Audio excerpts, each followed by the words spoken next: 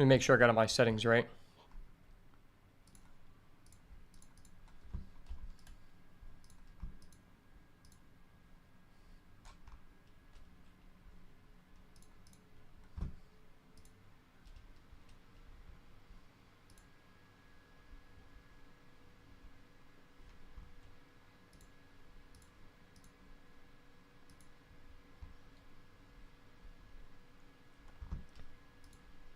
One second, I gotta delete this previous stream.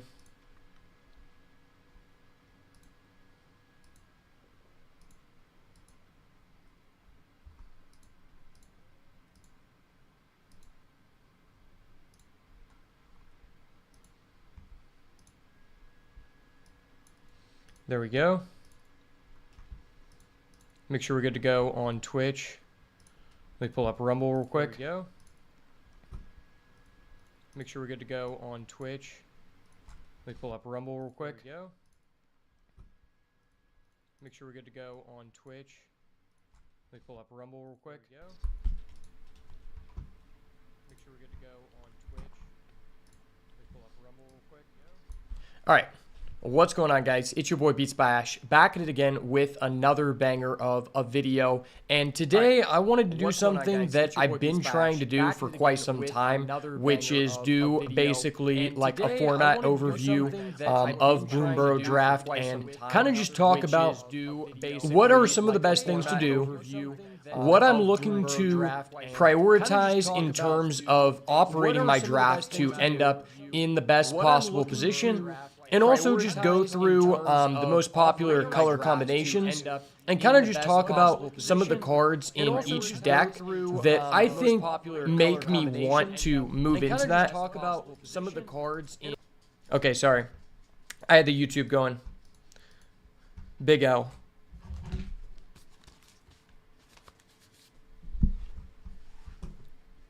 Okay, we should be good now. Okay, so basically, what we're going to be doing today is something that I've been wanting to do for quite some time. I wanted to do this outside and go back to the good old days of smoking cigars and ranting, because I know a lot of people have told me in the past that that's what they enjoy the most about my content. But unfortunately, the one day that it's actually not 100 degrees outside for me to not overheat my camera equipment, it's also just pouring down rain. So we're going to do it inside today. But basically, I just wanted to do a format overview for the Bloomburrow draft because we're a couple weeks in, and I kind of just want to talk about what I'm looking to do in terms of operations of the draft to put me in the best possible position. And then also talk about what are some of the best things to be doing, and then kind of go through each of the top decks and talk a little bit about certain cards that would make me want to move into a certain deck and how I might get into that deck. So that's what we're going to be doing today. I know a lot of people who work at card shops like to listen to these videos.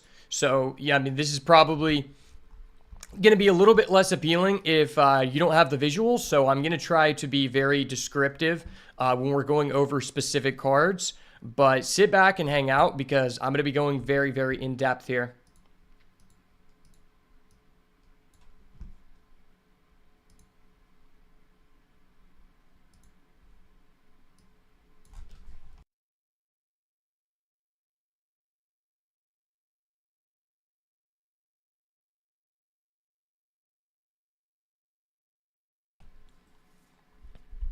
Okay, so to start things off, obviously, you know, we've talked about this a lot. This is a 2-color pair set, and so far in my experience, if you're going to be splashing something, you basically have to be a green deck, or you have to just have access to the best bomb in the entire format in order to justify splashing. Because there's really only a couple of cards that'll actually allow you to even do that. And so sometimes, even if you pick a multicolored card early on that you know you could splash, if you don't end up with stuff like Fountain Port Bells or Heaped Harvest or 3-Tree Root Weaver, which is the 1/3 Mana Dork in green, you probably just can't play that card, which makes picking gold cards very risky at the beginning of the draft, especially because, like, it's very difficult to pivot given we are in the play booster era, and especially if you are in a more competitive pod. And if you're drafting on Arena, you have to be even more precise about when you're pivoting. Because, for example, like it may be the best thing for you to do for you to pivot, but then you just end up getting punished in the long run because you end up going in someone who was in a different pod since the matchmaking is mixed on Arena. And then you end up getting fucked because you were supposed to pivot into green-blue, you started off green-black, and then you go against a person who is also playing green-blue, but you're just green-blue with like, you know, a fair amount of playables, whereas the person you're going against is green-blue with 4 frog rares, and is basically just doing the exact same thing you're doing, except they just have way higher levels of synergy out the wazoo. And in those situations, it's going to be really difficult to win, especially in best of one. And, you know, that's one of the reasons why I just don't think this format is very enjoyable for playing in best of one. There are a lot of reasons for that, actually. And if you don't end up in the correct color pair, I think that it's going to be very difficult for you to perform in best of one. Especially because probably the biggest issue in this format I have, and why I think this is, for me personally, I've taken a lot of breaks in the game, but I think this is like a top 5, one of the worst formats I've ever played. Without a doubt, this is probably the least enjoyable format I played for a long duration of time. And that's not to say that it's bad, but to say the least, if you aren't willing to, you know, spend a decent amount of money, if you're looking forward to spending a decent amount of time in this format, I would just recommend that you just pass on it. Because it does take a little bit to actually like get into a position where you can do well. And I also just think that there is a level of skill that is capped at a certain ceiling compared to other formats. Like Modern Horizons 3, the more time that you put in, like there was just a lot of skill in the drafting and an equal amount of skill in the gameplay.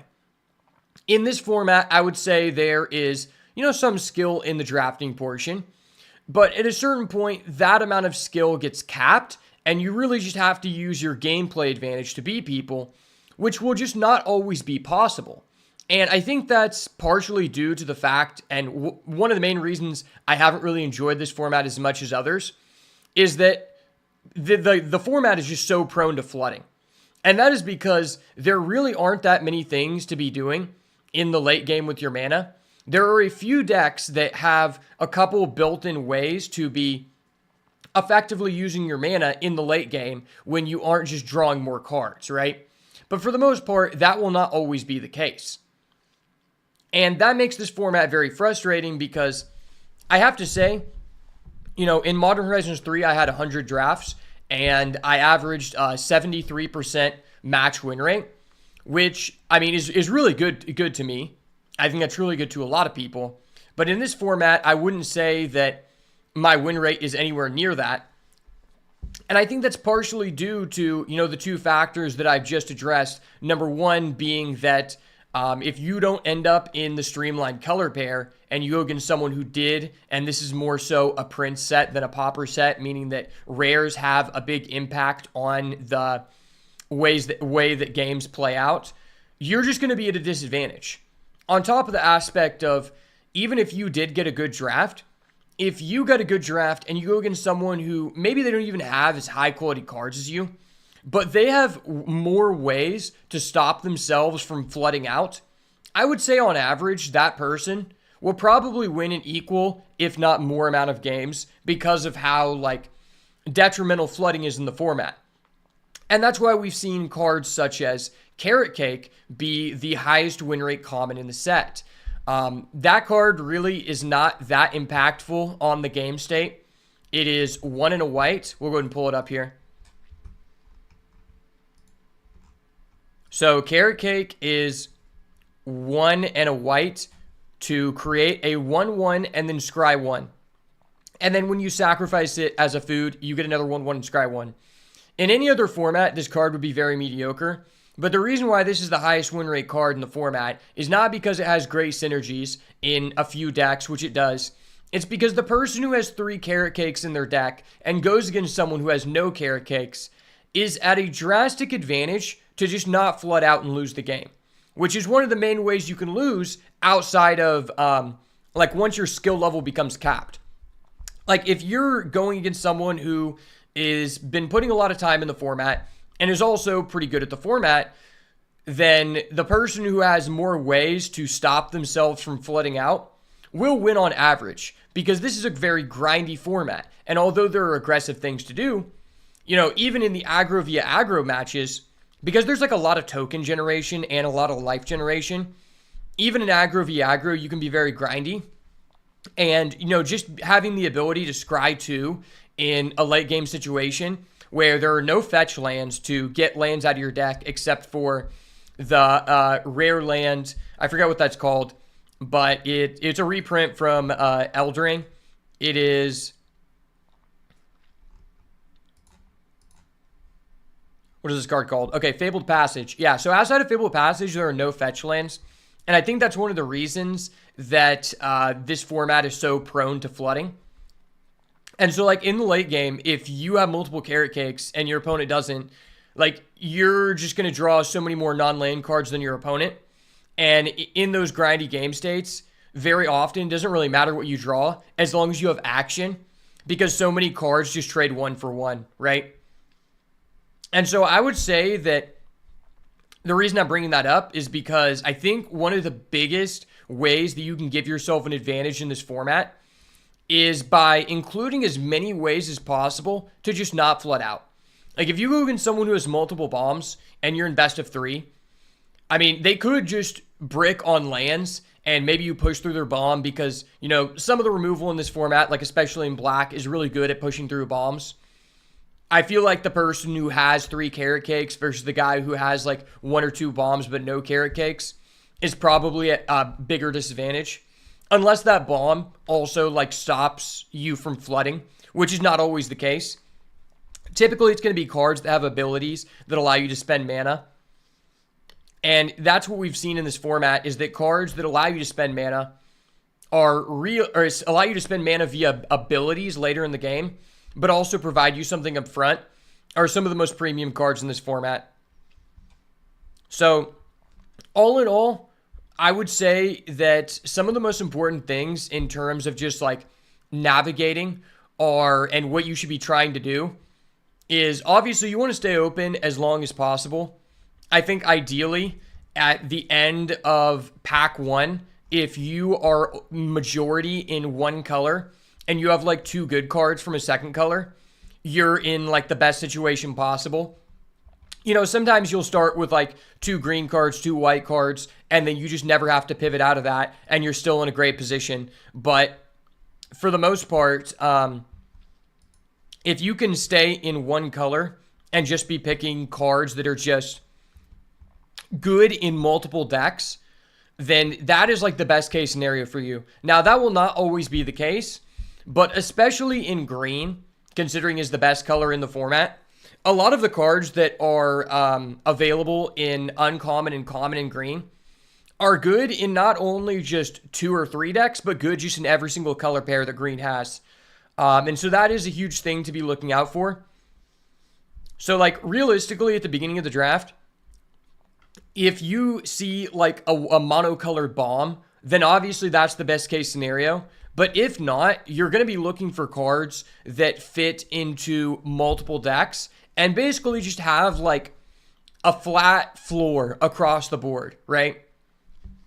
So for example, if we take a look at Baker's Bane Duo, this is a 2-mana 2/2 that whenever it enters, you get a food. And if you expend, you get +1/+1. So 2-drops are really, really important in this format. And I wanted to address this because, you know, this is something that I've heard other people echo into the void as well. If you are the person who goes second and does not have a 2-drop, you might just die. Like, that's just the facts, you know? Especially if you're going against someone who's playing white.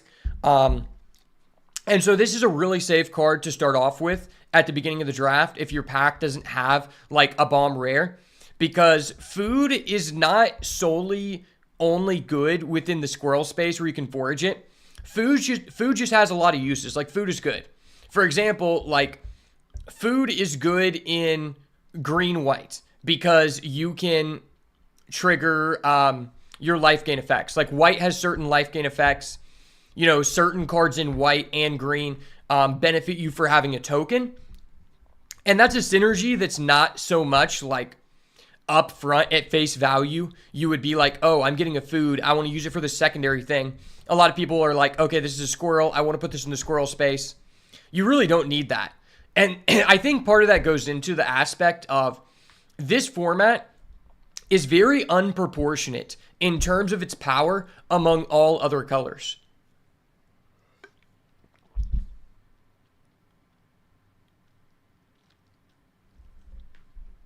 And what I mean by that is the reason Baker's Bane Duo is so strong and why many green cards are so strong to start out with, and also why they fit into multiple decks, is because we see a common theme among most of the commons and uncommons in this format.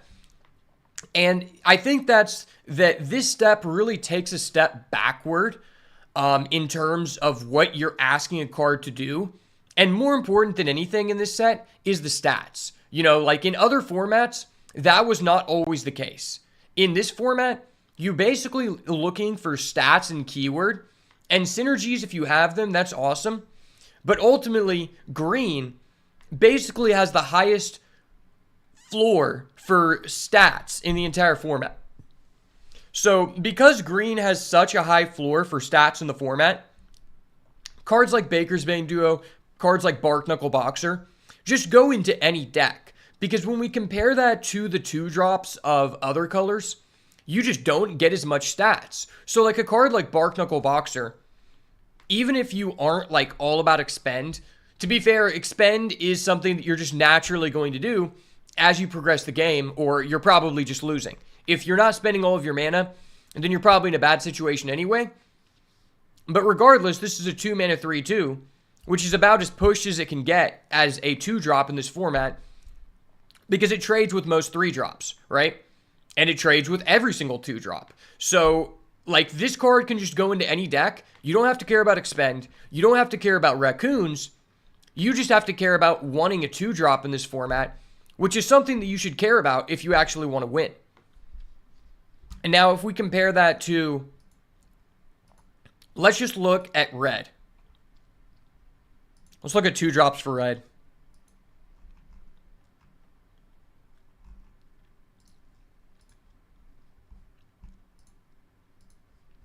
Okay, so if we look at 2-drops for red, there is not a single 2-drop that is 3/2 stat line. That is absurd. Okay, there is one, but this is a multicolored rare. Whereas in green, you have a 3/2 at uncommon that gets indestructible. Compare that to Raccoon Rallier, which is a 2-mana 2/2 that you can tap it to give something haste. That is not even remotely on the same level. And now let's look at black. Black has no 3/2s. They have 1/3/1, and then there's a gold card that is also touching green, which is supposed to be the color that provides the best stats.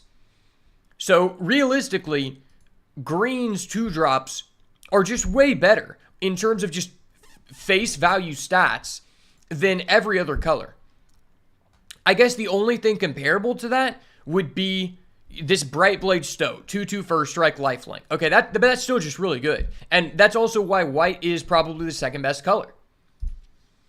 So realistically, like if you don't know what to take at the beginning of the draft, taking a card that just has good stats for what you're paying for, which is typically in green, just leaves you open to doing all of these things, even if it doesn't provide a inherent synergy to that archetype. Because just on a natural like floor, your floor of your card is just so much higher than other people's cards. Which means that like green is just way better than every other color. So ideally at the beginning of a draft, I think I would currently at this point, I would prefer to start green. And then I think in terms of the color power, let's just do a color pair power, or let's just do a color power rankings. I think green is obviously 1. And then I think that white and black are both equal. If you would have asked me a week ago, I would have said that white, or probably week one, I would have said white was just better. But I think also in correlation to black's cards may not be as like high of a ceiling as white's. More of black's cards just go good in any deck. And I think that's because black has the best removal in the entire format. All of their removal spells are exactly what you're looking for. So you have Feed the Cycle, which is 2 mana kill anything potentially, or at worst 3 mana kill anything. You have Fell, legitimately just 2 mana kill anything. You have Savor, 2 mana kill most things and get a food. You have Nocturnal Hunger, 3 mana kill anything. And then you have Consumed by Greed, arguably the best one outside of maybe Fell, because this card can allow you to buy back a bomb and it gets around inherent targeting effects in the format. These are all really good cards to start with because they trade well into most bodies in the format, and you don't really have to be a specific color pair to be interested in efficient removal.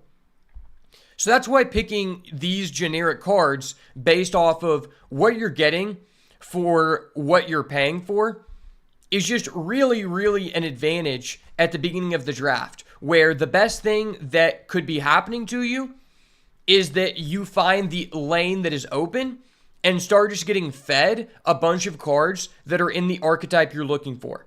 And it's very easy to just be open to any deck in the format when you're just like, pick 1 Savor, pick 2 Fell, pick 3 Feed the Cycle, maybe pick 4 Persistent Marshstalker.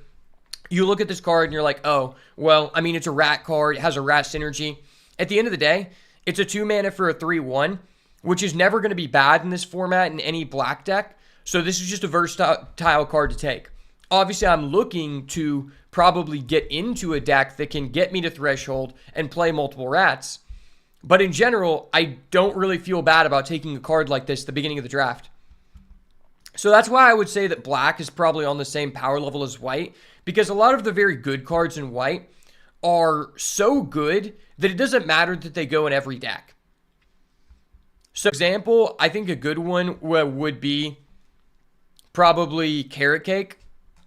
This card is so good that because it prevents flooding, even though it's mainly only beneficial in a green-white or white-black deck, that puts white over the top because it's just so much better than all of the 2-drops in, you know, the colors that aren't green. And as well, like Hop to It is a crazy card. But really, you would love to just have like a bunch of Harvest Right Hosts be doing the rabbit thing. But this card is so powerful, it doesn't matter that it doesn't go in that many decks, right? You can't really say that about the other colors. And I just wanted to bring that up because I think some people would argue that white is just overall better than black. And I would strongly disagree because I think I would actually prefer to either start black or start green. Because although black might be slightly less powerful overall, I think black's cards on average will leave you more open to moving into any black archetype at the end of pack 1. And typically by the beginning of pack 2, unless you just got like an insane sequence of starting with like a bunch of just like versatile removal that's good in any deck, you would have liked to have made your decision on what you're moving into, because you're not always just going to end up with like 8 cards from one color at the beginning of pack 2, right?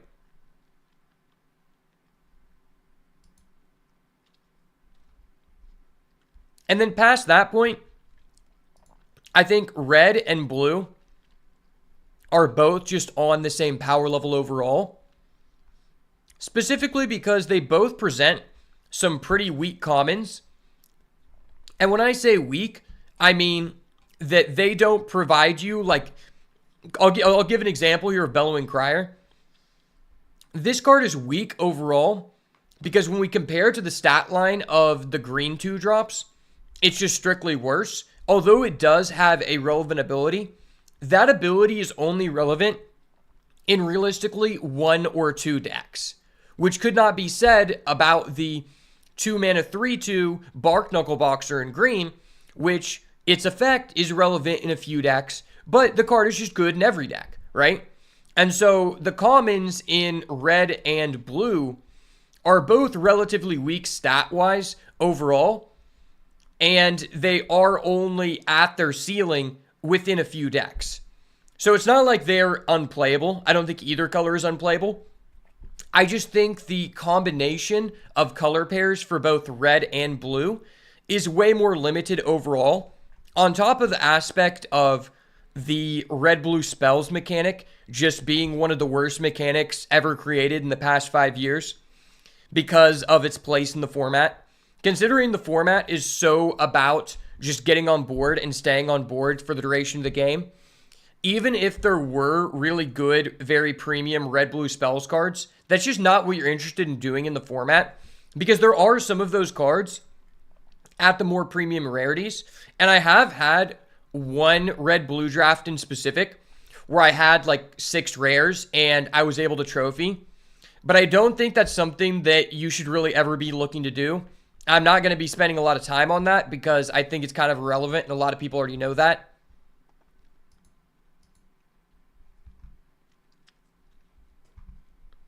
So that leads us to the color pair rankings and what the best color pairs are in general. I'm going to go ahead and pull up this tier list from Untapped GG, which is pooling data from its users, and I'm going to kind of compare and say what I agree or disagree with here. So in the tier 1 category, I would have to say the best decks are green-white, green-black, and black-white. And then I would probably put green-blue below in B tier. I would probably put green-blue and red-green in B tier. And then below that, I would put red-black, then red-white. And I think that overall, if you reach the maximum ceiling with red-black or red-white, it's probably on the same power level as black-white, green-blue, or, yeah, probably just like, you can have an A-tier deck, but basically my reasoning is that I just think that you're less likely overall, you're less often going to be able to get into those archetypes, right? Like, the reason why green-black and green-white are so good is because it's very easy to end up in these archetypes by just starting off with good green cards and then like, oh, well, these are the most open things to do because I started off with a bunch of good green cards. Well, now there's a lot of good rabbit cards being shown to me, but because I'm like, there's only one deck that's really looking to use those rabbit cards, I'm the only person who has access to them. And likewise to the green-black squirrels deck. Like, there are certain cards where it's like, okay, you start off with maybe, let's say, Baker's Bane Duo, and you're just getting good 2-drops overall in green. And then later on, you just start getting fed into, let's say, the 3-mana 2/3. You start getting fed into, what is this guy called? Where's that boy? Corpse Fairy Cultivator. So Corpse Fairy Cultivator is a really good card, but this card is really only good within this one deck. So by just starting with good green cards, your good green cards are most likely going to be able to move into green-white or green-black. And so whatever's being shown to you is whatever is just going to be best for you to move into.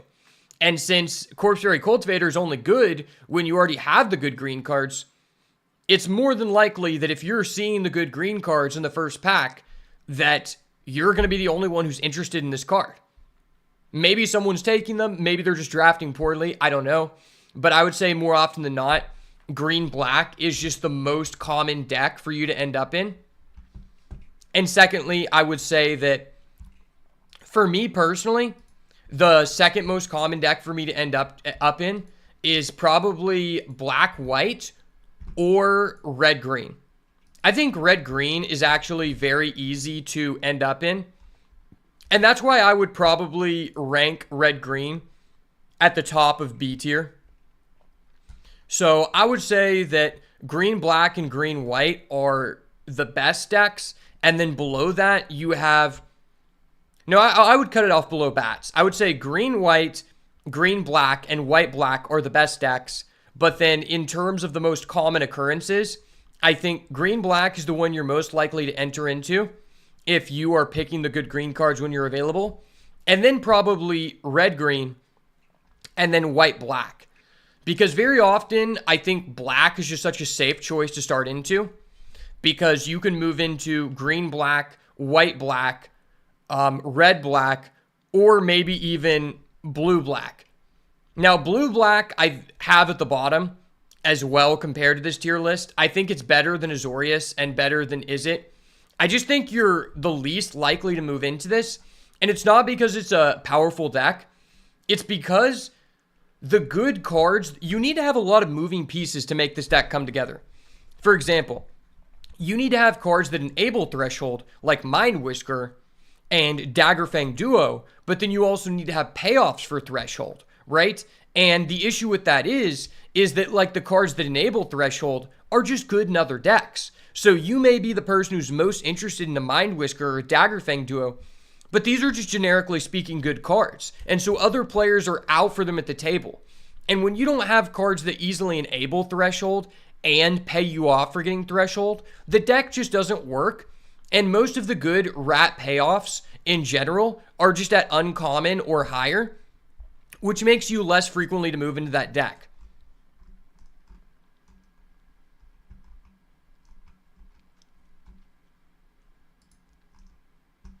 Now, I think red-green, the reason I think it's the next most likely for me to move into is specifically because red-green is the deck that pays you off the most for just taking generically good 5+ drops.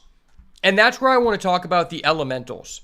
The elementals are some of my favorite cards in this entire format to utilize.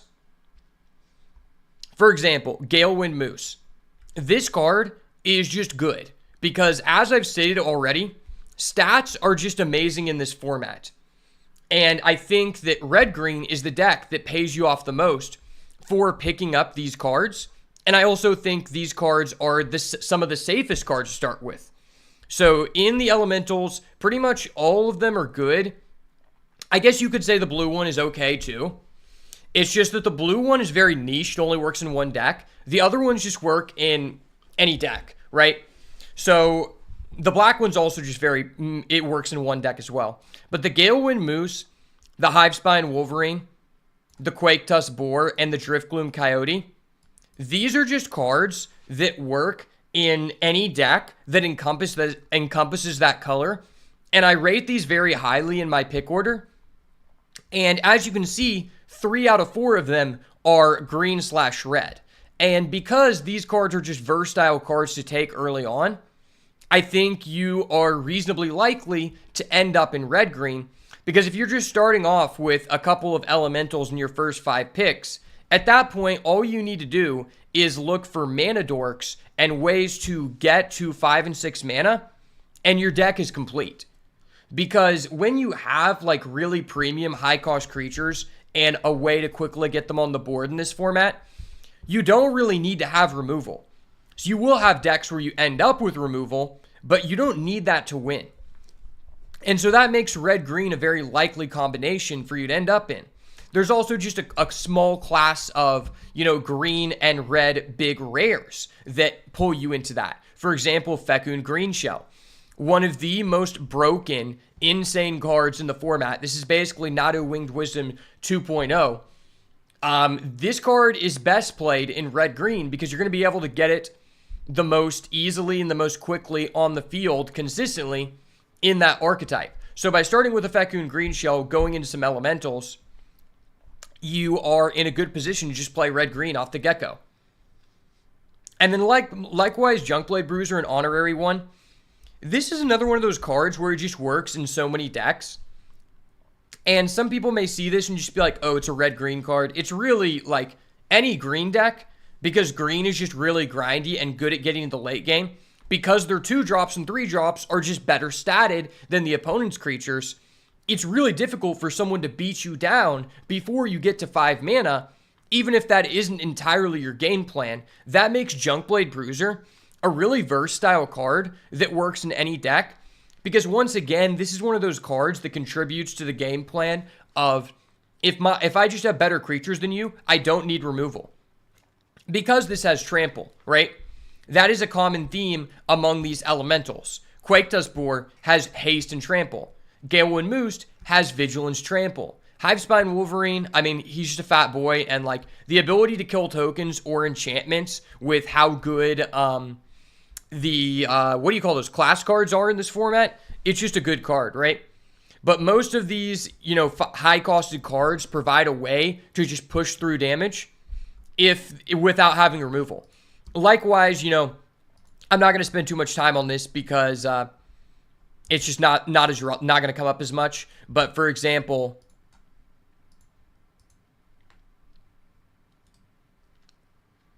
this card, Dragonhawk Fate's Tempest. If you're playing red-green and you just have this card, you don't need to have removal because it's 5/5, so it's relatively difficult to answer in this format unless you're going against black. And it also has flying, and it's also just a time bomb to end the game. So there's like a subclass of just high-costed good cards that make you very likely to want to end up in red-green, and that's really all you have to do.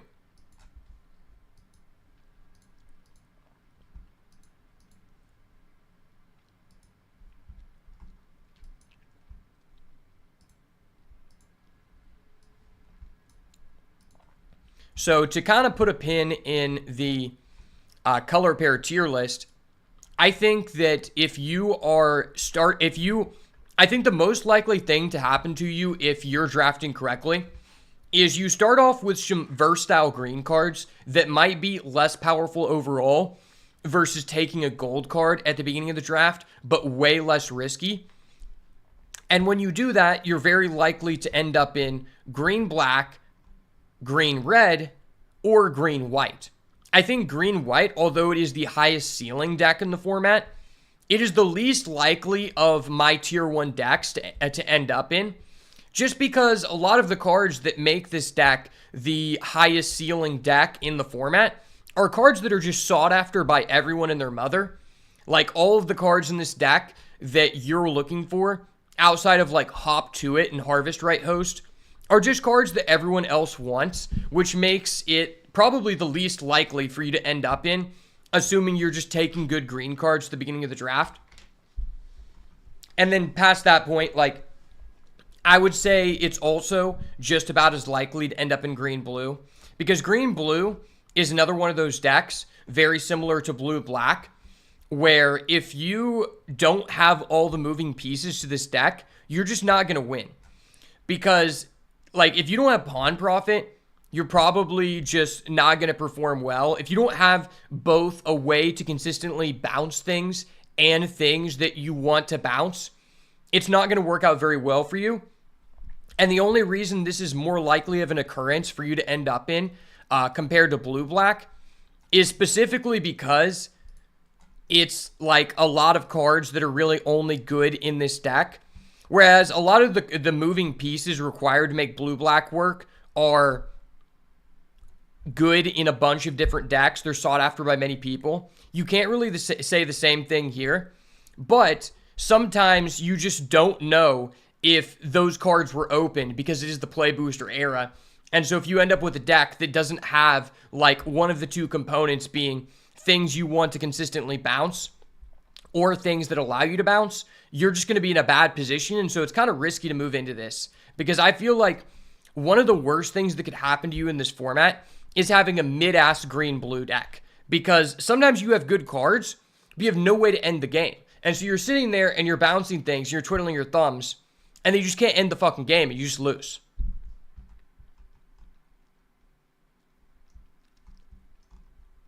And then lastly, the reason why white-blue is so low is specifically because white-blue basically has almost no synergies. So the theme of white-blue was supposed to be about playing flyers and then playing non-flyers to like complement each other. And what it turns out is If the card is a good flyer, it's probably sought after in just other decks.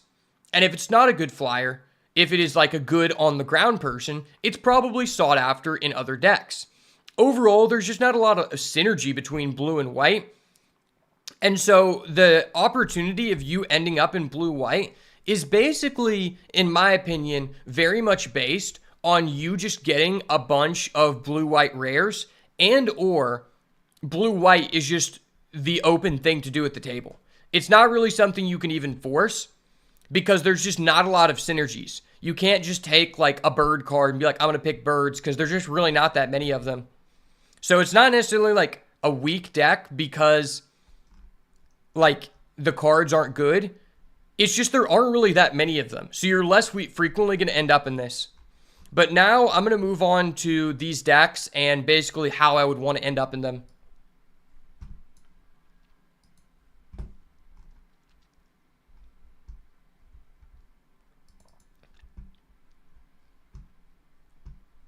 And then at the end, I'm going to go back and talk about some cards that I think are just very interesting overall.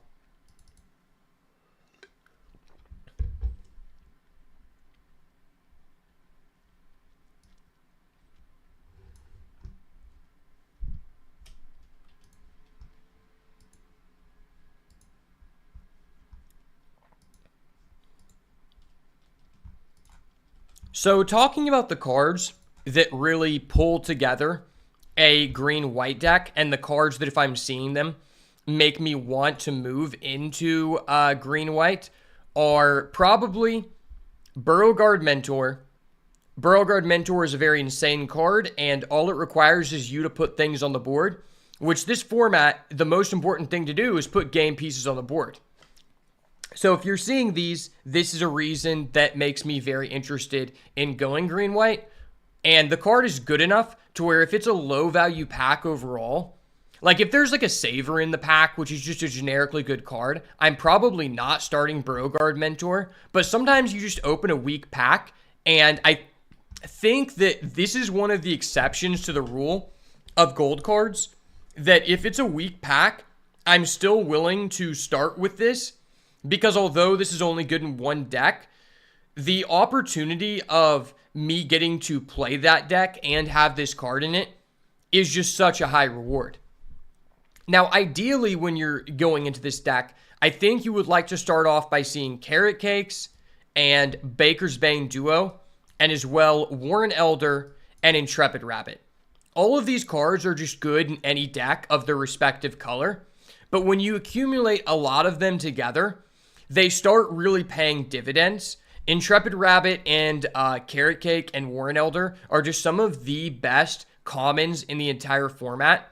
Intrepid Rabbit has so much overlap and makes it such a good early pick because not only is it good in green-white because of rabbits and tokens, it's also good in red-white because it can trigger your Valiant. And I've also found it to be good in black-white because it allows you to pump up people in the air to make good attacks, which could trigger an on-attack trigger for you to gain life, which then just sets a chain of events to go off.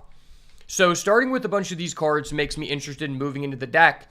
And I think in this category, you have Harvest Right Host as another one that I think Harvest Right Host and Hop to It are two cards that it is a little bit risky for you to start with one of these cards.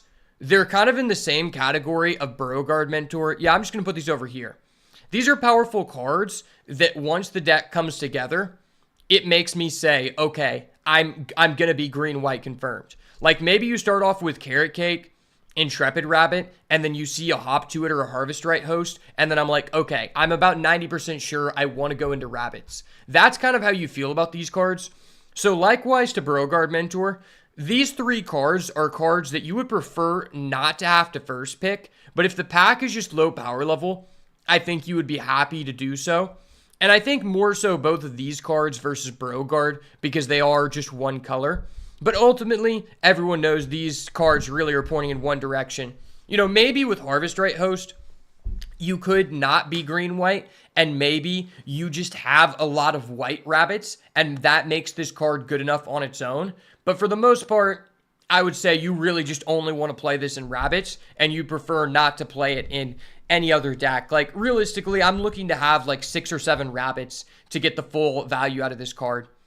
Hop to It can be good in like a Valiant deck, specifically if you have the AoE cards like Rabbit Response and the other one. It's the Valley cards, the 3-mana one that gives everyone +2/0, and then you can give someone first strike if you target it. But for the most part, I think you only want to play those in there. So once you're seeing some cards like that, then other cards become more value to you. Okay, I'm going to put Head of the Homestead in this pile too. So Head of the Homestead is one final one. I think is quite a bit worse as a generic pick than these other ones, but it is still a fine generic pick. I think you would prefer not to be first picking this, but getting this like pick 3, pick 4, and being undecided, you're still pretty happy about. Like I said with the other cards, you would prefer to be in rabbits, but ultimately, this card, because like if you're playing a green-black late game deck and you have a lot of things to do in the late game or red-green, just getting 3 bodies could allow you to stall out the game long enough to where maybe you get to like a Fecund Green Shell or some kind of bomb that just takes over the game. So it has a small amount of overlap, but I think you really have to have good things to be doing in the late game for it to have that overlap. But once you're seeing some of these cards and you get to the Head of the Homestead, it's just GG, because this card just pays you off for so many cards. It pays you off for Burrow Guard Mentor, Harvest Right Host. It gives you tokens, which enables other cards. It pays you off for Warren Elder, and even Intrepid Rabbit, because like buffing up 2 tokens by 1/1 just makes potentially 3 good attacks.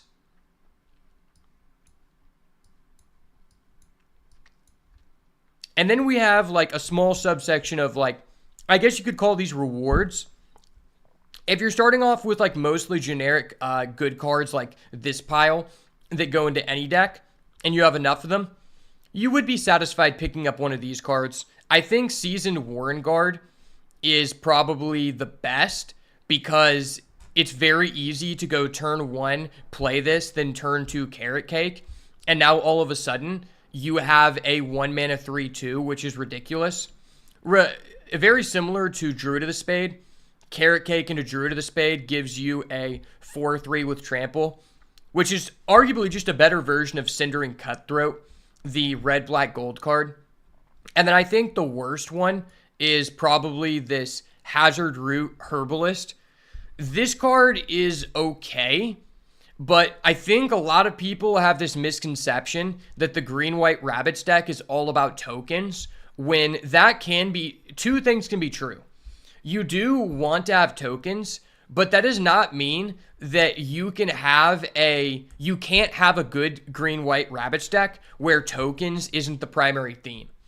Because you could just have a bunch of good rabbit cards and then a couple good token cards, and then this card isn't a good fit. You need to have cards like Hop to It, Carrot Cakes, maybe even Head of the Homestead or Intrepid Rabbit to really want to play this card. But when you do have those cards, this card gets annoying really fucking fast because then you're just poking in for damage every single turn. And it gets to a point where it's like, okay, you have 6 tokens, they have no good attacks, but you're threatening them for 2 or 3 every turn. So they basically just have to keep throwing away game pieces or find some way to kill this. And 4 health is like kind of difficult to answer in this format. Like it would feel really bad if you had to do a 1-for-1 removal with this card, because at face value, it's just a bad card. And so making a trade like that just feels really unforgiving. But this card can get out of hand when you have enough synergies. Now, Rabbit Response, I think, is one that fits into multiple decks, but obviously pays you off just by having rabbits in general. So, like, I've had decks, like, where I had a red-white deck that was primarily rabbits, some mice, and if you're just playing Warren Elders because they're just good 2-drops in this format, and you're going wide, then Rabbit Response is probably good. But more so in this archetype, because it's the archetype where you're the most likely to end up with a bunch of tokens that may just not have immediate good attacks. And also, I think this card is just good for the threat of activation, especially in best of 3, because there's a lot of situations where in the first game, your opponent saw you at a rabbit response. And so now you can just attack with things with 4 mana open. And one of the deficiencies in the gameplay portion of this format is that the predictions are very, very easy. If someone's attacking with a bunch of creatures and they're holding up 4 mana, including 2 white, literally the only thing they could have 9 out of 10 times is rabbit response. And so just by having that threat of activation, sometimes if you've already shown this card to your opponent, you can just get in free damage.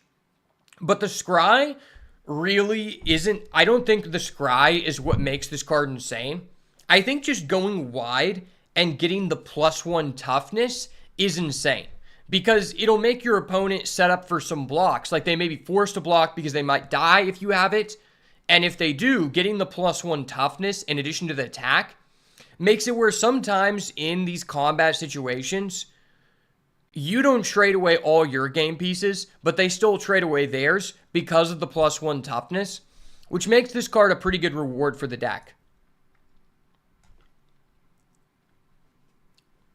Now, I don't know why I have this Banishing Light here, but I guess we'll talk about it. This is just a good card.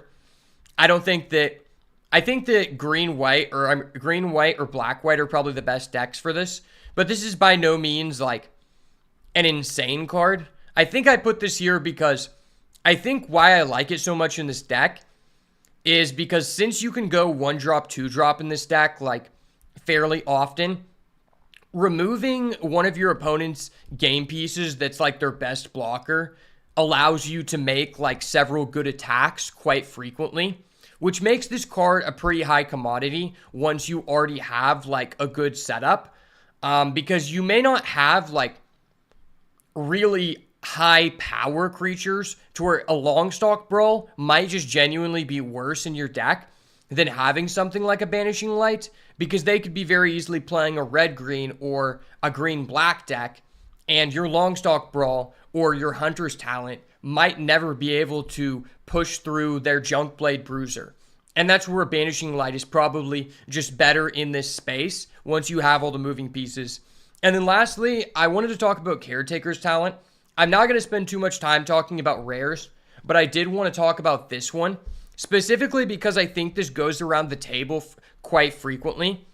This is a card that will make me want to go rabbits because of how powerful it is. So for 3, you get a passive that every time a token enters, you draw a card, which is absurd because you have so many cards that make tokens. It turns your Carrot Cakes into Scry 1, Draw 1 if you trigger it correctly.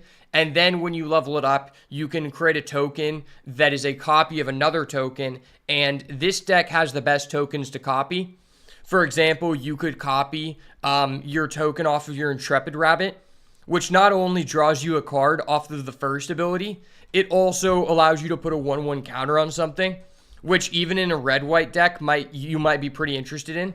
And if you get this to level 3 and your deck has a hop to it, it might just be GG. Like if you have a hop to it, any combination of Head of the Homestead and hop to it, this card is something you're highly interested in. And I wanted to talk about this card because I think this card goes around the table way too often for how good it is. And so you can very often see this card, even though it should probably be taken in the first couple picks. It's definitely a card that if I see, I'm like, okay, I will first pick this. I will second pick this. I am moving into rabbits because the payoff for getting this, it's just in a win condition. And a lot of the talents are like that. Talents are a big part of this format that a lot of people haven't caught on to. You know, some people have, but I think a lot of people haven't found out how good talents are because they've been avoiding them.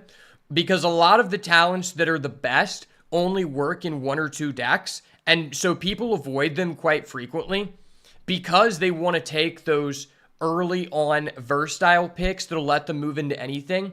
But with cards like this, the power level is so high that I'm willing to disregard the lack of versatility for the potential that I get to put this card in its correct home because I know the reward is so high. Okay, so that's green-white. Now we're going to move on to green-black, the second best deck. And when I mean the second best deck, I mean, I think that you're going to end up in green-black quite a bit more frequently than you are green-white. And so a lot of people will consider it the best deck. But I just think that if you get the maximum ceiling with green-white, it's the best thing to be doing. So that's why I'm rating it in that way.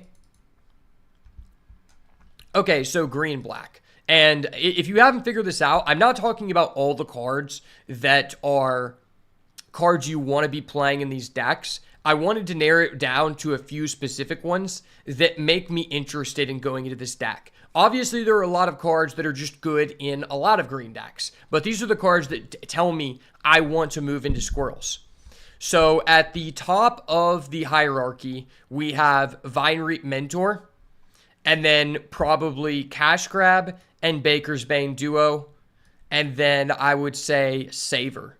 So these are all cards that, likewise to Beauregard Mentor, Vinereap Mentor is probably the only other gold card that I'm willing to first pick in a moderate to low power level pack because of the opportunity to be rewarded by putting this in the correct home. So this card, even if you don't have a lot of ways to forage, it turns out just getting 2 game objects while trading away your game piece for another is absurd because food, like I've mentioned before, has multiple utilities. Food doesn't have to be used in the manner of just foraging. In these grindy game states, the health gain off of a food could be the difference between you dying on a turn and you ending the game whenever you untap. And that puts this card at a high premium. Likewise, Cash Grab. So I see a lot of people say, like, I'm going to first pick Cash Grab, because they say that this card is good in, like, most green decks, which I would honestly disagree. I've heard a lot of people say, like, this card is good in green-blue. And I think, yeah, it could be good in green-blue. But I think, for the most part, if this card is good in your green-blue deck, that means you already have a pretty strong green-blue deck. Because what's going to make that good is that, A, you have the blue cards that pay you off for getting to threshold, such as the Shoreline Looter, which is just a good card in general that pretty much anyone would be interested in, not just the green-blue deck.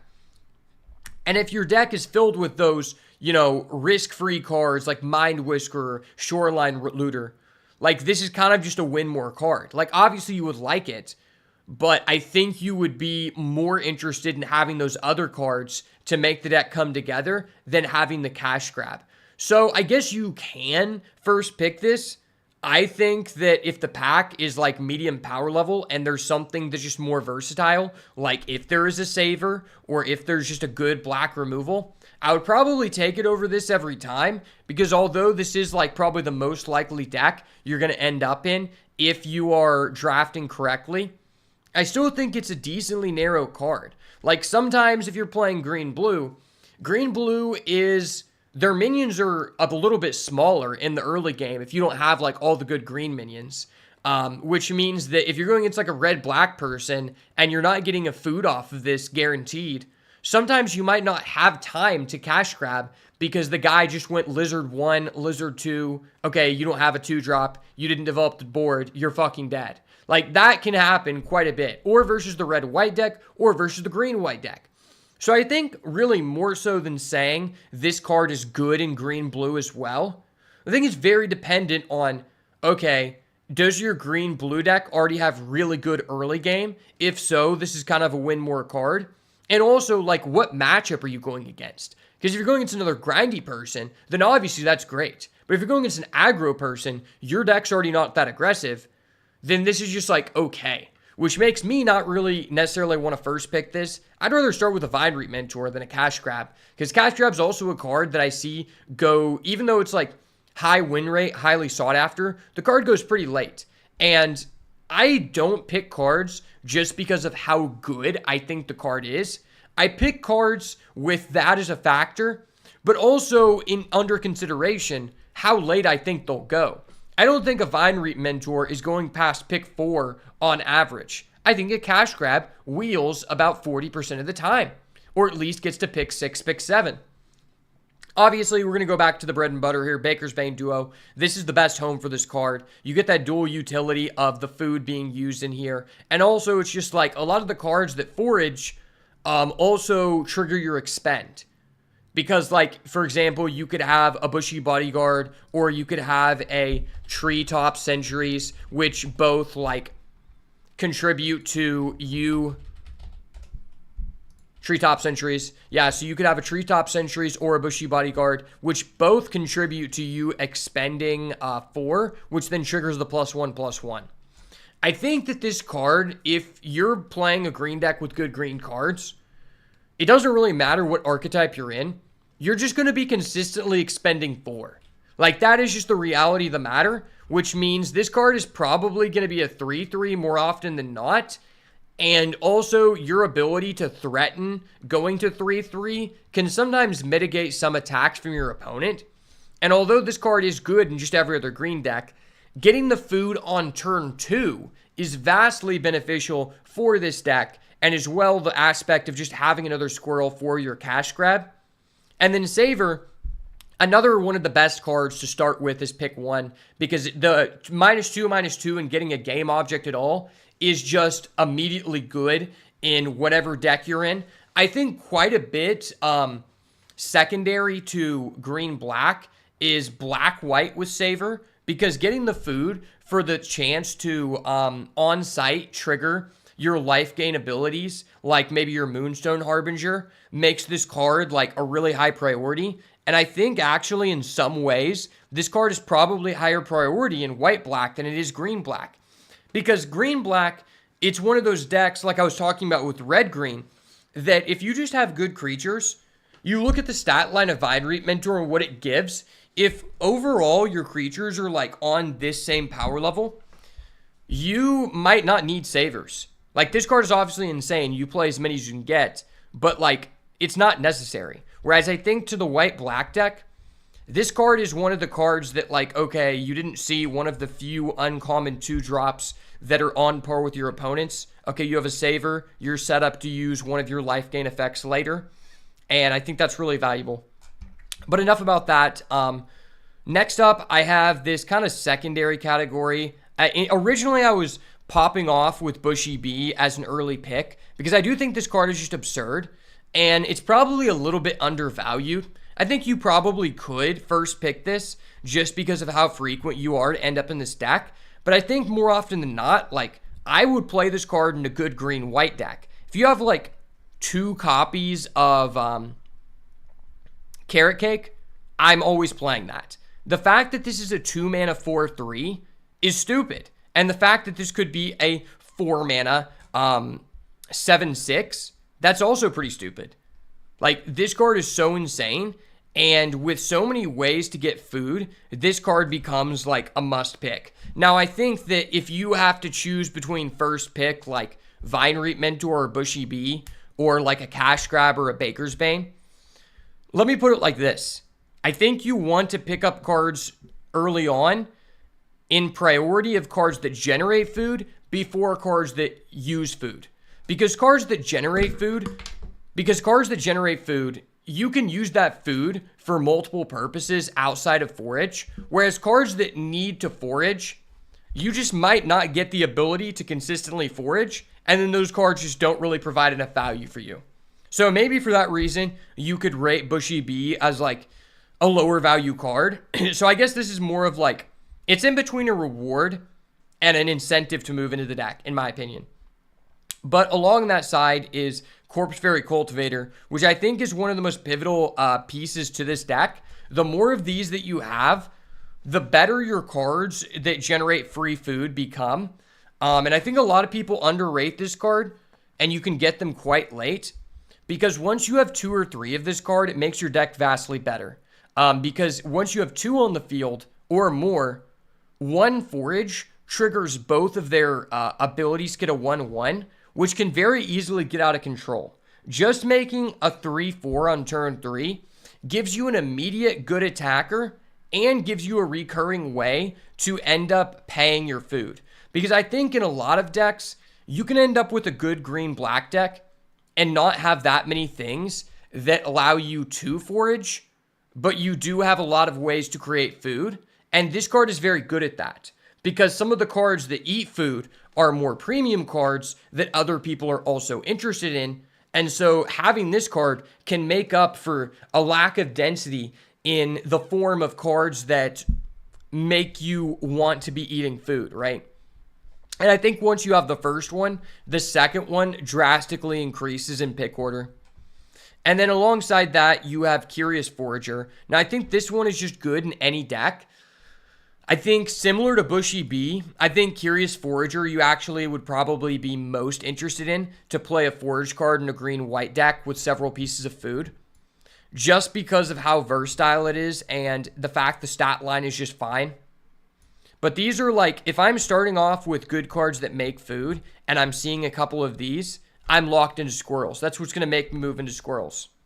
And then I think in the same category, we have Daggerfang Duo. Now, I think you could actually move this over to a card like, I don't really want to first pick this, but it is a versatile card. So if you're in like a competitive draft, it's fine to pick this early on because it's just good in any deck. But sometimes the ceiling of this card is insane in this deck.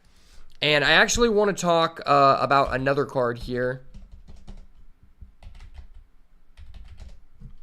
Bonebind Orator. This is a card that once I have cards like Daggerfang Duo, drastically increases in my pick order. And I think if you have a good green-black squirrels deck, you always want to have one Bonebind Orator. Because I think in some ways, that card is actually better than Curious Forager. Because if you mill Curious Forager and you weren't able to add it back off of like a cash grab, there's really no way for you to get it back. Unless you have like a Hazel's Nocturne, which is a card like, it's just a good card in any deck. We're not talking about that. But Bonebind Orator is just so free because he's a 2-drop that can trade away most game pieces, and then late game you're just confirmed to get something back, which is absolutely insane. So once I have like 4 cards that move me into squirrels, I want Bonebind Orator, and it's arguably just the best card to mill off of your cash grab. And then I think in a third category of like just lower value rewards for this deck is Treetop Sentries and Bone Cache Overseer. Treetop Sentries is one that like, you're like, okay, I'm going to wait a little bit longer because it's too early to pick this, and then you don't see any. And then you're like, okay, well, I actually really like this card. I'm going to pick it up now. And then you see 3 more, and you're like, fuck, I don't want to play a deck with like 3 of these. I think at most, you really just want to play 2 of these. A lot of times, just 1. Because the cost of sacking a food when you have better things that you could be playing that want to sacrifice food is pretty high. Like the first one, you'll always like want to play. And, you know, in the best of 3, it's better to have another one in the side deck just against like the white-black flying deck because the stat line is just good. But in general, I think you don't want to load up on that many of these. And I think these go really, really late, because this isn't really good in any other deck. So I think this is a card that I would prioritize very low compared to the other cards, because it's not like a great payoff, but it is like a small reward that you can get at the end of the pack. And then Bone Cache Overseer, I have this card in the same category. This card is good, but at the same time, you have to have moving pieces to get value from it. Like, you have to already be doing something good to reach the ceiling of this card. Because number one, you might need a blocker, and then tapping this is just like, oh, okay, I'm taking a damage by doing this, and I'm leaving my opponent a free attack. And then also, like, you would prefer to be triggering this by foraging. Sometimes you trigger this just by sacrificing a food in a simplified game state for the life gain effect. And then tapping this down, it's like, it kind of mitigates that aspect of like, oh, it's a simplified game state. I'm trying to gain life so I don't die, because now I just remove myself a chump blocker. So that's why I think this card is just kind of low priority. This card is best when you already have everything for your squirrels deck, because this is just a straight up win more card. If you already have good things to forage and good ways to make food, this card is broken. If you only have one, like if you only have the ability to create a bunch of food, not that many things that forage, this card is like, okay. So that's why I think this is just overall kind of a late pick card, because this is the only deck that's really interested in it. And even then, you have to have the right deck for it.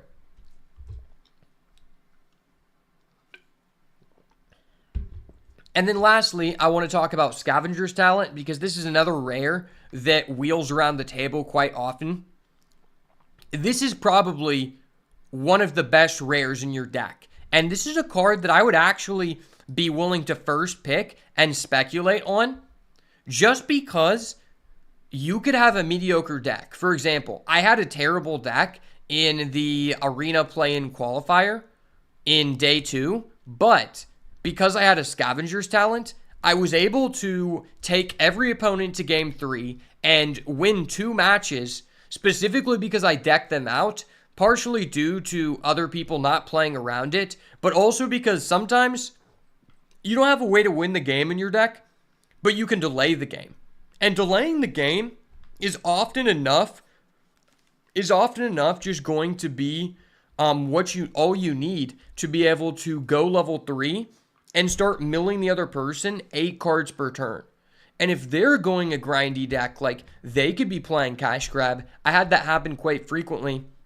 I played against a red-green player in the Arena Open who had 2 copies of Hugs Grizzly Guardian and used 2 cash grabs. Because they had already milled 8 cards with cash grab and drawn some cards, I was able to just Scavenger's Talent them in a game state where I basically had no way of ever winning, but I just decked them out.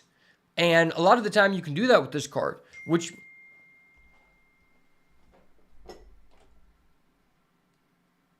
A lot of the time you can do that with this card, and your opponent just doesn't expect it.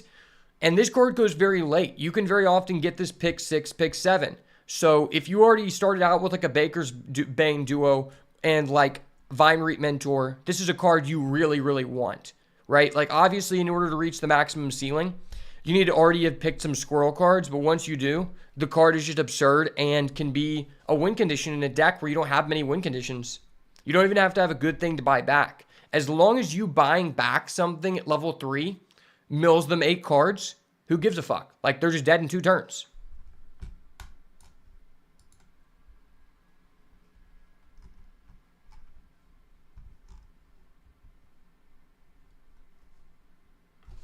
All right, 1 second. Let me use the bathroom real quick here before we move on to the next one.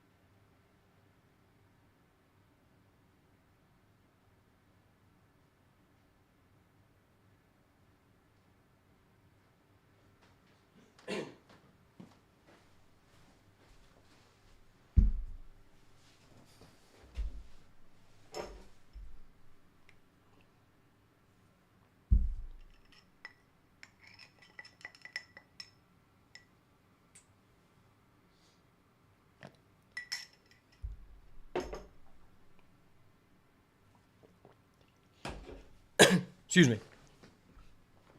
All right, moving on to,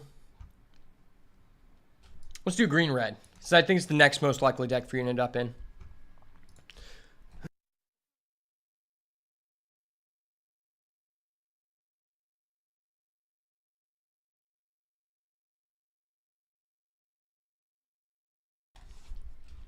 All right, so green red, I think more so than anything, like I said, you're looking for, these 4 cards here. Your Galewind Moose, your Junkblade Bruiser, your Hivespine Wolverine, and your Quake Tusk Boar. If you're seeing any combination of these cards, then you have a high incentive to go into red-green.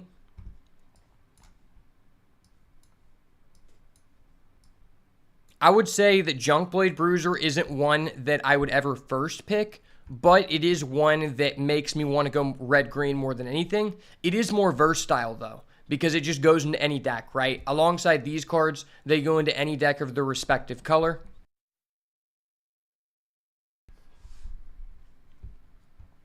But I think really what's done it for me is, actually, let me look up this other card real quick.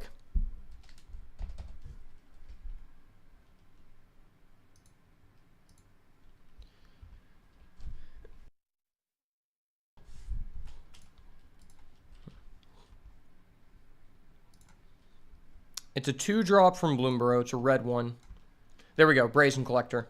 Okay.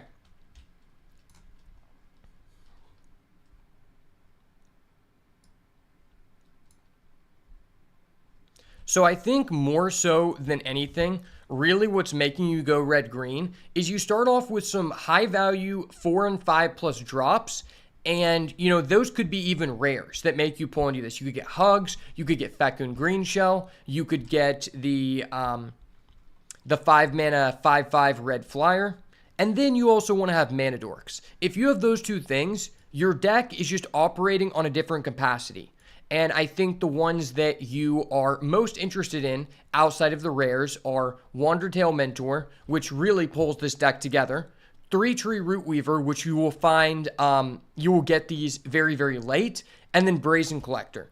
So what I really like about 3-Tree Rootweaver is that, yes, this card does go very well in just any green deck with top end, but ultimately you're getting the most value out of it in this deck. So it's a fair card for you to take early on because it's just a versatile green card. And then if you're seeing these other versatile green cards that are big game drops, then you have another incentive to go into red-green, even though you may have not found or you may not be taking some powerful red cards early, right?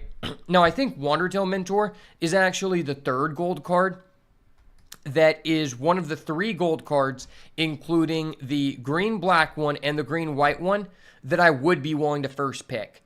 Because like I just said about you wanting to have good late-game high-value drops and Mana Dorks, this card really just takes that aspect to another level, because this card on its own, you think of it just as a Mana Dork, but because you're going to expend several times, usually the play pattern for this card is you play it down, you ramp into a 4-drop or a 5-drop, and then it's like, okay, I have a Quake Tusk Boar or a Galewind Moose.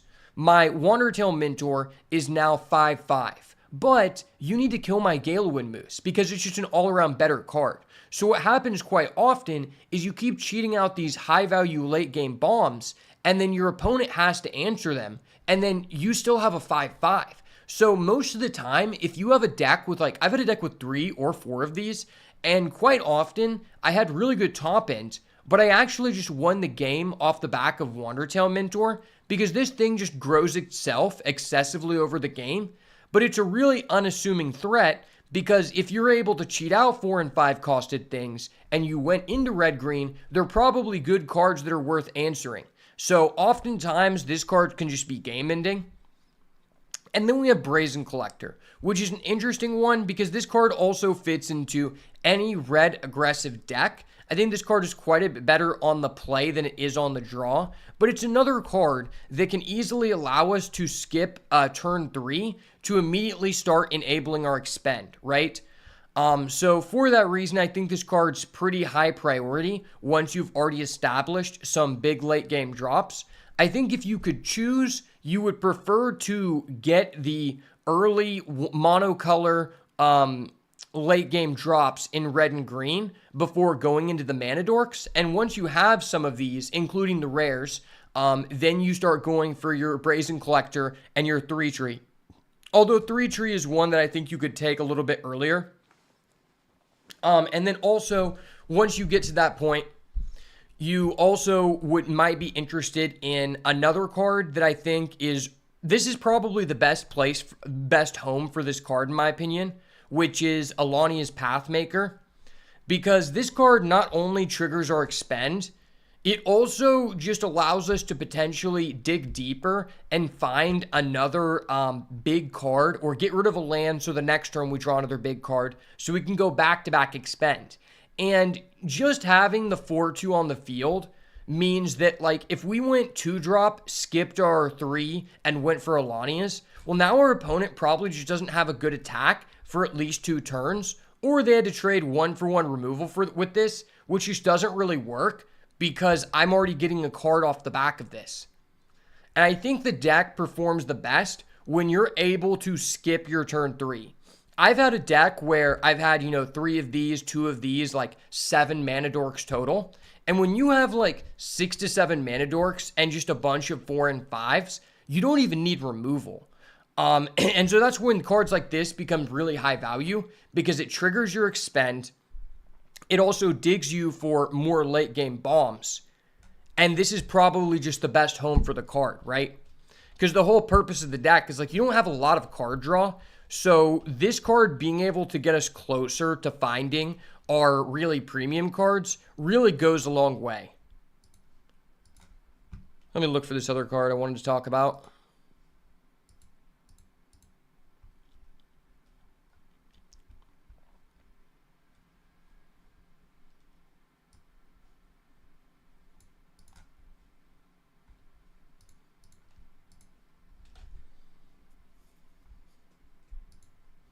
Roughshod Duo and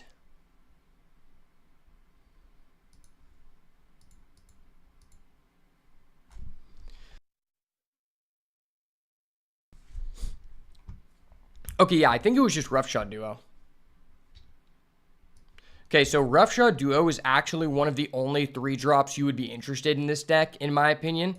So you have Roughshod Duo and you have Brambleguard Veteran. Brambleguard Veteran is cool. I think that because it's double green, it's a little intensive on your mana. And so I think in some decks, this will not be correct. But when you have mana dorks like 3-tree that tap for any color, it's definitely worth it. I think what you need to really be looking out for is like, how many raccoons do you have to really make this worth? Because I think something that's overlooked about this is that realistically, in an ideal scenario with the deck, you would prefer to be going 2-drop into 4-drop. And if your deck has a lot of mana dorks to facilitate that, there's really not a good play window for this card. Because if you're not playing it on turn 3 of the game, well, if you've already went into your 4-drop and you already have things that want to expend, you just want to keep expending. And this spends you 3 mana, not 4, which just has like an awkward play window span past turn 3. Similarly to the Roughshod Duo, although this guy gives you vigilance, that is cool and the stats just insane. I'm not saying you're not interested in this card. I think you'll be offered this less often because it's an uncommon. This card, Roughshod Duo, is a card that I think's really overperformed for me. Specifically because it creates not only 1, but 2 good attackers. Like, this guy, you have to have raccoons, which will not always be your entire field. This card has trample itself, and you can give something else trample, which I think people like really miss, because in order to operate this deck effectively, you need to have good attackers. And without trample, you will not be able to push through a lot of game states without having removal. Whereas if you do have ways to give out trample, you can win a lot of games without having premium removal cards that are just being generally sought after by everyone and their mother, right? So I think this is probably the main one, but in general, I think in a premium red-green deck, you probably just don't want to have threes or many at all. And then we have Bark Knuckle Boxer. Bark Knuckle Boxer is okay. I'm actually a little bit lower on this card just because, like, I think it's more so goes back to, it's like, okay, I mean, it's just a good 2-drop. Like, you just want to have good 2s in a deck like this because it means you're more likely to stalemate the board, and then that means you have a higher likelihood to getting to turn 5, which if you're getting to turn 5 and your deck's all about high-costed drops, you probably win that match every time, right? But, like, the Indestructible is okay. It's just the fact that this deck would prefer to be playing a Mana Dork on turn 2. You're not always going to end up with a bunch of Mana Dorks in a red-green deck, so you still are interested in this. It just makes it less of a priority. Like, I think early on, this is a more versatile pick, right, to leave yourself open. But once you know you're in this space and you already have a couple high-costed drops that are premium and make you interested in playing red-green, I think you're drastically more interested in getting a 2-mana Mana Dork than you are a Bark Knuckle Boxer because it just advances your game state drastically more. Likewise with Baker's Bane Duo. I think Baker's Bane Duo is actually just quite a bit better than Bark Knuckle Boxer in literally every deck it's played in. Because like I said, food has multiple uses, and I think food is actually really relevant in this deck because you can get overrun before you get to your 5-drops, especially if they kill your Mana Dork on the turn after you play it. And so just having the food to threaten the ability to gain 3 life actually goes a long way. And since most of the time you're almost guaranteed just have this be a 3/3 more often than not, it makes the card very, very exceptional. Next, I have an honorable mention, which is the Brambleguard Captain. This card is actually really nice because it can make, like, for example, you know, our cards like Roughshod Duo. If we expend 4 and give one of our other guys like Baker's Bane Duo Trample, well, now he's a 4/4 with Trample, and then I go Brambleguard Captain, and now he's a 6/4 with Trample. So you can make your good attacks even better, and also this is a card that allows you to expend by playing it and still get value out of it the turn you play it, which I think is really cool. And I think in some regards, this card's actually just, this is the best home for this card instead of a red-white Valiant deck. And my reasoning for that is the Valiant deck just isn't as interested in 4-drops as this deck is. I mean, this deck is all about spending 4 mana. So obviously this is the best deck to be spending 4 mana. And then we have a subsection of removal cards that I'm not going to talk about like too much because a lot of these removal cards are just good in pretty much any green deck and are just sought after for everyone. Like Hunter's Talent, just one of the most unfair, like unenjoyable cards to play against in the entire format. You know, also you've got Overprotect. These cards are really good in the red-green deck. All of the good removal that's based off of biting or fighting. And as well, an honorary mention to Polywallop, wherever that is. There we go. Yeah, honorary mention to Polywallop because this card allows you to expend. So honestly, you would prefer to not even have a frog in your deck, although you will play the 3-costed 3/3 frog Sticky Tongue Sentinel. Being able to pay 4 mana and kill their guy guaranteed is amazing, specifically because of removal like Savor, which could reduce your stats and stop like a fight spell from killing someone. If I have, let's say, hypothetically, a Hivespine Wolverine, and they have a Savor, I might not be able to kill their Junkblade Bruiser if I use a Longstalk Brawl, but if I have a Polywallop, I can, since it does double the amount of damage of my attack. Even if they have a reduction modifier, I still kill it, which makes this card pretty desirable in this deck, and also just a versatile pick early because it can go in this deck or the Frogs deck. And then obviously Take Out the Trash is your most premium removal. Being able to cycle in a deck that realistically is looking to, you know, get to 5 to 6 lands relatively quickly is nice because, you know, anything that stops you from flooding is amazing. It's just that this card is sought after in pretty much every single red deck because 2 mana deal 3 damage is just good. Longstock Brawl, I wanted to mention this, although it's good in every deck, just because this is the deck where, on average, your creatures should just be better than your opponents, and you, like, probably don't have to give them a fish most of the time, but if you do give them a fish, this is the best deck to give them a fish. Like, giving a fish for a 1/1 counter is already just an even or more beneficial trade to you if it wins you the fight, but in this deck, considering most of our late game drops already possess trample, giving them the fish is even less valuable to them because it's not even worth a chump blocker since our trample is pushing through for an additional damage from our 1/1 counter anyway. It just mitigates them having the fish at all. And so this card is just always going to be live at every portion in the game, which makes it a pretty high priority once you already have your two components being your high drops and your mana dorks. Likewise, Overprotect, just a really good card specifically because of the Hexproof Indestructible. The stats, giving someone trample on a big guy who doesn't already have trample can easily win you the game. And in a lot of situations, this should be higher priority than like a removal spell for your deck.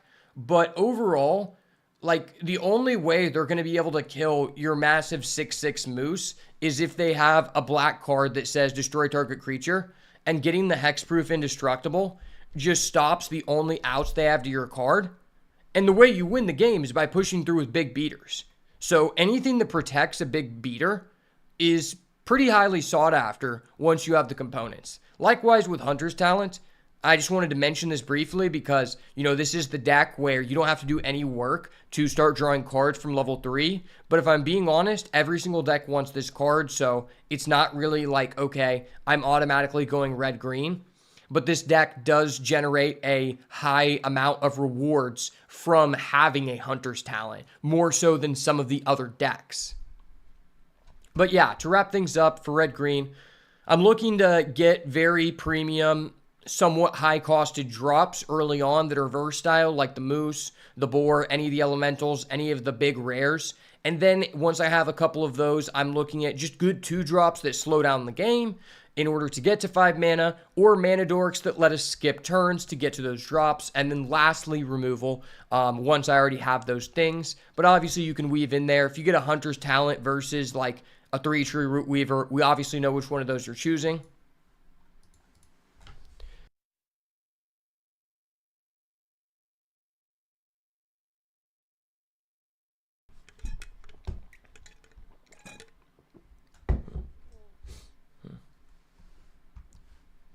And then we're going to move on to red-black here. So red-black is a deck that I've actually ended up with a decent amount of the time.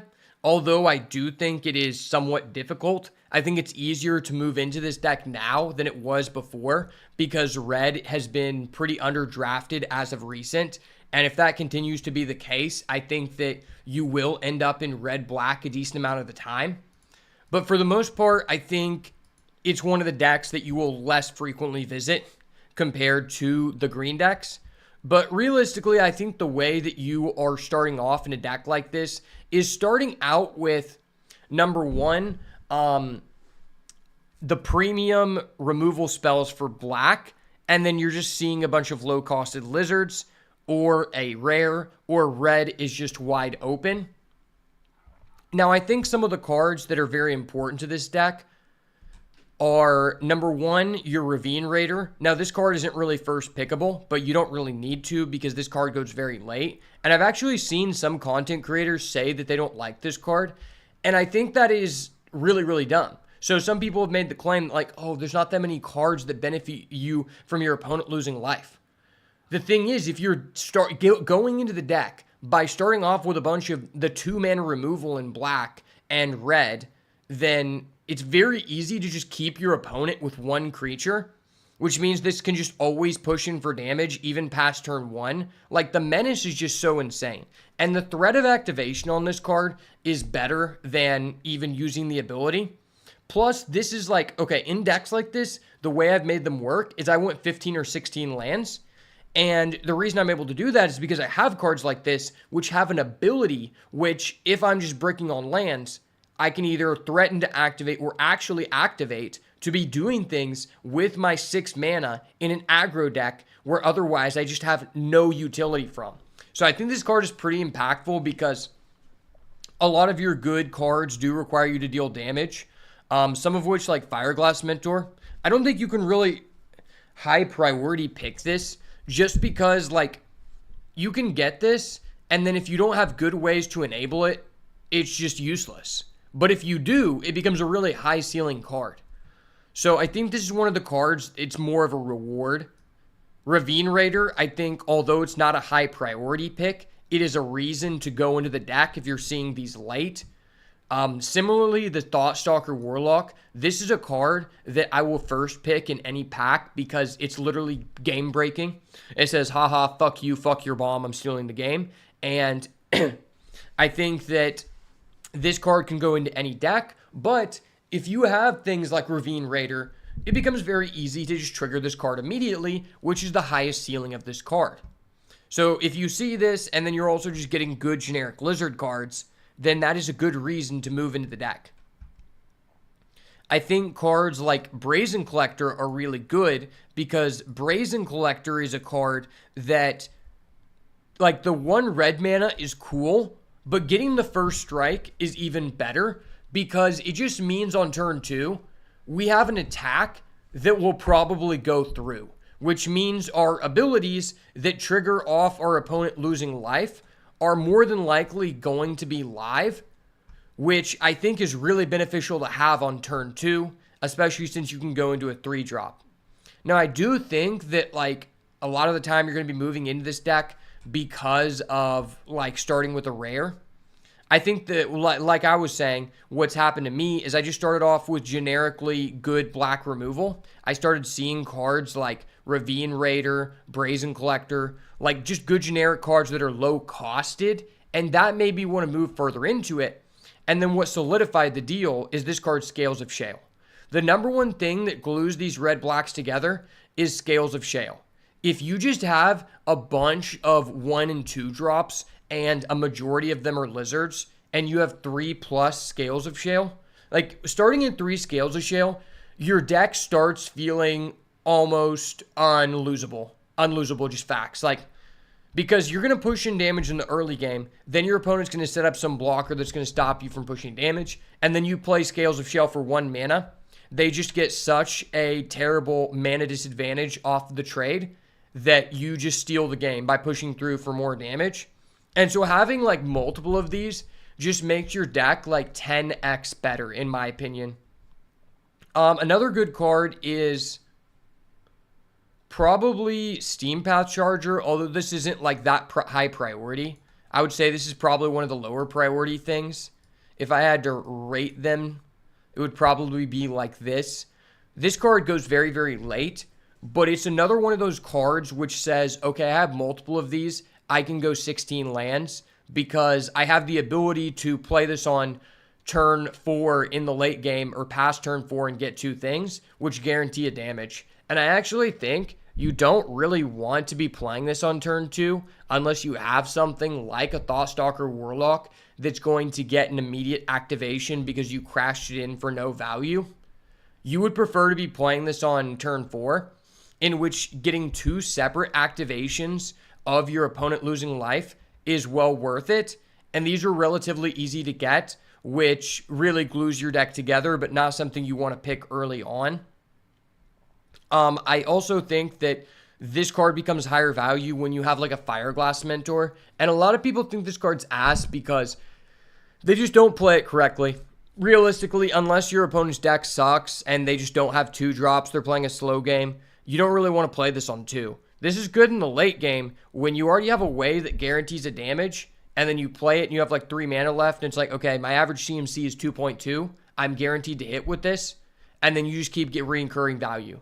Like if you already have Steam Path Charger in the token, next turn you go this on 5 mana. It's like, okay, I trade in one of the game pieces, get a free card. Next turn, they either kill this and I already got a +1, or they don't kill it, I get another +1 because I get 2 activations.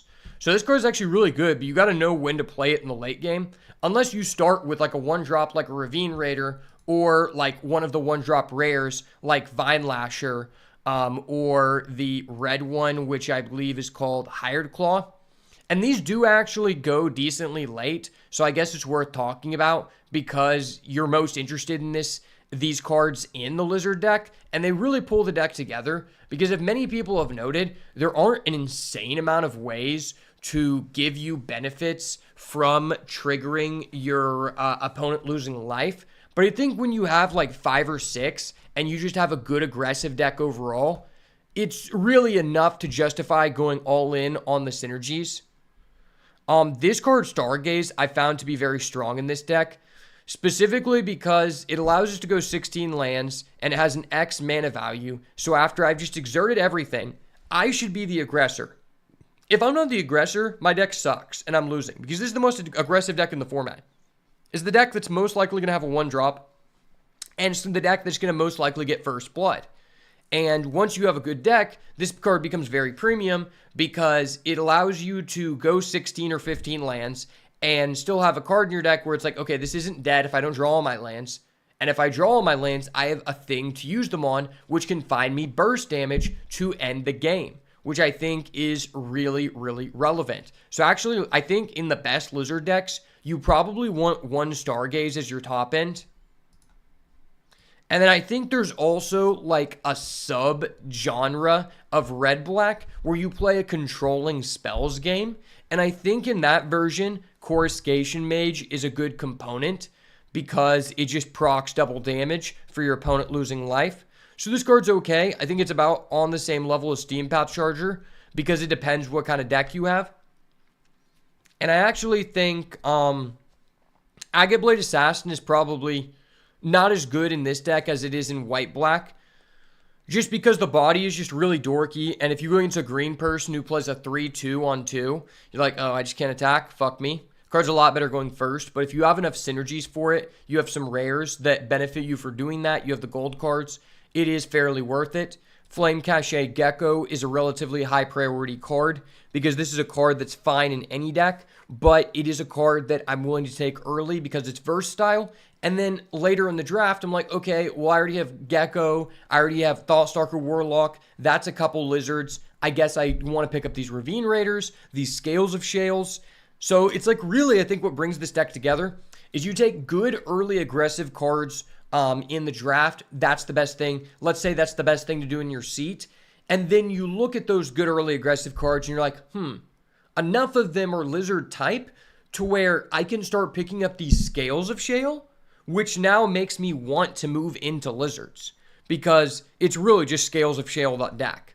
And then likewise, like Take Out the Trash is really good here, and as well, the other one, Blooming Blast. This is probably the best home for Blooming Blast because it's the deck where you're going to get the most value out of just dealing 3 damage to them. Could turn on one of your Lizard effects. So, that is probably the best home for that card. And then likewise, Take Out the Trash.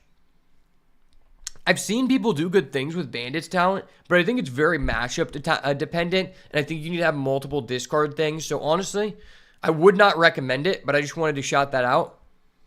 I think there's a couple ways that your deck can go. One of them is that, like, you have a top-end curve of, like, a couple 5-drops being Glide Dive duos that you chain back-to-back to end the game. And then, like, Glide Dive with a Scales of Shale is pretty hard to, like, lose because you play your 1 flyer. They're like, shit, I have 1 removal to kill this or I'm dead in 3 turns. You're like, I have a Scales of Shale, accelerate the clock, I gain back life. Like, the other guy can't win. I think that's the most likely thing to happen for you. Reptilian Recruiter, I still have just never gotten to use. I don't know, I just don't really see the card very much. And if I end up in Lizards, I haven't gotten to see it. And honestly, I feel like I'd rather just have Glide Dive Duo. I just value having someone in the air more than pushing through a damage on this turn. Because when you really think about it, it's like 4-2 is just not great stats. Like, it's okay, I might get through 2 damage. But ultimately, it's like, okay, I steal your guy. I attack with it until the end of turn. Now, that has to do more than 2 damage, or my Glide Dive is just better. And this gives you back health, which in aggro v aggro, this is just better every time because it gives you health. And the 3 toughness is just a lot better in many situations than the 2 toughness because it's like, okay, I did damage, I gained life. And now your 2 attack guys just don't have good attacks. So I think this is just a better card than this card, but this card could be okay. Can't really say much about it. I haven't had the need to play it, but I've trophied with this deck several times. A card I think is really underrated is Value Rally. For some reason, people just hate this card. I think the card's great. In a good red-black lizard deck, I would love to have one of these. Because at 3 mana, just getting in with a bunch of people with Menace probably just ends the game. Now, I will say, I don't think I've ever actually gifted someone the food, but I never really needed to. I just did this and they just died. Like, I think in a lot of situations, this is just better than Rabbit Response is in its aggro decks because this card costs 1 less. 1 less, deal the same amount of damage. And I think in your good red-black decks, you would like to have one of those. Cindering Cutthroat is a card that you just end up with because you're like, okay, it's going to be online most of the time. I guess I'm interested in it. More than anything, it's like, oh, well, I'm somewhat interested in it because it's online all the time, so it's decent filler. But it also is just another lizard for Scales of Shale, which is like the real reason you're putting this in your deck. And I think quite commonly you end up with 2 or 3, even without asking for them. Same thing with Frilled Spark Shooter. Frilled Spark Shooter is mainly good versus the other aggro matchups, but I do think because we want to play a lot of like low-costed, efficient removal, having Menace is amazing. Like, Menace is just so high value, and the more Menace people you can get, the better. Attacking with 4/4 Menace and then holding a Scales of Shale at 1 mana is so dirty. Because, like, the average toughness in this format is 2 or 3. So most of the time, if you use Scales of Shale, you're just killing both guys and then gaining 6 life. So I think this card you end up playing quite a bit of the time too. Another good card, Roughshod Duo. I just think this deck really lacks in terms of trample. And putting trample on one of your guys could be the difference between you triggering life loss effects and not, which makes this card pretty relevant. And then Brambleguard Captain, you know, kind of same reason. Turn some of your worst attackers into better attackers. Putting stat buffs on people who already possess Menace is just pretty good. And then Alani's Pathmaker, just another decent attacker that can allow us to find more cards that could end the game. But yeah, overall, I think the main way we end up in this deck is we just start off with good aggressive cards that are generically good, like Flame Cache Gecko, Brazen Collector, Thoughtstalker Warlock, you know, good generic low-cost removal, like Take Out the Trash, like your Blooming Blast, and your just good black removal. And then at a certain point, you look at your deck halfway through pack 1 and you're like, okay, I have a lot of good early aggressive cards. Majority of them are lizards. I'm going to just start taking as many Scales of Shale as I can get. And I'm just taking cards that have the word lizard in them because once you have 3 Scales of Shale, that becomes the entirety of your deck. If you don't have 3 Scales of Shale, if you have 1, it's like sus as fuck. 2 is like okay. Once you have 3, it's like, okay, I'm pretty sure I'm going to 3-0 here.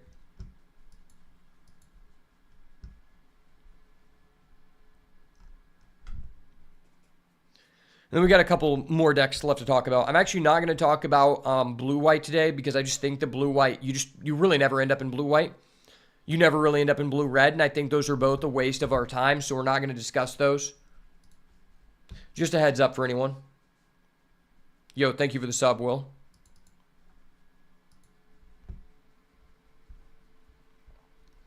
Okay, so moving on to red-white. I think you're probably slightly more likely to move into red-white than you are red-black. Specifically because I think some of the rares that fit into this deck are probably just a higher reward. But I think they're on the same power level overall. So I think the cards that are really pulling me into this archetype and how I'm doing it is kind of similar to the red-black deck, except replacing it with white. You have cards like Nettle Guard, which is just a fine 2-drop, Brightblade Stoat, a fine 2-drop, Intrepid Rabbit, and then you have like, what's another good 2-drop here? Brazen Collector. So there's some overlap between the red-black and the red-white deck. Like, you're interested in the same red cards for sure. So if you start off with seeing like any of these cards, you're like, okay, I'm just picking up good early aggressive cards, and I would say the least impactful being Nettle Guard. This card is probably the best card to start off with. These are all just good early aggressive cards, and at a certain point, you just realize, oh, those cards are mostly mice, so then other cards just start becoming open to me. Also, Warren Elder. Warren Elder's another good one. Flame Cache Gecko is fine. I think those are most of the premium ones, right? Let me check real quick.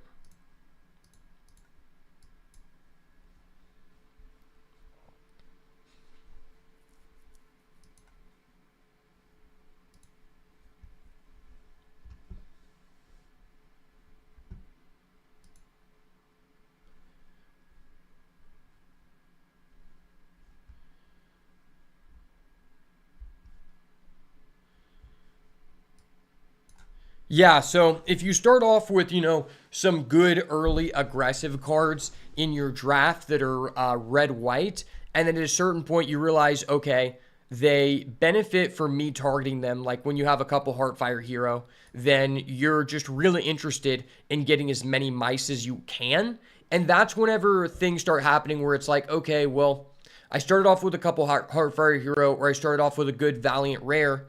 Now I'm more interested in these Whisker Quill Scribes, which would just normally be relatively filler. And then at a certain point, it just turns on other cards, such as like Might of the Meek, which is a good way to target your cards, and your deck is majority mice. Like a lot of cards that are kind of niche just become better overall once you have a base amount of mice. And I think the best example of this is Flowerfoot Swordsmaster. This card is insane. The issue is you need to have I would say at least 6 mice, but realistically you want to have closer to 8 to put this card in your deck, which means it's not really a good early pick. But once you do, this card becomes absurd. It is very good glue to the deck. And there's a lot of cards like that.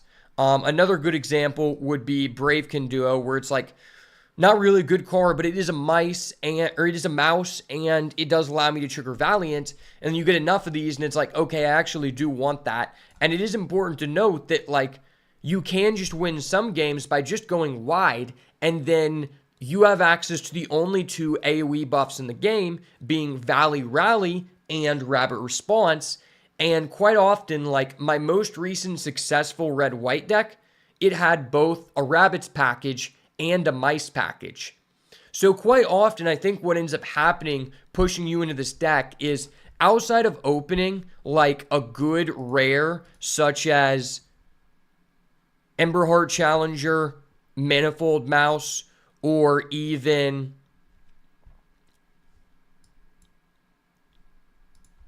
I gotta go to the 3 costs.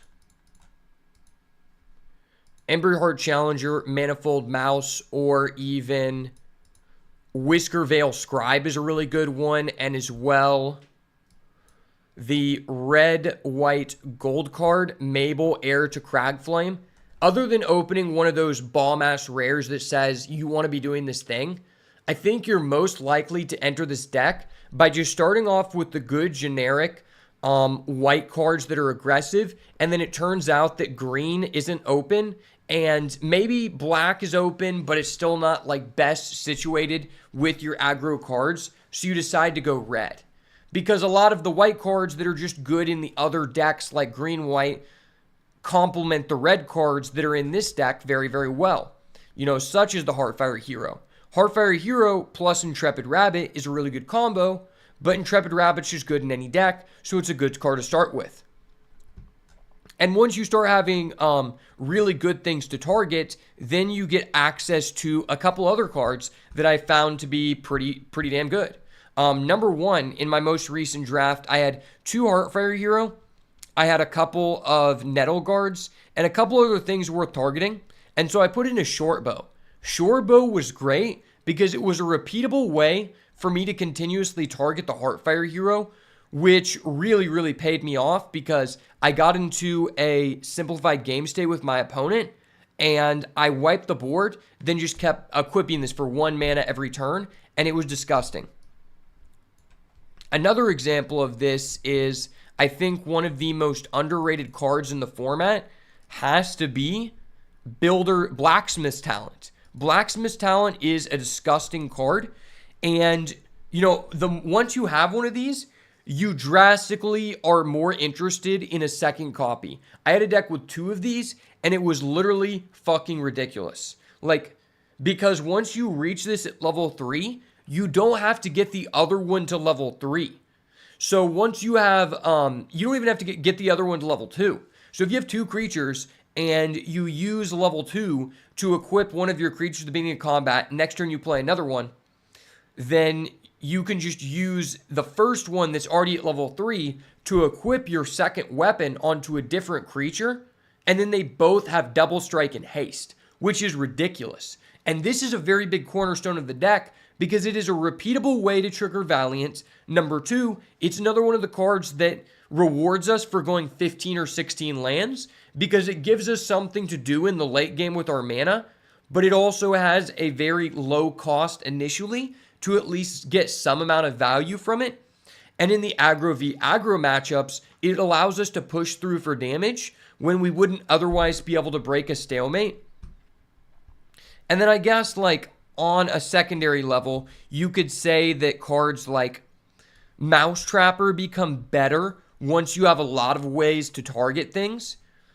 But I think you only picking up things that start targeting stuff once you just have good cards to target in the first place. Like you already have Heartfire Heroes, maybe you already have like a Seedglaive Mentor, and then you start picking up like Shortbow, and you pick up things like Might of the Meek, then Mousetrapper becomes okay. Because like Blacksmith's Talent, free equipping on a Mousetrapper means every turn you're getting it with a double strike. You give it haste, so then it's like double strike, haste, and then I tap down your best blocker. That is insane. And the thing is, Blacksmith's Talent I found to be, I should have mentioned this in red-black, because this is also just good in red-black. It's just a good card. It has a better ceiling in this deck, but even if you don't end up with that many like good cards to be targeted, it's still just a good card. So I think this card's worth like prioritizing relatively early because just getting the second copy is so insane. And then obviously like cards like Rabadon are fucking disgusting because it allows us to kill their guy and it allows us to buff up our own guys. And then like I feel like Mousetrapper below that tier, you have like in the same tier you have Thistledown Players, which is also just another card that it's like, okay, already have a bunch of mouse energies. I guess I will be interested in this because no one else is. Seedglaive Mentor is probably one of the better cards to be targeting, but you need to already have ways to target it and like a surplus of them. Like when you have 2 copies of the Blacksmith's Talent, then Seedglaive Mentor becomes crazy because if you're not targeting this immediately, it dies to a lot of things. Like if you pay 3 mana for this and the other person immediately savers, you just probably lost. Like you lose so much tempo, they got a food, you're kind of fucked. So that's why I say like this card has a high ceiling. The issue is you need to already have all the things to be targeting stuff. And even before that, you need to have premium things to be targeting. So it's kind of like a lower priority, but a big reward once you have those things. Likewise, Veteran Guard Mouse. I think in some ways this could be better than Seedglaive Mentor depending on your curve. Another really good card to use with Blacksmith's Talent. Okay, just every card is good with Blacksmith's Talent. I'm just going to say that. This card is another one of those cards that's like, okay, once I already have all the things that I'm being rewarded for doing, I will throw it in there. Likewise, War Squeak is another one that's like, okay, I already have things that want me to be doing this. So realistically, there's a lot of overlap between the red-black aggro decks and kind of just that central idea of I'm looking to start. The most likely opportunity for you to move into this is you start with a bomb-ass rare that really benefits you for moving into this archetype, such as like a Manifold Mouse, which you really have to be playing Mice to get the full value, but then once you do, you just probably winning the draft. Or two, you started off with really premium, low cost, aggressive white cards, and red was just the most open color to pair them with because green was occupied because it's the most drafted color, right? But that's kind of like all there is to say about red. I think that in the beginning, one last thing I wanted to mention was I was asking some people, I'm like, so how many Valiant cards do you need to have to make this deck work? And then, a person who's really good told me, oh yeah, I don't think it's about how many Valiant cards you have, because I was having some trouble with getting the deck together. It's more so about just having high quality, aggressive cards overall. If you have a high quality, low to the ground aggressive deck, you probably also just have Valiant synergies. That's just the way that it goes. So just because your deck has a bunch of Valiant synergies or it doesn't necessarily mean the deck's good. Because there's no really correct number, since a lot of the synergies are locked behind higher rarities. You just want to have premium, low-costed, aggressive cards. But that's going to move us on. That's going to move us on to our last two decks to talk about, which we're going to talk about Frogs first, then we'll talk about Thresh. Thresh, I'm not going to have as much input because I just haven't gotten to go Thresh like a lot. It's kind of difficult. But so green-blue is actually one of the most interesting, I think. I think it's one of the most fun decks. My biggest issue with this deck, and I alluded to this in the prologue of this video, is that a lot of times you need moving parts to make this deck work. If you don't get those moving parts, you get punished for investing in high-quality cards. So one of the things that really ties this deck together is Pawn Profit. Because the two things that we're looking for to make a green-blue deck work, maybe a third thing that we'll address in a moment, is things that are really valuable to be bouncing and replaying their ETBs, and things that allow us to consistently bounce. And when you invest in one of those things and don't get the other, it's almost like, damn, I feel like maybe I should have just not went green-blue. Maybe I should have just taken the good bones that I got from this one side of the equation and just went a different color. Pawn Profit is by far one of the most important.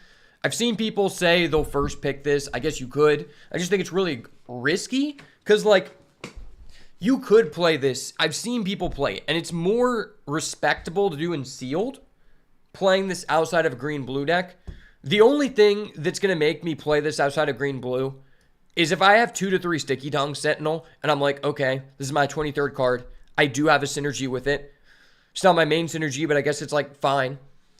In general, if you're not bouncing this card, it's just kind of bad. And then you also have to consider that, this card is 1-1. So if I play this on turn 2, on the draw, my opponent went aggro lizard 1, aggro lizard 2, I'm fucking dead, right? So you have to really think about, how can I slow down my opponent to get to that stage to where the value is accruing enough. And then there's also just a third part of the equation where it's I have ways to bounce this, and I have things that I want to be bouncing, but I can't ever create any good attacks. I'm just sitting there, playing with one hand on my cock and just drawing a bunch of cards, and it's I'm just decking out because there's no good attacks for me to be making. So, not only do you need to have those two things, you need to have a way to end the game. And that's what makes this deck really risky to move into, in my opinion. But I do think you really need 2 copies of this to make the deck work. I think Lily Splash Mentor is maybe even more important. These cards are both very important. And I think if you want to make it work, you have to, you could pick this pack 1. I think you could pick this, pick 1 or pick 2, and say, I'm going to try it. If not, I'll just throw it away. Because this card does have overlap into the black-green deck. It is worth splashing. I recently played against an opponent who had a Wix Patrol, which is the 6-mana 5/3, mill 3 cards, give something -X equal to the highest cost card in their graveyard. And they played a Lily Splash Mentor that they were splashing blue for, and they just reset it 2 times in the late game, and I was like, okay, I fucking lose. So I guess this card is relatively lower risk than the Pawn Profit. This is also low risk to pick early, but it's if you don't end up in the right home with it, it kind of sucks. It's just okay, it is a playable card. I would prefer not to play it. So I think you need a combination of these cards to really work. And then another card that really, incentivizes me or makes me want to move into this deck is Long River Lurker. So the thing about Long River Lurker is you need to have things you guaranteed want to be bouncing. And once you have things you want to be bouncing, this can actually supplement for Lily Splash Mentor. I don't think it's as good, but it can definitely supplement for it. And it is a way to end the game. And having both of them is disgusting. So this is a card you definitely don't want to pick up first pick, because if you don't have things to bounce and reuse ETBs, it's kind of useless. But once you do, it easily takes over the game, and I think can be better than Lily Splash Mentor in some situations. Because, number one, just giving all your stuff ward is insane. Because protecting this guy, it's a protect the castle deck. If they stop your loop of reusing shit, you're going to be kind of fucked. And plus, just attacking with something unblockable is really underrated when you can reuse his effect. That is how I found myself winning the game most of the time, is I'm able to reset Long River Lurker multiple times in one turn in order to attack unblockable with 3 people and just kill my opponent out of nowhere. And with that, I want to talk about another card that can end the game, which is Tree Guard Duo. I didn't talk about this in the other decks, although it can go in every deck, because I really only want to focus on the cards that get me into each deck and not just cards that are good in everything. This card is one of the best things to pick up early because it's versatile, and it can allow you to win the game in this deck. Because resetting this, if you just have this plus Lily Splash Mentor, you just keep resetting this every turn, maybe multiple times in a turn, and your opponent just has to keep chump blocking if you don't have trample until they just trade away so many game pieces they're dead. So this is really good because, you know, if you have a Tree Guard Duo and then you're like, okay, Long River Lurker on whatever I targeted, now I'm getting in for +5/+5 unblockable. And then I reset that guy and get his ETB off the Long River Lurker. So it's kind of a loop. Like, these cards play so well together. And this plus this is good too. Like, this is just one of the best cards you could pick because it works in every deck. And then later on when you see these cards, you're like, oh, I'm doing the thing. I have a win condition. But do not overlook the aspect of, like, I need something to push through damage, because a lot of your bodies are not good if you can't do the loop. And then on that note, I think there's a secondary way you can win the game, where if you can't push through damage, you just go like 4 Polywallops. Sometimes if you have a deck with 4 Polywallops, the effect is very synonymous and very reminiscent of Scales of Shale. Because if you're paying 1 mana for this and you have multiple and you're just killing like 5-costed cards, you're trading a 1 mana card for a 5-costed card, that is game warping. You're probably winning those games. 1 is okay, not as pivotal as the Scales of Shale is in Lizards, but definitely one way to win the game. If you have some copies of this and some copies of this, the deck's probably pretty good. And then we've got Sticky Tongue Sentinel is just another good card to pick early that's going to move you into this deck, because this card's just good with any of the class cards in general, but really good in this deck because it's a free way to pick up your Pawn Profit. You miss a land drop, you add a land back, replay the land, and then you get out stuff. And then the reach with the stat line is what pushes it over in this deck, because one of the weaknesses of this deck is that you can get ran over by aggressive decks. And by having a blocker that blocks in the air, you can kind of mitigate that. So even though you're bouncing back a Pawn Profit, you can't replay it this turn, you can't replay what you bounced this turn, maybe the 3 toughness in the air stops them from killing you to where you can do that. So that is really good.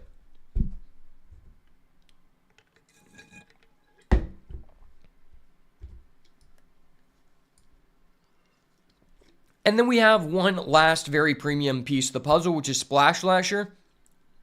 Resetting this like 2 or 3 times can very easily win you the game, because you're just stun locking 3 of their guys. And if you target the same creature several times with a stun counter, it's locked down for several turns. So that's another way you can win the game. A card that I just like in most blue decks, but really, really good here if you can reset it. Splash Portal is great once you have like 2 or 3 Pawn Profit, but like realistically, if you don't have that, I just wouldn't play this. A lot of the deck doing what it does, if we look at trophy decks on Untapped GG, like 9 out of 10 of them have 2 to 3 Pawn Profit, sometimes 4. And it's because this card just has synergy with every other card, and it's kind of a segue into the deck. You're seeing multiple of these, you want to play frogs. That's really what you're trying to do.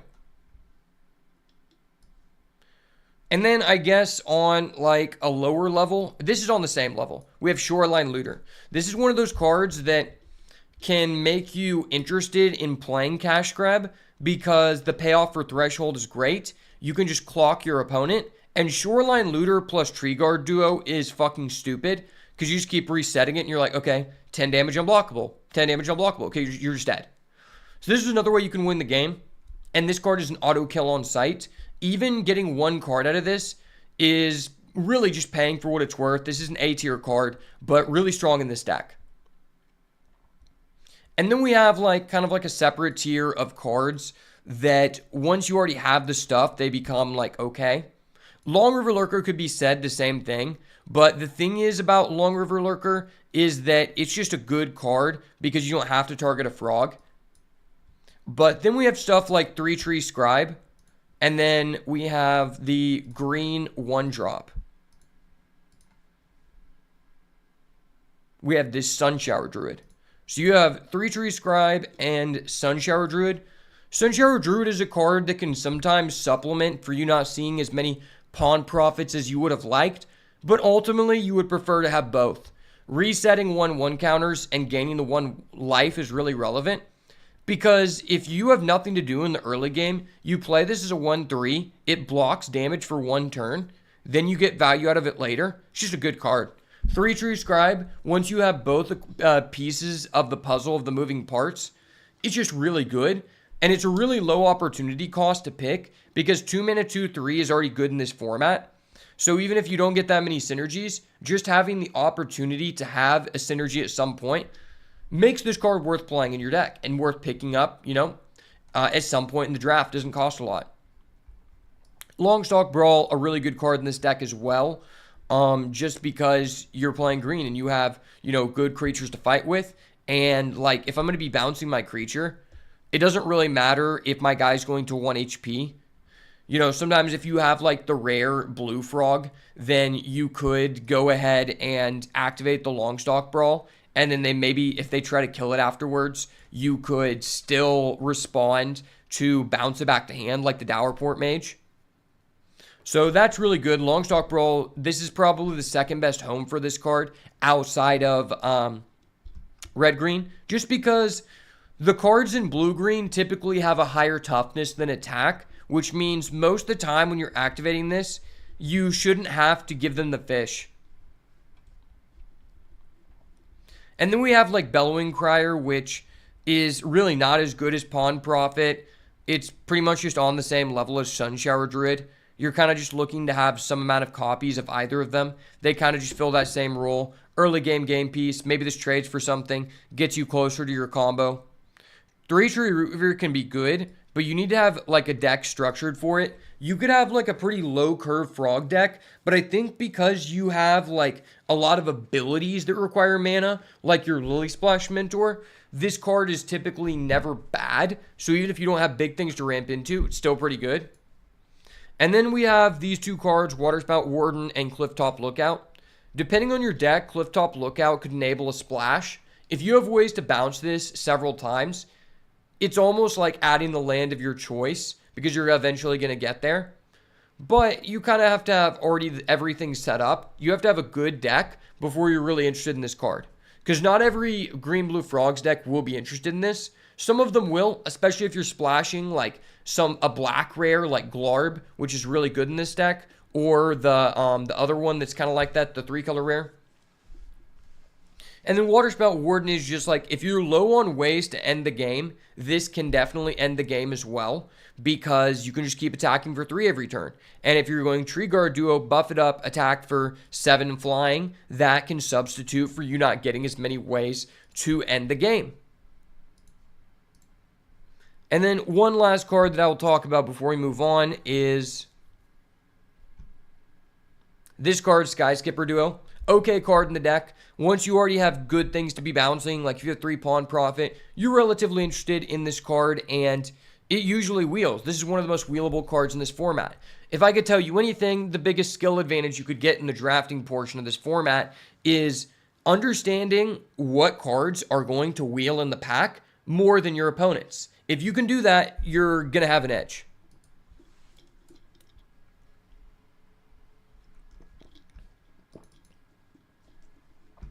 And then moving on to our last archetype before I lose my voice is this Threshold deck. Oh, I forgot to mention. In my opinion, the way that you're most likely ending up in this Frogs deck is by seeing quite a few pawn profits and just getting them like relatively easily. And once you do that, you just look for pieces that build around it. You can start off with like Lily Splash Mentor and some other stuff, but there's still a good chance you might have to pivot into something else. I think seeing pawn profits and polywallops is really the only surefire way that you're doing the correct thing. Because even if the deck's opened, if pawn profits and Lily Splash Mentors aren't being opened in the packs, you're just not going to be in a good situation. All right, moving on to our last archetype before I lose my voice. We're going to talk about the Threshold deck. I'm not going to talk too much about this because I just think that you're a relatively low chance to actually move into this. And I think realistically, what is going to most likely cause you to move into this archetype is starting off with good, cheap black removal, such as your Fell, your Feed the Cycle, your Saver. And then over time, you're like, okay, well, I'm pretty good at doing Threshold. I might be interested in this Tidecaller. I'm interested in graveyard stuff because I'm putting spells in the graveyard early. Or you're seeing things like Shoreline Looter, or you're seeing Daggerfang Duo. You're just picking good generic blue and black cards. And at a certain point, enough of them work together to where you're saying, I am going to move into Rats. And I think one of the big things that really makes you want to move into Rats is Vren the Relentless. Because like this is like one of the best payoffs for playing Rats. And I just don't think there are a lot of payoffs for playing Rats. Although I do think there are a lot of good Rat cards. For example, you probably at the top of the pack, you have... At the top of the pack, you probably have Mind Whisker and Shoreline Looter. These are the two best Rats, right? These cards are just good cards on their own. Wouldn't mind picking them early, to be honest. If that's what's open, that's what's open. But once I accumulate, a certain amount of these plus like removal spell, or like just value, I'm pretty interested in moving into the Threshold space. The thing is, the cards that benefit you the most or give you the highest payout for getting Threshold are typically the ones that also help you get to Threshold. And that's what both these cards do. And that's why these cards are sought after by other decks as well. So I think it's just a relatively low percent of the time that you're going to end up in this color pair. And it's the right thing to do because a lot of the good cards that work the best in your deck are also just generically good cards that work good in other decks. Another good card that would pull me into that is that I'd be willing to start with early is Persistent Marshstalker. Persistent Marshstalker is really, really good because it is a 2-mana 3/1, so it trades with any 2-drop in the game. And then also, later in the game, you bring it back and it's going to be a 4/1 attacking for 3 mana. And it doesn't get exiled from the graveyard whenever it leaves. It has no finality counter, so that's insane. Also just seeing, good blue and black rares. I mentioned Vren, which like just black removal plus Vren is devastating. Mockingbird is also just insane. And then once you have these cards like Bonebind Orator become pretty valuable to you since you're pretty good at just milling cards. One card that I've found to be pretty shit has been the Tidecaller Mentor. This is an extremely win more card. You're only probably taking this when it's just free to you because it doesn't help you enable Threshold. And it's okay, it costs 3. It's 3/3 menace, but that's okay stats. But if my deck really cares that much about Threshold to where I'm putting this in the deck, I'd much rather just play a card that costs 2 or 3 mana on that turn to get me closer to threshold. So this is okay. And I think most of the time you're only playing this when you're already good at getting to threshold. But it's something that can be very bait to people who are trying to learn the format.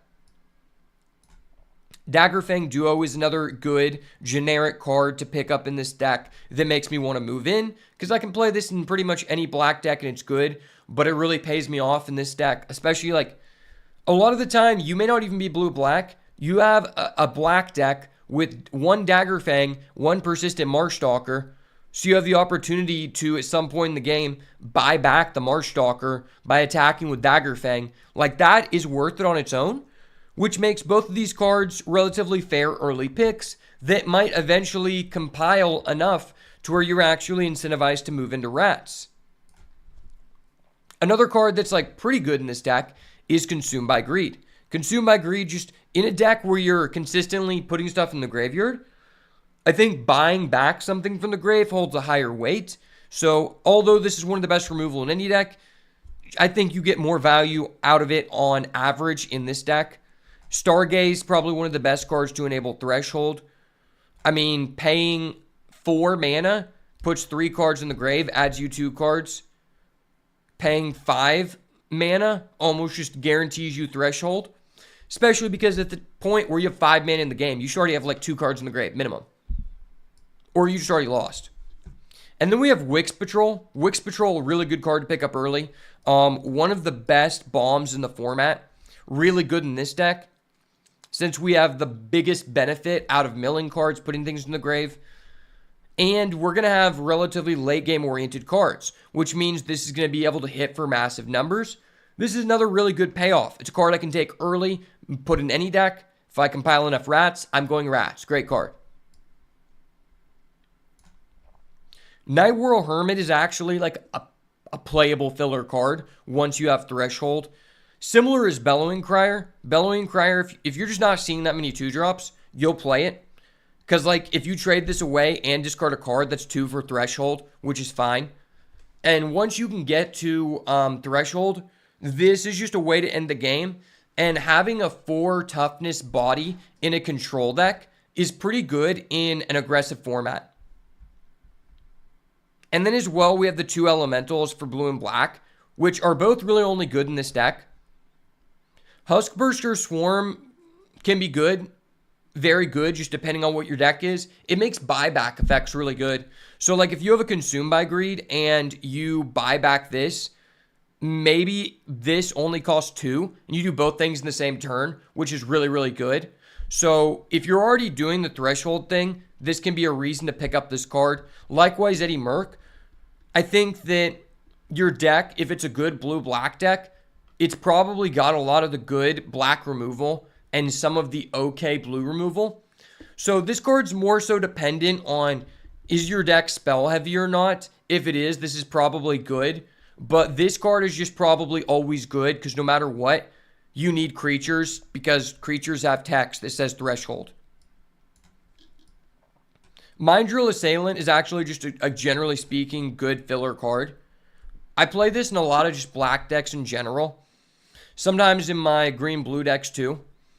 Having a 5 toughness creature, once you can make it 5/5, it competes with green creatures. Because remember, if you're not playing green, you have to do work to get your stats on level with your opponents. So this card's pretty good, but not something I would prioritize. It also just goes very late, like the Hermit. Soothsayer is another filler card that's okay in our deck. I think it's relatively easy to lose life in this deck, depending on the structure of your deck. There are cards that do that, which could make you want to play this. But it's not really like a card that you would like to play. It's just a card that would be sufficient in the deck. Dire Downdrift, probably the only blue piece of removal that you're like, okay, I'll play it. Okay card. I mean, cards that allow you to slow down the game and put cards in your graveyard are just generally speaking good in this archetype, and you'll play these more often than not. Glide Dive Duo, really good card in this deck, really good card in most decks. But in this deck, it's specifically good because you need sustainability in order to win with this deck, and this card can slow down the game, so that's what we're looking for. And then Daring Wave Rider, this is like the only deck where you actually want to play this card. Although I don't think you always want to play this. You have to have really premium removal, like 5 or 6 just good kill spells. And then you're like, okay, well, if this says 6 mana 4/4, kill anything on the board, that's an okay card. Definitely not a priority. Not anywhere near on the same level as Wix Patrol is. But it's a card I'm willing to play in the deck, depending on how it shapes out. Mind Spiral is also fine. I mean, just getting that early card advantage since you want to play a lot of getting that late game card advantage since you're really trying to play the most 1-for-1 removal out of anyone is pretty good in this deck. And I think this is the deck you're most likely to actually use this card. And then a rare I want to talk about is Coiling Rebirth. Since you're putting a lot of cards in the graveyard, Coiling Rebirth is pretty good. One of the most disgusting things that you can do with Coiling Rebirth is reviving a Wix Patrol and then creating a token of it, which means I'm gifting you a card to destroy 2 of your things and represent a 5/3 and a 1/1 token. That is backbreaking. Yeah, this card is really good. And I normally wouldn't mention rares, but this card tables a lot because it's not good in most decks. So do your due diligence to know when you should put this card in your deck. And if you've got a lot of good things worth recycling with ETBs, you should definitely probably play it. And it probably becomes a B in your deck at that point, since our deck is just good at consistently putting things in the graveyard. And then the only village I'm going to shout out, like this village is actually pretty good in this deck because for 2 mana, you can Surveil 2, which means quite a bit in this deck. Because going from 5 to 7 cards in the graveyard turns on your Mind Drill Assailant, turns on all your stuff like your Mind Whisker. So this card can be very, very good. You just got to make sure you're playing the creature-heavy version of this archetype and not the spell-heavy version, and then it's worth it. That could be said about pretty much any village, but I do think this one is just like very, very synergistic with the overall game plan. You just have to have an already pretty good deck for this card to be good.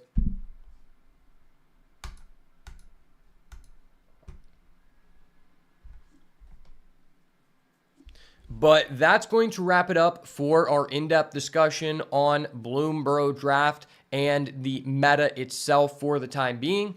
So if you guys have any questions about where I stand on, certain cards, you can make sure to let me know down below in the comments. And as well, if you want to check out my tier list, that's available in the Discord under the Bloomburrow category in the Discord, which is at the link in the description.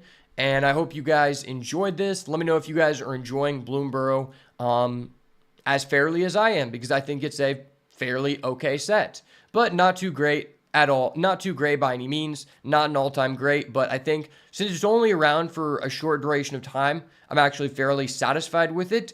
And personally, I have been most enjoying playing Black-White and as well the Lizard deck. I think both have been very enjoyable, especially because they're kind of hard for me to figure out. Then when they've came together, I've had a lot of fun with it. So hope you guys enjoyed this and got something out of it. And as always, if it's not the goo, it's got to go. Peace.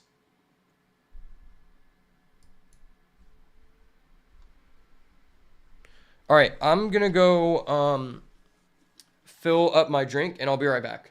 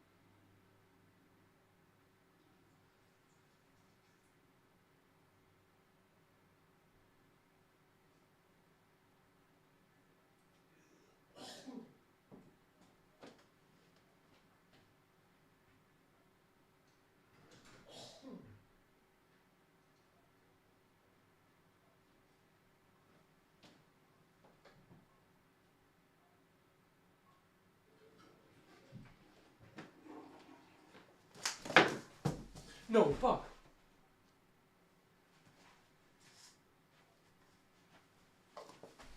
Oh, fuck, boys. I'll be right back. No, Carson.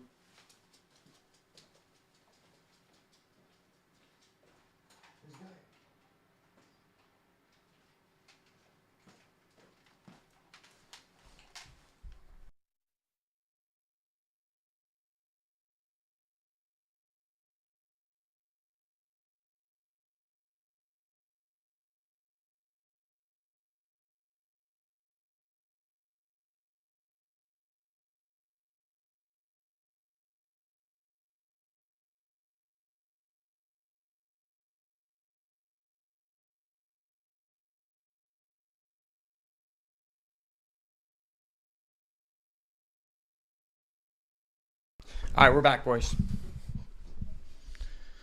Sorry about that. There's a person who just this business keeps repeatedly calling me about 5 to 6 times a day, and then also just texting me, asking for this person Jose. And I've talked to about 5 people now who I've told them, please remove my number from your database. This is my business phone. I can't have you, like, I'm expecting a phone call this week, and you guys just keep, like, clogging up my messages. I've received like 15 voicemails to this point, and I've literally picked up the phone on 5 different people who keep asking for Jose. This one specific guy, I told him, hey, this is not Jose. You have the wrong number, asking about some loan I applied for. And then the guy starts screaming at me. He's like, you need to stop pretending that you didn't do this deal with us. And I'm like, what the fuck? Dude, I told you I'm not fucking Jose. And he's like, wait, you're not Jose? And I'm like, yeah, that's what I said from the beginning. And then he just goes on to be, I'm like, so, and then he just switches tones completely and doesn't even apologize. And I'm like, so can you remove my name from the database? And he's like, yeah, we can do that, sir. I'm like, okay. And then I just get another fucking message from a different person. It's fucking irritating. I'm about to report these people to the Better Business Bureau because they're literally just harassing me.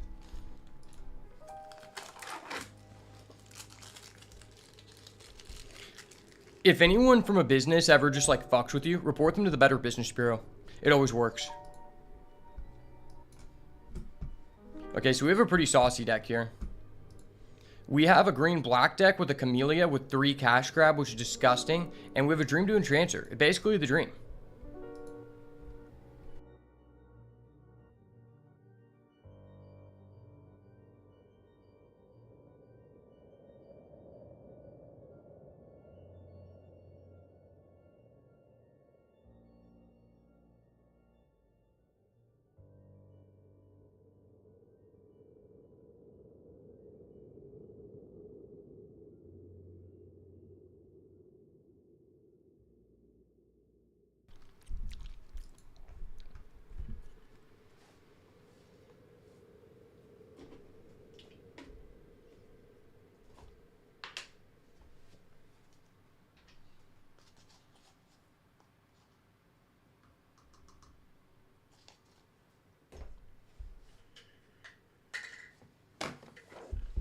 All right, so we have 2 black mana.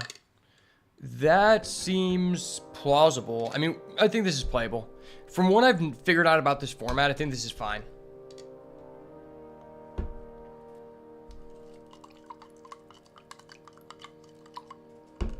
Okay, we get a green mana. Always rewarded. The better player. I fucking knew it! Oh! Sometimes you're just the better player like that, babe. You know how we be.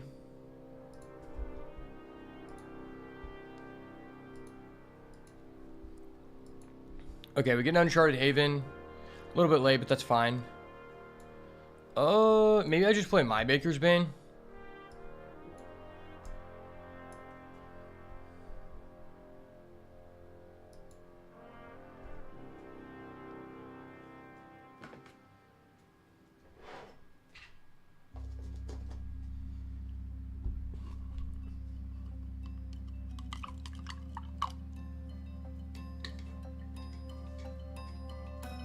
For anyone who doesn't like drinking normal water, I have this stuff. It's called Ultima, and it's basically in my opinion, this is probably the only electrolyte powder that is worth it. It's basically like just literally only electrolytes.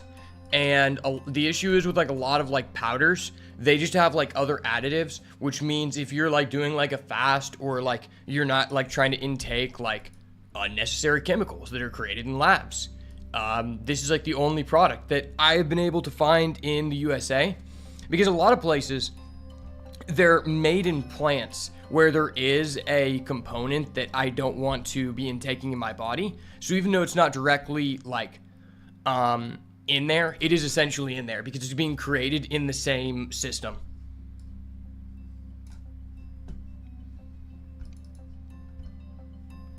Okay, so this guy is a hazard root herbalist. Bro, this guy's a herbalist. I can't fuck with that.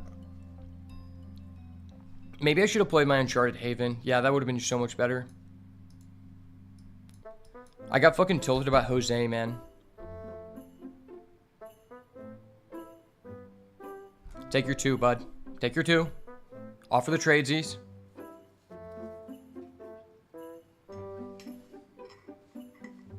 Trade offer accepted. Okay.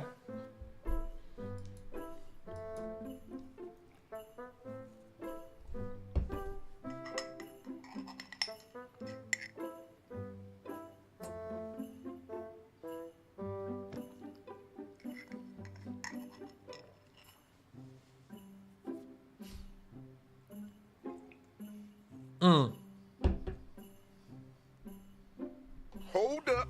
Wait a minute. Something ain't right. Fuck this guy. Dude, now I have to really beat this guy's ass. Yeah, that was really a bitch-made move by that guy.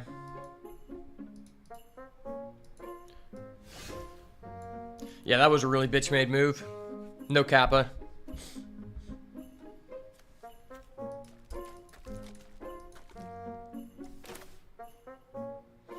Well, I mean, it doesn't really like negatively affect us that much that we don't have 4 lands.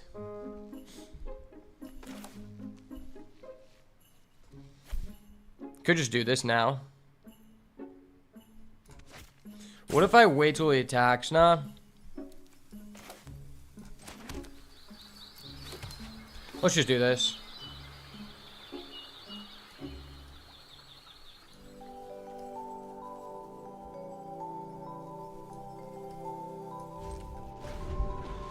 Yeah, this seems fine.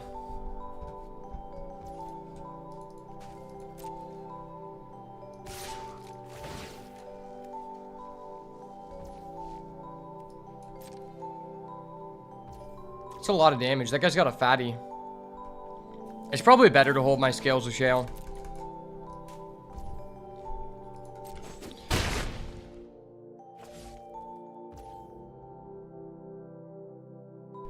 Yeah, I'm gonna punish this guy for being fat. I'm gonna fat shame this guy real quick.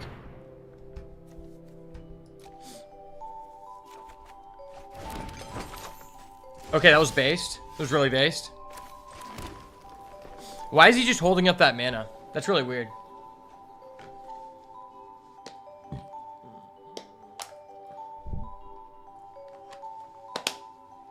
Do I want to go for a Junk Blade Bruiser, or do I want to go with Treetop Centuries? I probably just need to get this down as soon as possible.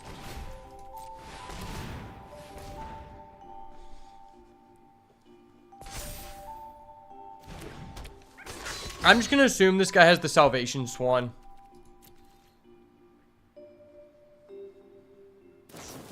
He literally had it. Are you fucking kidding me? I fucking knew it. Oh! Bro, I literally knew it.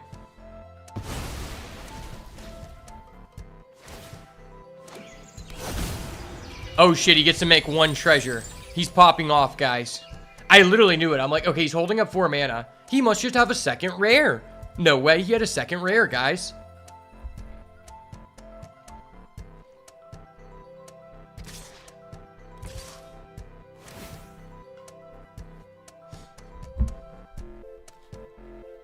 Well, that's fucked.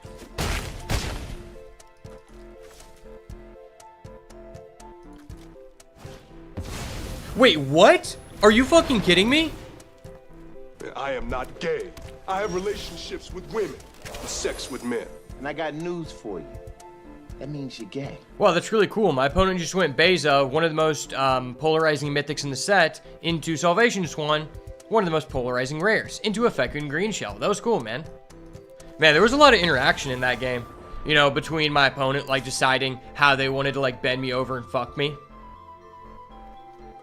And as I say that, I just show to everyone that I have a Hugs and a Glarb Calamity's Augur in my sideboard. I could actually play this Glarb. Nah, that's ass. I really needed to keep Harvest. I probably should have talked about that in the video, but it's okay.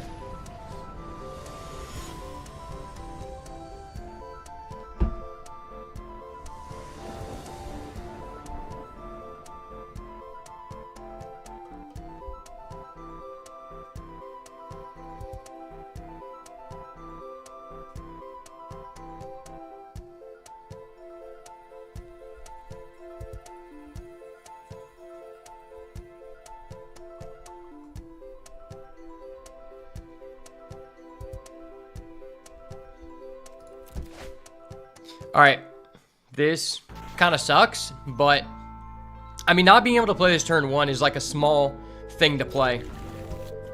I mean, just going turn 2 into turn 3 on the play is fine.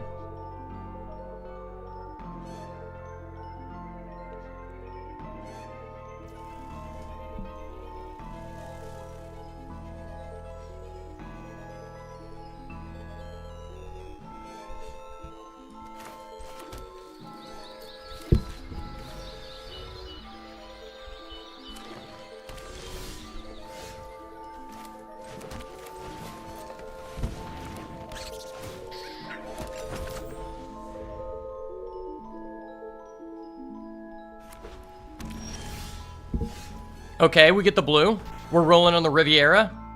Does he let us get in? Okay, I'm Himothy. I'm Himothy, boys. We're going to look at his hand. We're going to look at how many rares he has. Rare check. Rare check for the boys in the back. 2 rares this time. Rare to the left. Rare slide. Well, that was really cool. I got to get rid of his rare. What a toxic motherfucker.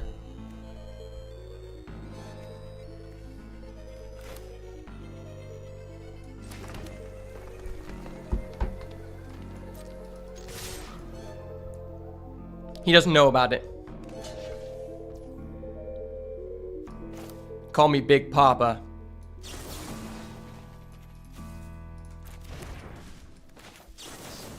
This is why they call me the boat, baby. Oh, baby. That was dirty. The Dirt Boy's at it again. Expending 2. Expending 4. Let him know.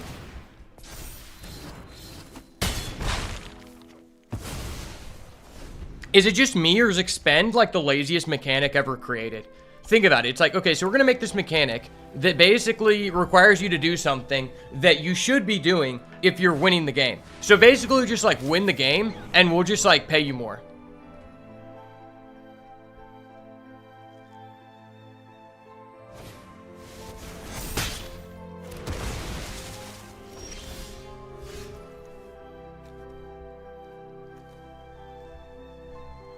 Alright, well that was some shiesty shit for real, for real.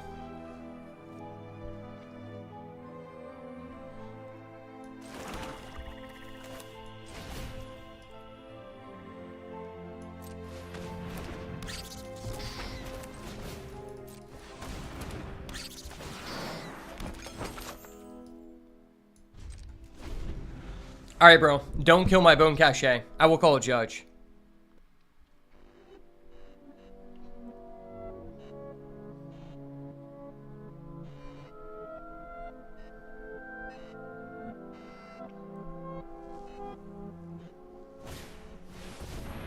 Carrot cake? Okay. You dirty bastard. That was an insane top deck. Wow, this guy's deck's just super premium. Maybe I should ask him for a loan. I'll ask him if he's Jose.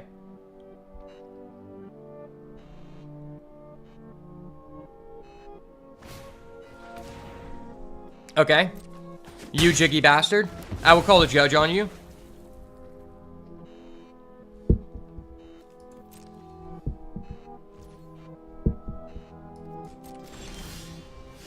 Okay, probably the best top deck I could have gotten. Freelo. Imagine if I still had my Bone Cache. This guy would just be wraps. Oh, that's dirty. That's so dirty.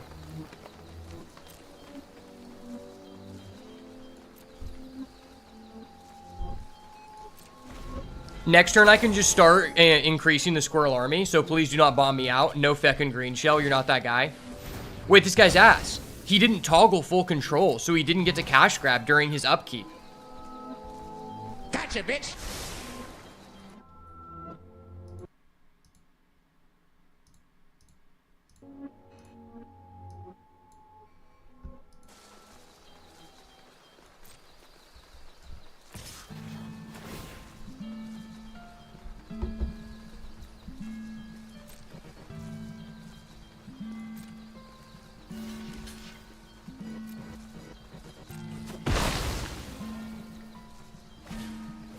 Okay.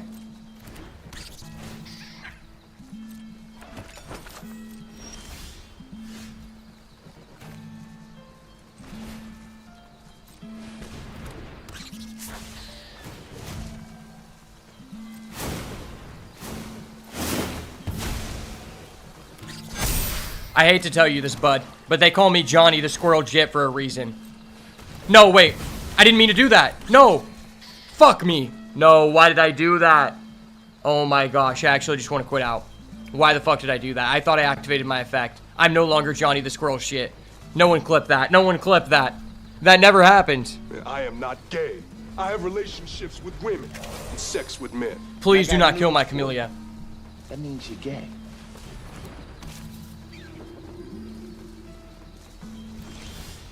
Okay, no one saw that. I have a feckin' green shell now.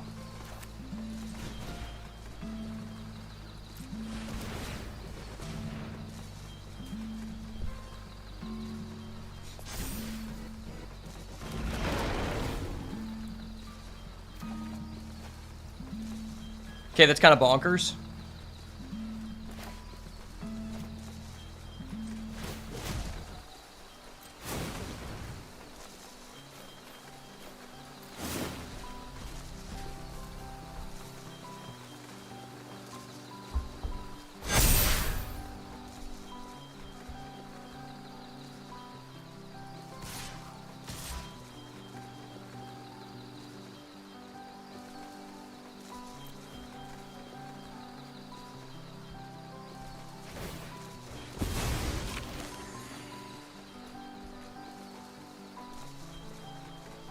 Alright, he never kills my Camellia.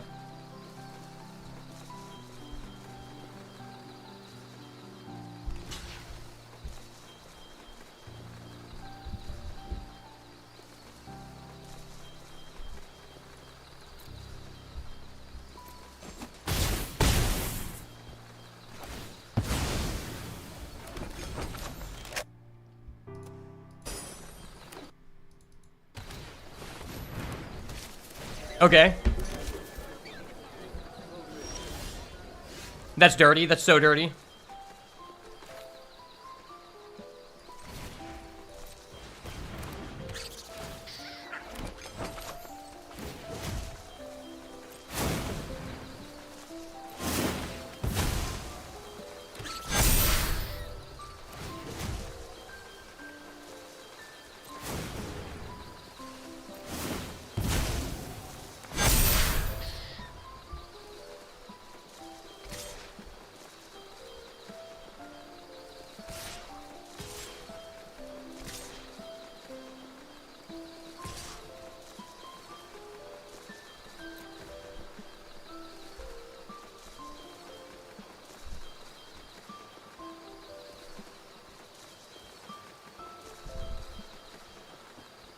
It's okay, bud. All my cards just have menace for no reason.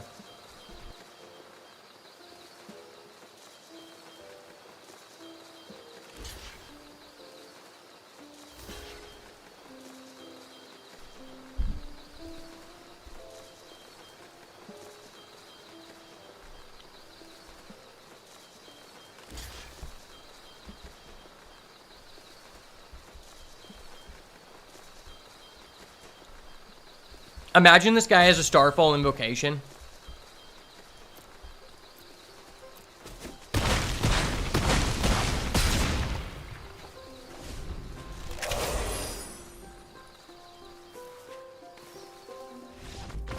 Yes, sir.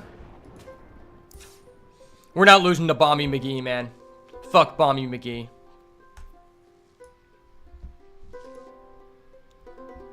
I didn't come here to lose, brother.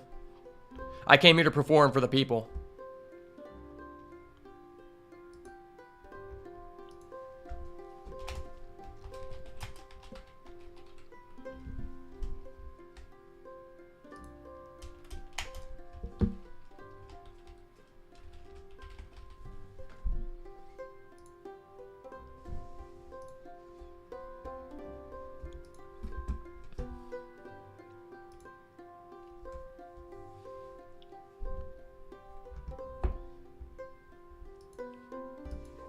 All right, this guy's cooked. We're just going to draw our bomb and he won't draw his. That's how it's going to go.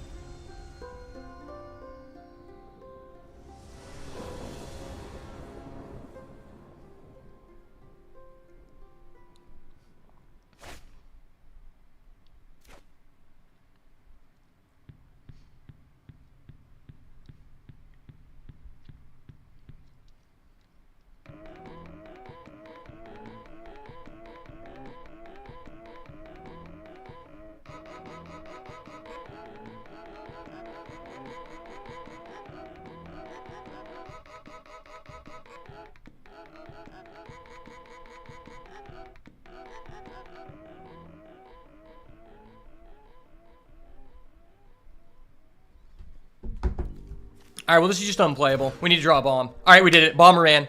Let's go. I'm that guy. I fucking knew it! Oh! Shout out to my Bomberman OGs. You know how we be.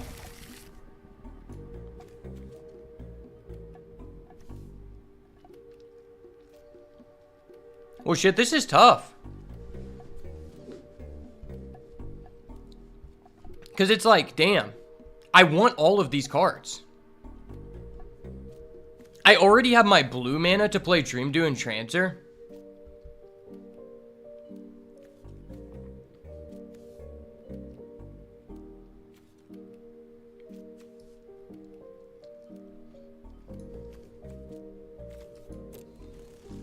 I'm risking it for the biscuit. Okay, I get rewarded. I draw a playable card on turn 2. It would have been better to have the cash grab, but I think just the opportunity cost of having a blue with Dream Dew is crazy.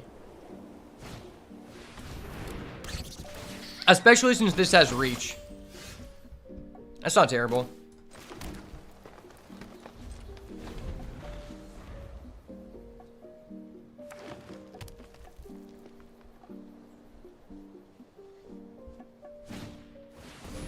Carrot cake, okay.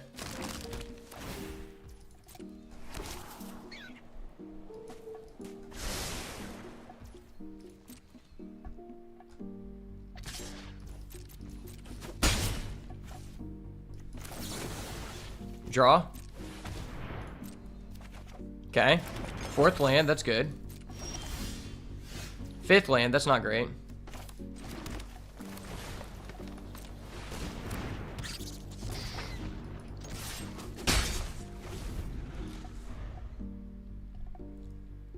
Please do not long stock, bro. You're not that guy. They call me Himothy for a reason, baby. No, sir, stop. I'm gonna have to ask you to calm down.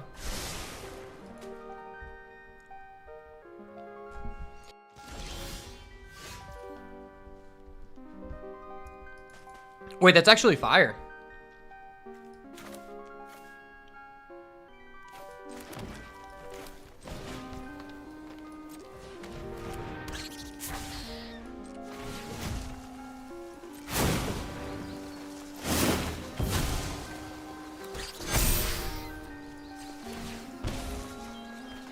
That's so fire, because now I can just get that back. Okay.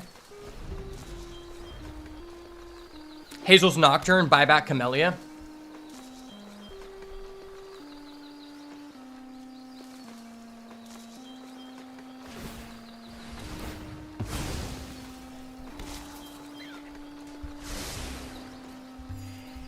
Yeah, this is fire.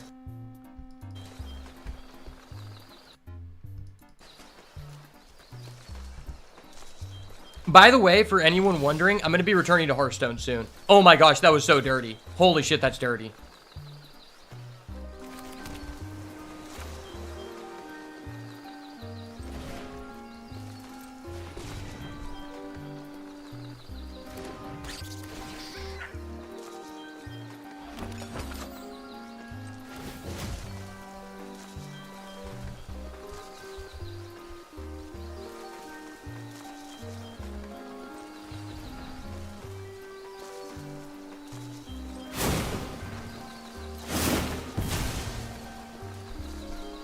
Don't mind me, sir.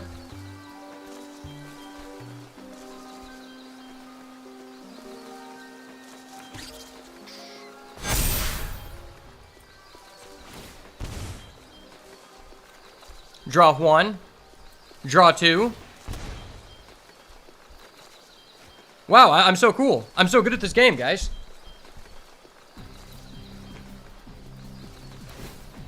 Yeah, you can carrot cake. I just have like a +9 on you. It's fine.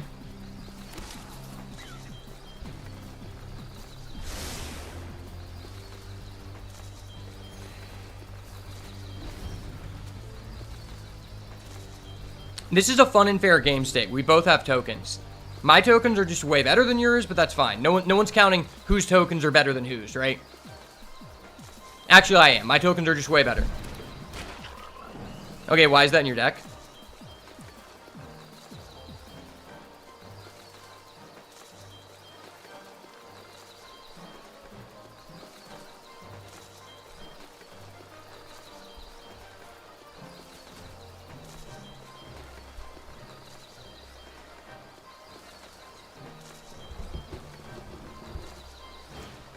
Okay.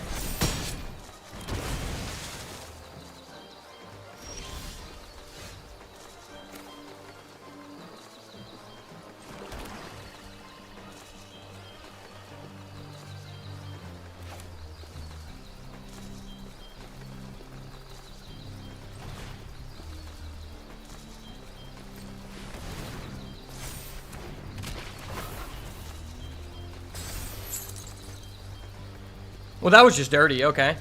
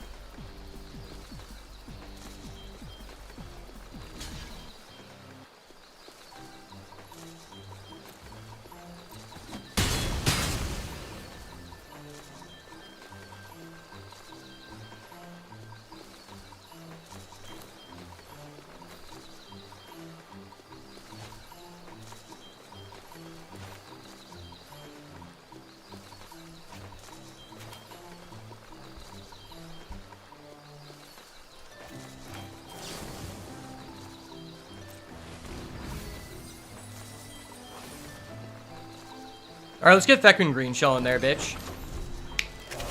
Fekun Green Shell control, son.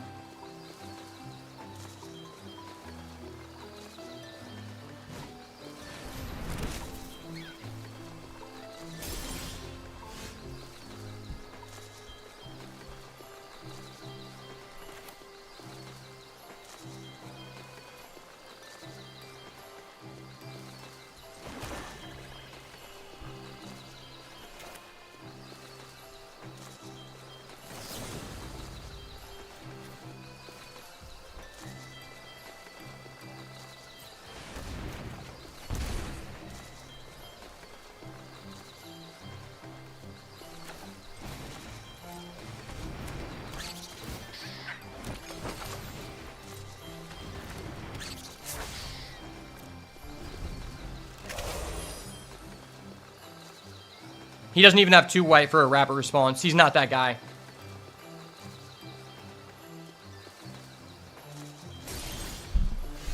Yes, sir.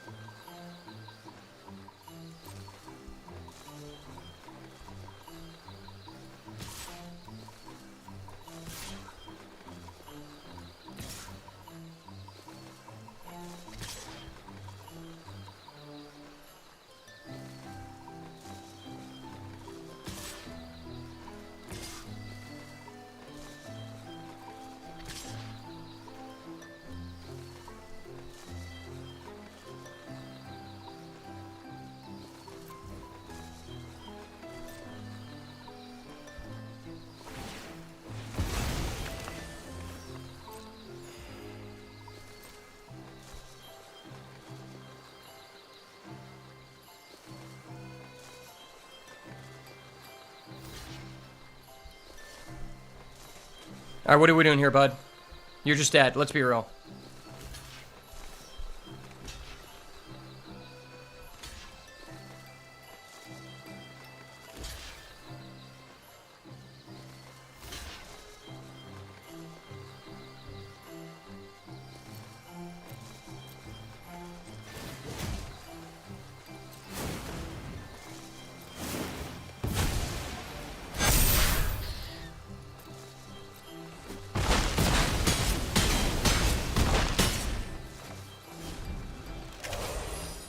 Yes, sir. The Squirrel Queen does it again, baby. Camellia is broken. Gotcha, bitch. Too easy, baby. They don't want to talk about my plays.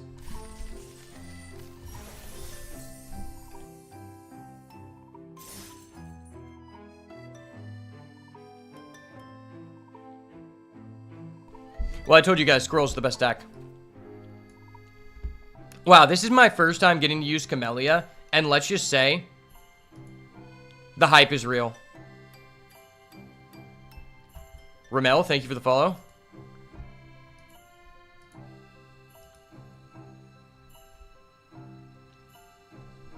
The hype is fucking real, boys.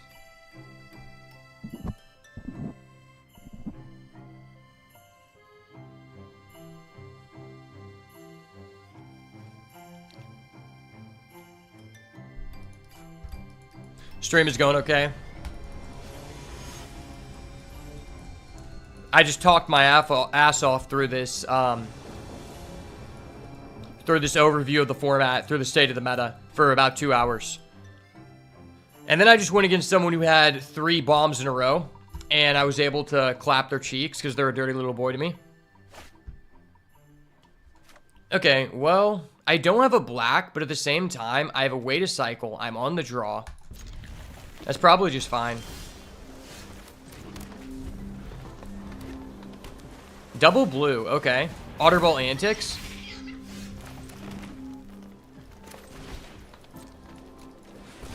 That's really sussy baka of this person to play an Otterball antics like that.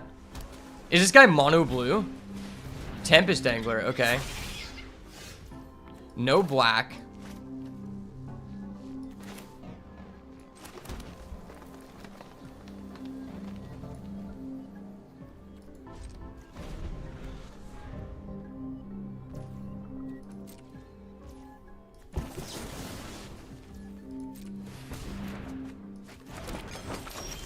No, where's my black mana? This is so BS. Are you kidding me?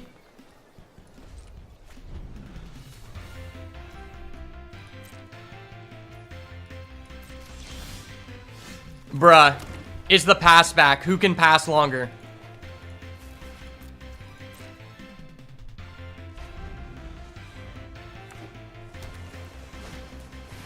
Otterball antics for 4. That's so funny.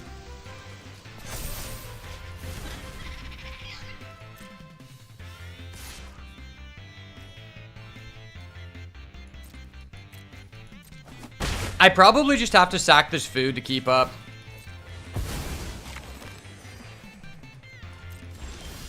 Are you fucking kidding me, dude? 6 green in a row? What are the chances of that happening? Has anything interesting happened to me? We just drew 6 green mana in a row.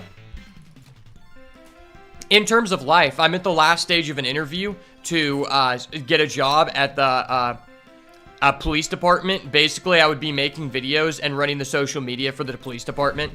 So that's pretty cool. Because if I get this job, it would drastically change my finances to where I'll be able to travel to make a lot of videos that I've been wanting to do.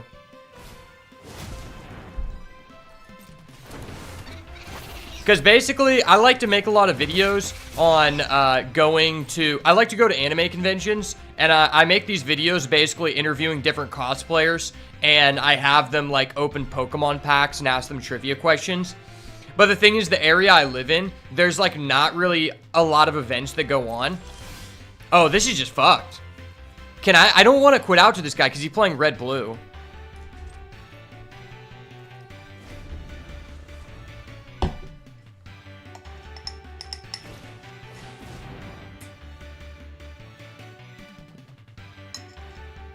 Yeah, so I have a second channel where I do a lot of IRL like travel vlogs to different like conventions and events. But like currently, I've been out of school for a year and I've applied for like over 70 jobs since getting my degrees. And this is the first job. Okay, I'm just fucked. This is the first job that I've actually gotten an interview back. So it's kind of it's really sad that I've went over a year without getting a job because I've been working since I was 12 years old. And this is the longest time I've gone without working. But at the same time, I'm just excited to actually be bringing home an income. Wow, that was really sad. What's the favorite anime I've gotten currently? Okay, so I wouldn't say this is like a... I watched season 1 of Jujutsu Kaisen. I recently haven't had a lot of time to watch anime because for me, it like comes in spurts. Because if I'm going to watch something, I want to get through like a decent amount at a time. I don't like just like watching 2 episodes, then being like left on like a cliffhanger. So I finished season 1 of Jujutsu Kaisen probably last month. And then a couple days ago, I watched X-Men 97 on Disney Plus, which isn't really an anime, but I've always thought that kind of stuff was cool. And honestly, that was really good. I honestly have always felt like X-Men was way better than the Avengers. And I know a lot about like the comics. But apparently, they're coming out with a season 2 of X-Men 97. And what's fucked is Disney just kind of like ruins everything. So the guy who made the first season, and I was actually surprised because, you know, like Disney's extremely woke now. There was actually blood, and it was actually like a mature tone compared to the original X-Men animated series. And it kind of followed off on where they left off, which I thought was cool. But apparently, they fired the guy who made the first season. So a lot of people are speculating that this next season is going to be really woke. Because I heard some things, like, I don't know obviously what's true. But apparently, like, he didn't put in, like, he actually was a fan of the comics. And he didn't put in enough, like, gay undertones to their liking. Which is a really fucked thing when you think about it. But, like, I mean, it's just what Disney's trying to do now. So we're going to tap both of these. Because if we get a, oh, never mind. We're just adding that. Boop. Yeah, like, I don't know if you know this, but there is, there's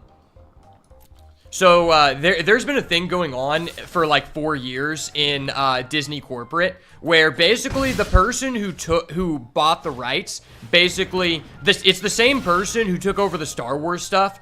The lady hated Star Wars, and that's why she said we're not going to allow any of the original characters to be in it and replace them with a female. Which, like, I have no issue with there being female main characters, but the new movies just sucked. We can just all agree, like, they just had in unnecessary things and changed, like, they made it to where Princess Leia randomly had force powers, which was just never a thing. Like, they hurt the integrity, and it's because this executive hated the old Star Wars, and so she wanted to replace all the stuff. That is the same person who has control over Marvel, and they have this thing in the Disney corporate that this lady brought up in the investor relations meeting, and it's essentially called the Not-So-Secret Gay Task Force. And essentially, it's a wave or a movement set out to basically replace a lot of the people. Like, they have to add in, like, gay undertones to everything. Which is like, okay, if someone is, like, actually gay, who cares? Cool.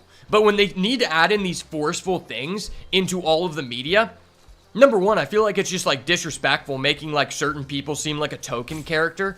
But it also just takes away from the main story. You know, like, for example, that was a big part of why I didn't like some of the newer Star Wars movies. Like, whenever they felt the need to put in that, like, that guy, I forgot what his name was. The guy who was the enemy, who was, like, the son of Darth Vader or whatever. Basically, like, they ended up making him have a love interest with Rey. And it was because of this lady. And it was like, this guy's supposed to be the bad guy. Why the fuck is this happening? And so I'm worried that they're going to do the same thing with X-Men. Because they've really tried to do that in Marvel. And that's why a lot of the original Marvel actors have said that they're not going to be doing any more Marvel movies. And they're discontinuing a lot of people's contracts. Because essentially, this person is trying to kill all the old people that they don't have the rights to so that they can put in, like, the best example would be in the Doctor Strange movie. They added in that one, they wanted to make Doctor Strange look like such a pussy that they could progressively replace him as being Doctor Strange with that young black girl who was in the Mirror of Madness or whatever. And it's like, dude, that's just fucked. Like, you're just killing off, like, a large audience for the show.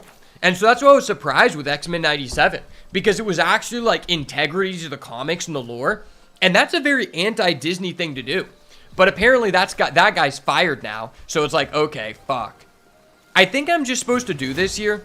I think it would be drastically better if I went for a saber to kill one of his augurs, but I think I need to do this sheerly because if I don't, he's going to get too much value from killing my Camellia. Now if he kills my Camellia, I still get something back.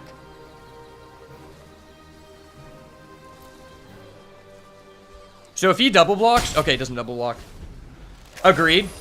Yeah, Luke Starwalker. Yeah, they do some gay shit, man.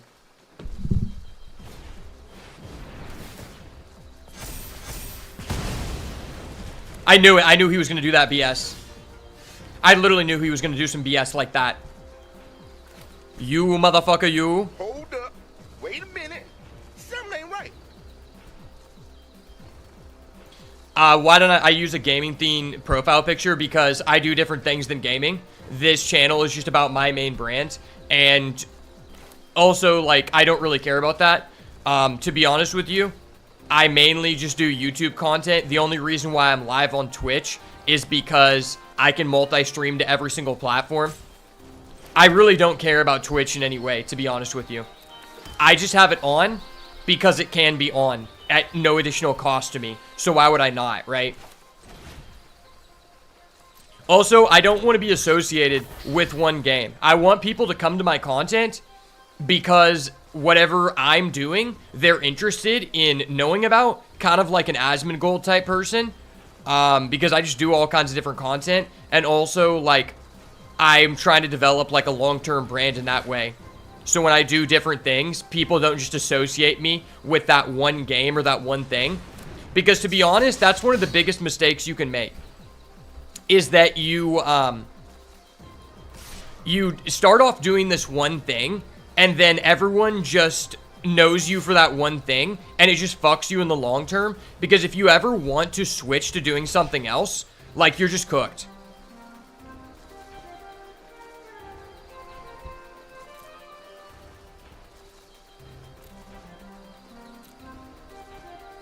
Three, four, five.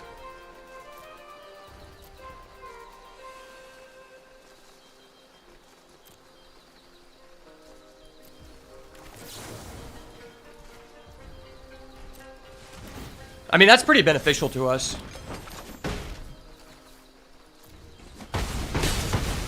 Yeah, that was just a good trade.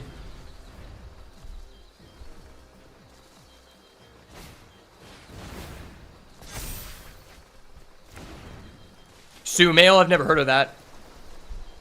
But yeah, I'm just really into Magic right now because I was playing a lot of the One Piece card game, and I was playing a lot of Yu-Gi-Oh!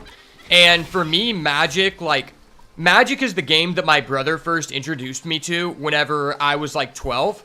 And I've taken a lot of breaks, but I've really just enjoyed the change of pace on this game because it makes you think in a drastically different way. And also, like, I really like explaining, like, in-depth things and helping other people to get better. Because, like, one of the main things I was doing for a while is I would, like, coach people for, like, high-level events. And I feel like at a certain point, there became, like, a capacity of how good you could get at One Piece because the game's not as complex. So I enjoy taking a break and doing something complex for a little bit to switch it up. Plus, like, with Magic, I just genuinely think not every single set is enjoyable. And probably one of the best qualities I have is that I don't really care about FOMO. So I'm not going to be like, oh my gosh, I got to play in this set to keep up. Genuinely speaking, there are just some sets that I just don't think are for me. And so for that reason, I have no issues with taking a break during a certain expansion that I don't feel like is enjoyable. And then I can come back when I haven't played for a while and have like a fresh mindset to enjoy it again. You know, the same thing with Hearthstone. Like, I played the last expansion a lot, made a lot of videos on it, and then it became very stale because, you know, I've used all the decks, I provided all the knowledge I felt like was possible with a limited card pool.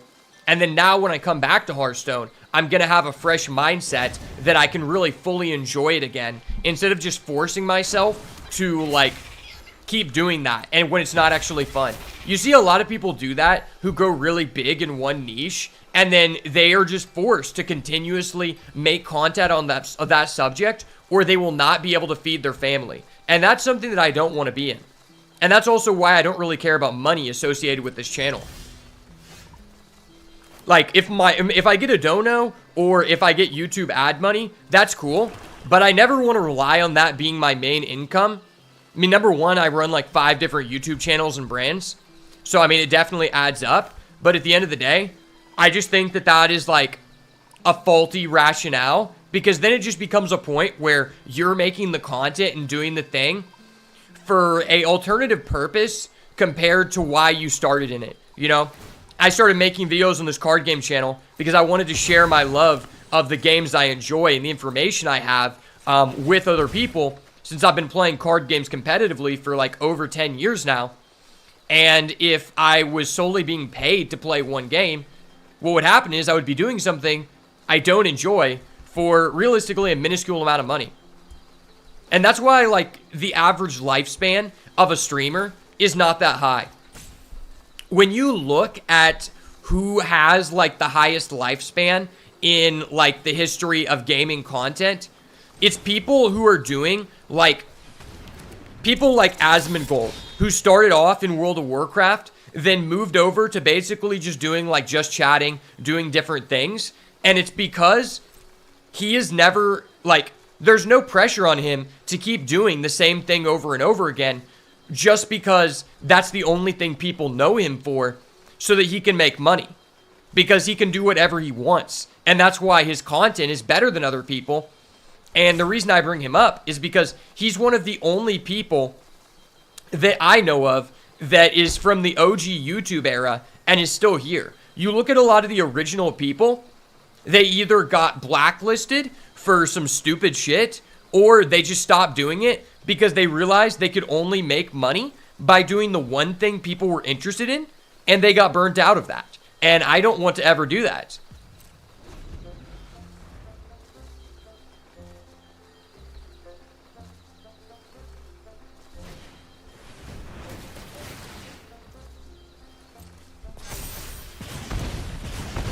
Okay. Are we actually going to get beat down live on Beats by Ash's stream by a red blue deck? I might have to call the judge. Hold up. Wait a minute. Something ain't right.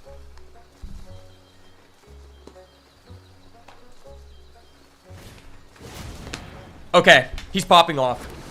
I'm not going to lie, if this guy beats us, I might have to put some respect on him, because this is the worst deck in the entire format. And I have one of the best decks. It's just that he exiled my main bomb in this deck. Dude, why are we bricking so hard? Boys, I literally have so many bricks I could build a house. What is in the bottom of my deck? Oh, nothing? Okay. I mean, I only have one food, so there's really no downside to just doing this.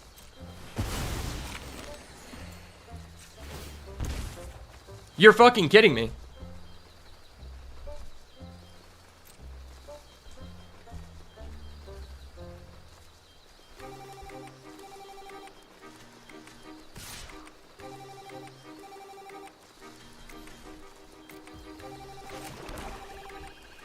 The amount of bricks I have is ridiculous. I feel like I'm playing Yu-Gi-Oh!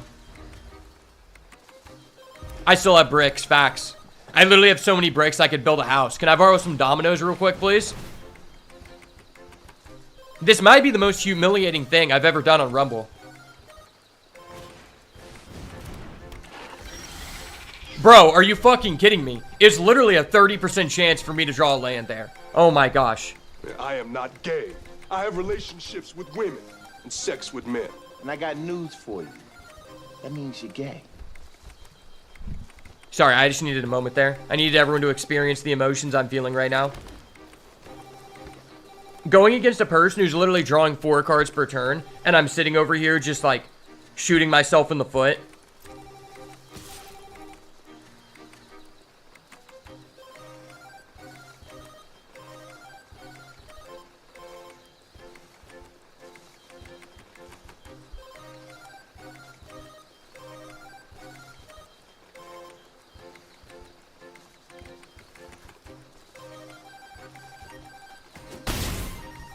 Get fucked, kid.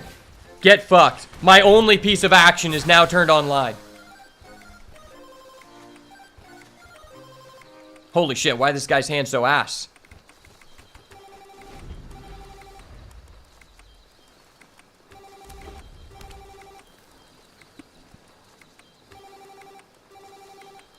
Start the sack game? Well, I don't have the ability to forage right now. I don't know if you're referring to this. So this can allow us to draw a card every turn if 3 or more cards left the graveyard or if we sack a food. But I currently have sacrificed all my foods. And that's exactly what... Bro, wait, what?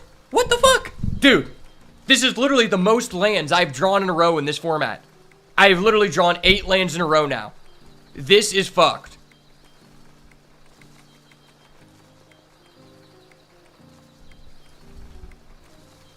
I have so much gas in this deck.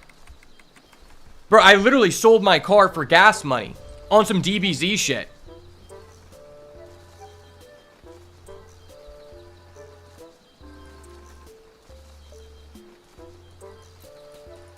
It's okay.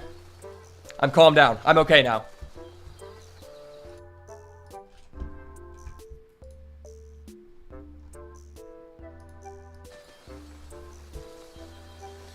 Bro, how are you roping? I've made no action for the past 6 turns. This is so fucking sad. What's even more sad if he specifically did not exile my Camellia, he would just be dead. I would literally have like 10 1/1 counters. Every time we sacked a food, would have been +6 +6 1/1 counters. Oh my gosh, he draws another... Bro, why do you have 3 Pearl of Wisdom? This deck is so cheeks.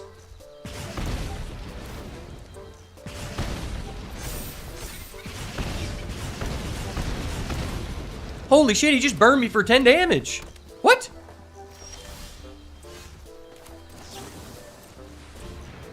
I have an action. I need to make a game action. Let me do something here, please. Imagine he just countered. Dude, fuck me.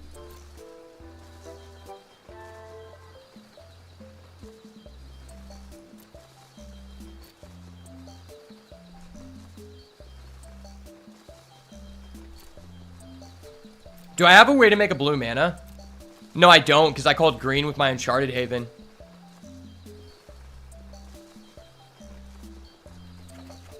Okay, if we can get to a...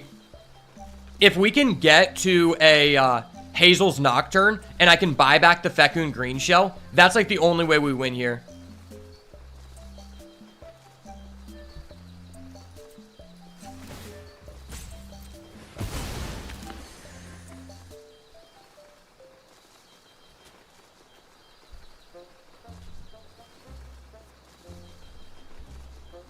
But he has this bullshit Sugarcoat card.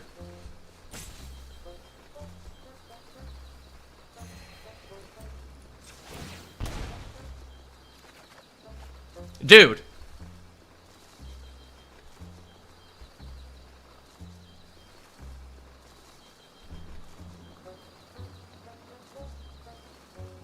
This is so fucking sad.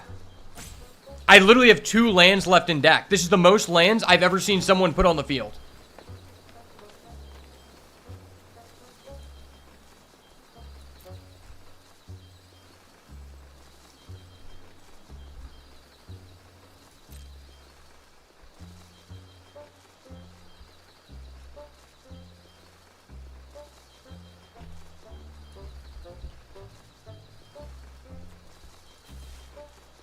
And this is only game 2. Wow. This is like the most like terrible set. Like this guy's deck's so ass, but we've just had I have never bricked 2 games like this in a row. I have to keep this sticky tongue, though, because if he's dumb and he plays Sugarcoat, no, we're just dead. He has 11 things on the stack. He's playing Storm in draft. If anyone's unfamiliar with Storm, look it up and then commit Sudoku. Can this guy just burn us to death?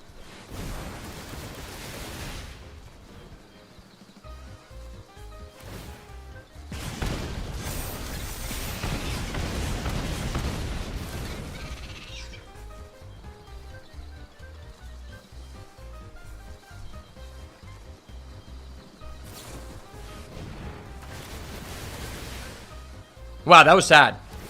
This guy's deck is so terrible, but specifically because game 1, we drew 6 green lands in a row, and game 2, we drew 15 out of 17 lands. We literally just die.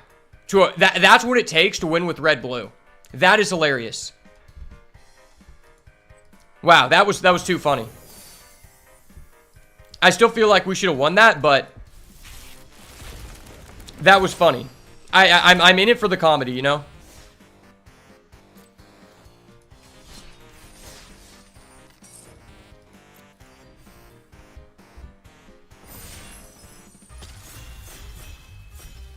All right, surely we won't get cucked 2 games in a row.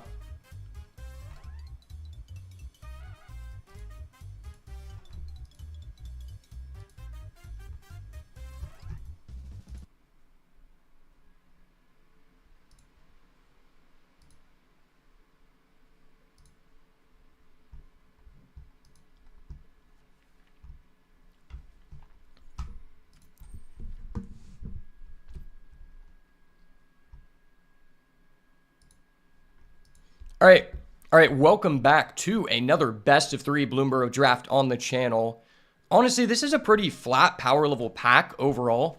I think the only 2 options here are Shoreline Looter being one of the better blue cards to have in any deck, and it's just a solid win condition, almost an auto kill on sight, or Emberheart Challenger. A good rare, but mainly good in only a few decks. I think we're going to go with Emberheart Challenger here.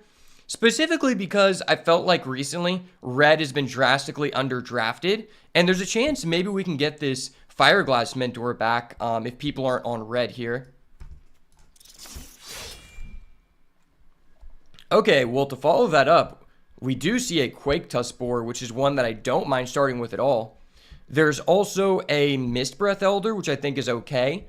Although I don't really like early picking this because I feel like even in a Frogs deck, if you don't have good things to bounce like the 1 mana 0/2 that gives someone +1/+1, this can kind of cuck you from using it in the early game because it keeps returning whatever you play after it. And I think sometimes that can lose to a loss in the game. Probably just going to take this Quake Tuskboar here, stay open as possible, but I think you could convince me that it's correct to take a green card here. Another Artist Talent. Well, that's hilarious. Ooh, there's a Fireglass Mentor. That's really cool. Yeah, this is a tough pick. So we have a Fireglass Mentor, and then we also have a Brazen Collector, which I don't mind picking up either.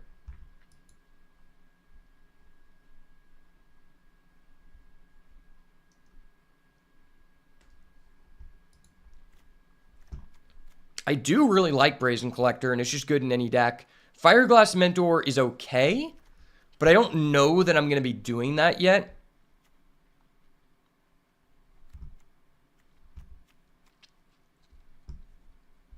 Yeah, I'd rather still stay open so we could potentially go white if we want to. And there's a chance we get back that original Fireglass from pack 1. All right, well, there's quite a few less options here. Not really anything I'm particularly interested in. I think the best card in this pack is obviously the Fountain Port, but I feel like we don't really care that much about tokens. There is a Whisker Quill Scribe, but picking this up pick 4 just feels way too early. Yeah, I'm going to go with the Fountain Port. I just feel like taking a Whisker Quill Scribe at pick 4 is just really, really bad, even though this is just a pretty low power level, flat power level overall. Maybe I'm supposed to take the Heaped Harvest. I don't know.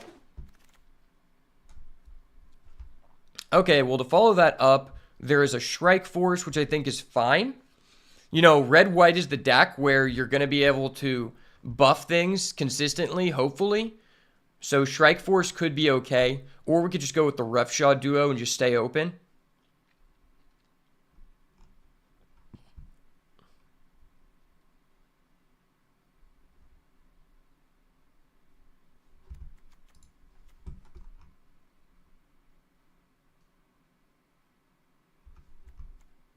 Yeah, I don't think Shrike Force is that much better than Roughshod Duo. I think they're both kind of the same. Alright, well, there's not really a lot left here. Whisker Quill and Sazcap's Brew. Both kind of the same. I think this card's better if you end up in the Valiant deck. I'm going to go with the Whisker Quill Scribe. I think it's actually a little bit better than the Sazcap's Brew.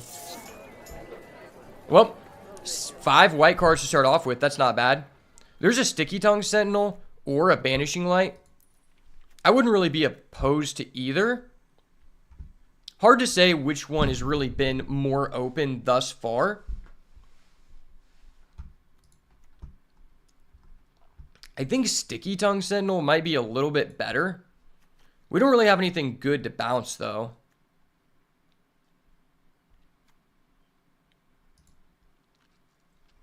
Fuck it, I'm going Banishing Light. Ooh, okay. Wow, this is a high reward pick. Flame Cache Gecko is definitely a very good one.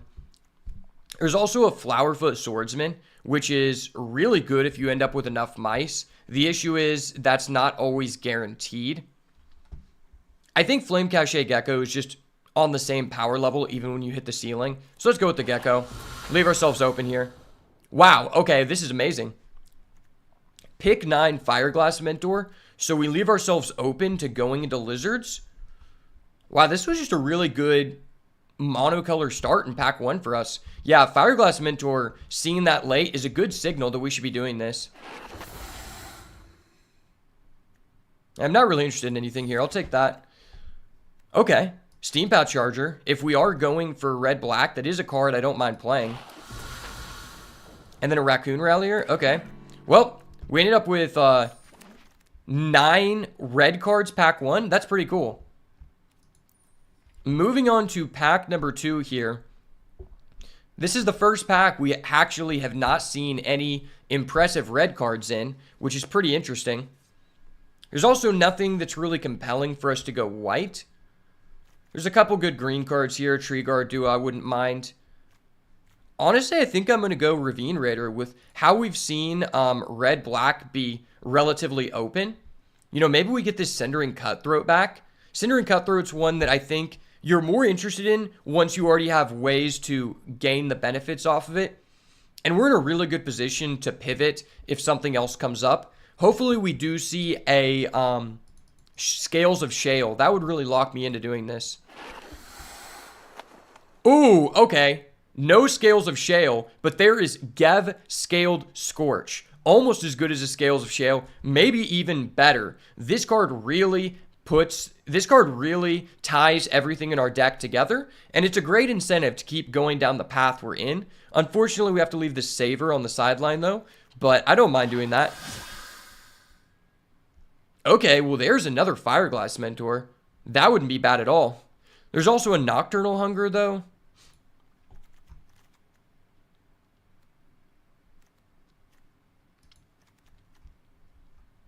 You know, I think I'm probably more interested in the Fireglass Mentor here. Specifically because I don't think you really want to be playing 3-cost removal spells in a Lizard deck. Although you can. This is just such a positive benefit to our overall deck archetype. Alright, well now we could pick up a Cindering Cutthroat or a Reptilian Recruiter. Still haven't gotten to play with Reptilian Recruiter.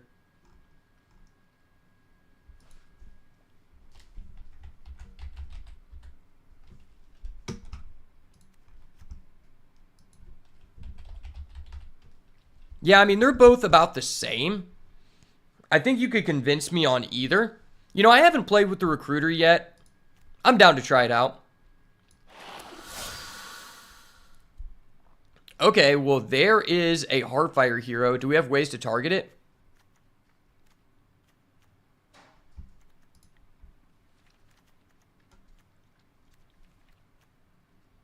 We don't have anything yet, but we easily could find some ways. Like, I could put in this Raccoon Rallier, and that's one already. Plus, I'm not really giving up much from this pack. It's either that or the Might of the Meek, which I think are both kind of negligible. Just having a 1-drop might be pretty good. And pinging them for 1 could enable our Fireglass Mentors. Okay, well, there's a Daggerfang duo.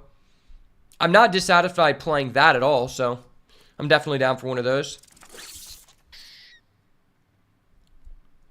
Okay, well, there's a Bonebind Orator. There's also a Frilled Spark Shooter. Our deck is pretty good at getting in damage.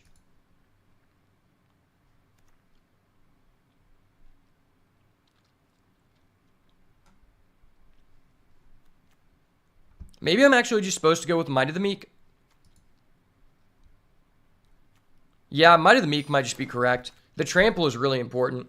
Ooh, okay. Pick 8 Scales of Shale. That is a signal that we're doing the right thing, boys. That is exactly what we want to see. If we can get 2 more of these, this deck is going to be insane.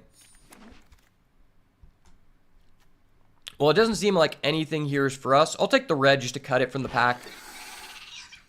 Okay, and we end up getting back that Cindering Cutthroat. Well, that worked out very well. Into another Daggerfang. Pick 11? That's crazy. I think Daggerfang is one of the better 3-drops in the format. War Squeak could be okay. A lot of good aggressive cards early. That's nice.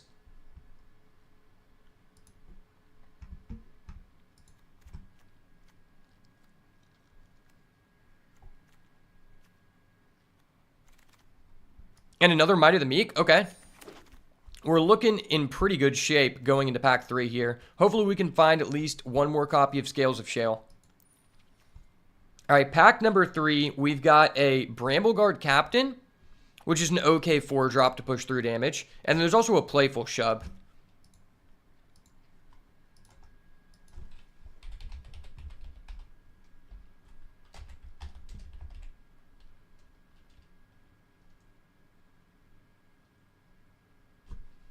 Honestly, I think I'm going to go with the Playful Shove here. Specifically because it's a 2-mana way to enable our abilities that require us to deal with damage to our opponent. So I think that might actually be pretty worth it in this deck. Oh my gosh. Wow. We are getting hooked up, boys. Pick number 2, the infamous Cruel Claw. This is a 3-mana 3/3 menace. When it deals combat damage, we get to exile cards from the top of our library until we hit a non-land, and then we can cast it by discarding a card for free. Wow, that is amazing. Yeah, that was probably the best thing we could have seen. Looks like we are being paid dividends for moving into lizards. If we can get a second Scales of Shale, this is going to be fire. Oh, there's a raw Crackling Wit.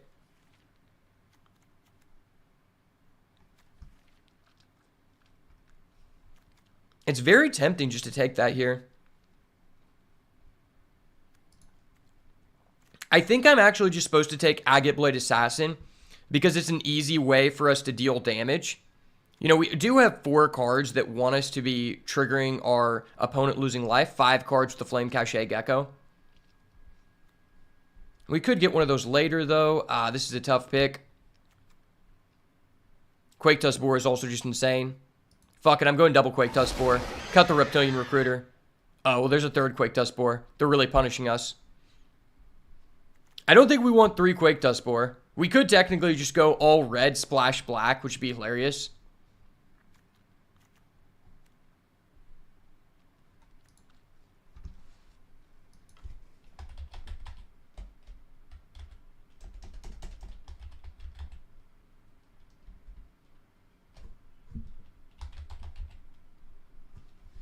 Yeah, let's go with the Agate Blade Assassin. It enables our stuff. We already have 2 boar.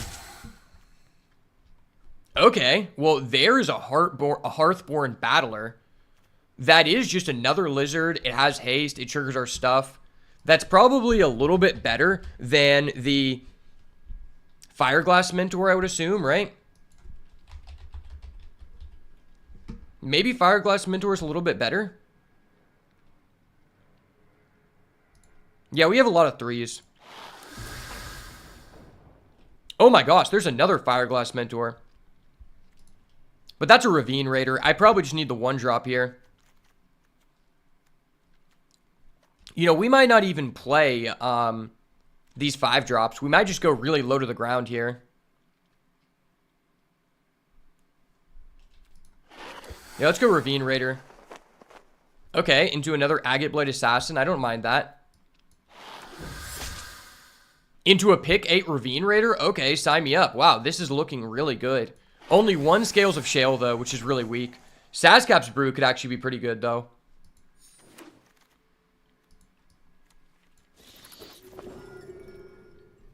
Oh my gosh, Raw Crackling Wit goes pick 11.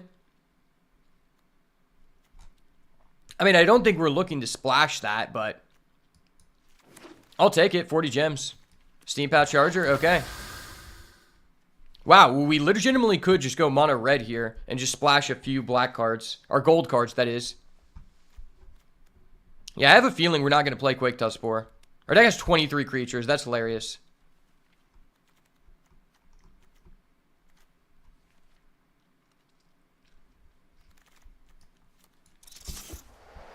All right, well, this deck looks awesome.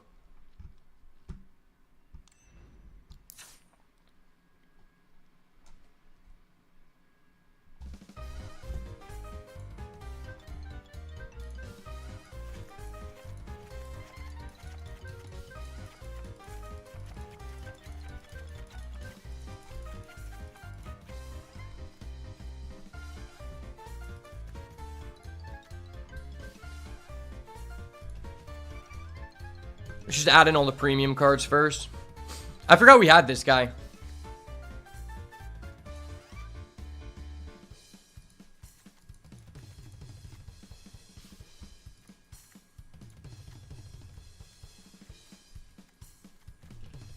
Would have been nice to have more interaction, but I mean, we really weren't offered that much.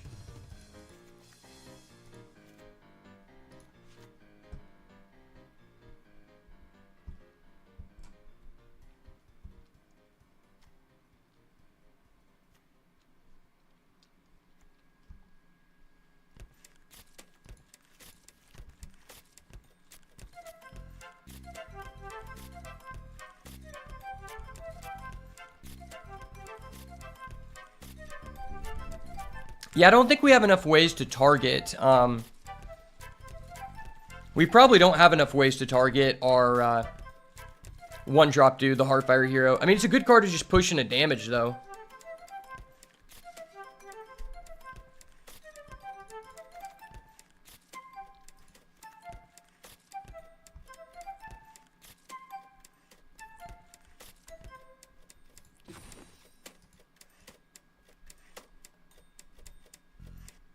This is a tough decision.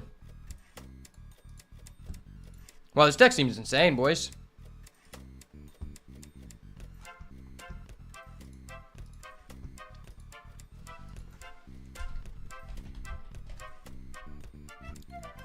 All right, I gotta look at some decks here.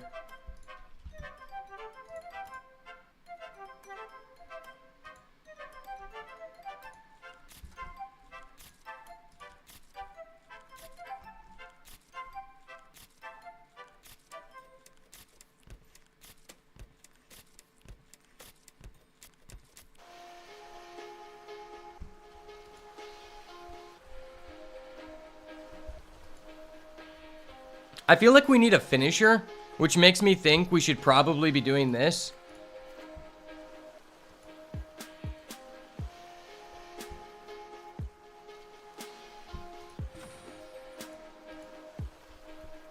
Our average CMC is 2.2.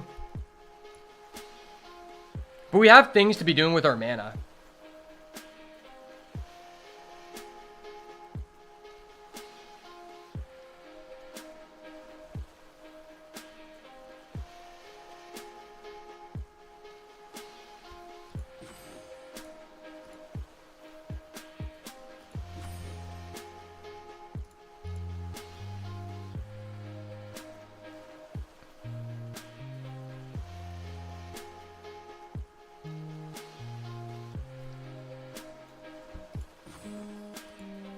This deck has 19 creatures. That seems really bad.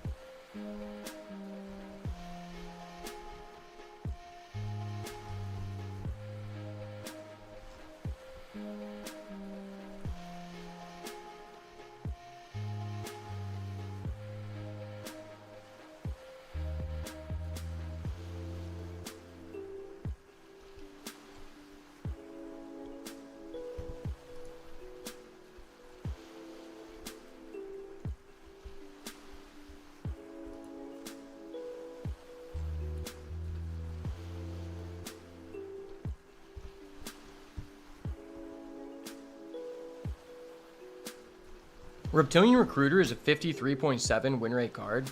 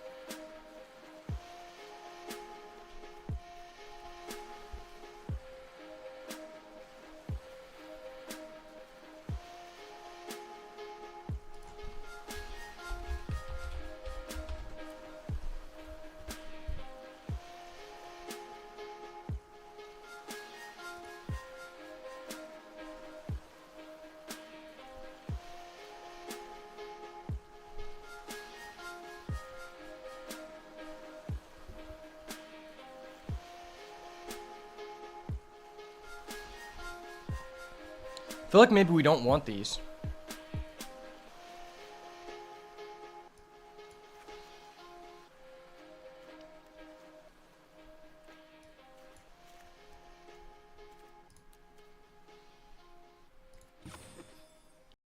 Ridiculous. But it's like I need to draw black early to play out that guy.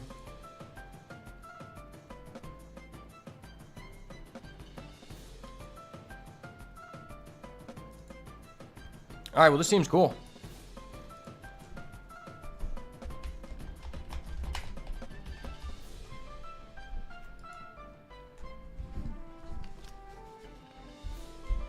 All right, well, we ended up with a pretty nice looking lizard deck, if I do say so myself. Unfortunately, only one Scales of Shale, and we're really creature dense, but man, do we have some good creatures. Our average CMC is 2.1 with 18 creatures, and we have 3 Ravine Raider, a Heartfire Hero for turn 1, and then we have a Gev Scaled Scorch, a really strong card in the Lizard deck, 3 Fireglass Mentor, the infamous Cruel Claw, and as well an Emberheart Challenger with a pair of Quake Tuskboars to round off the top end.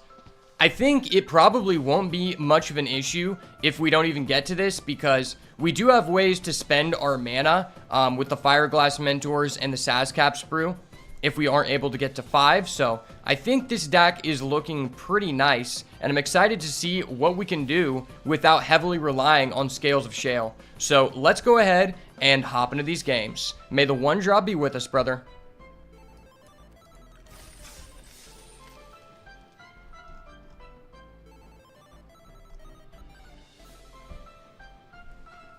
All right, let me go to the bathroom real quick. I gotta feed my dog.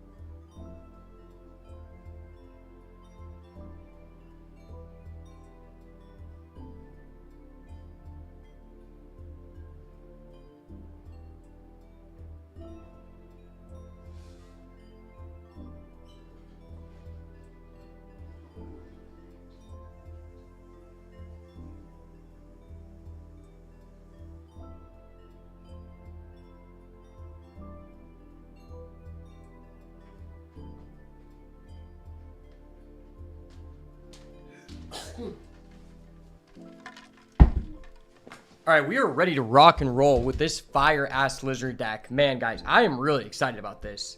This shit looks heat.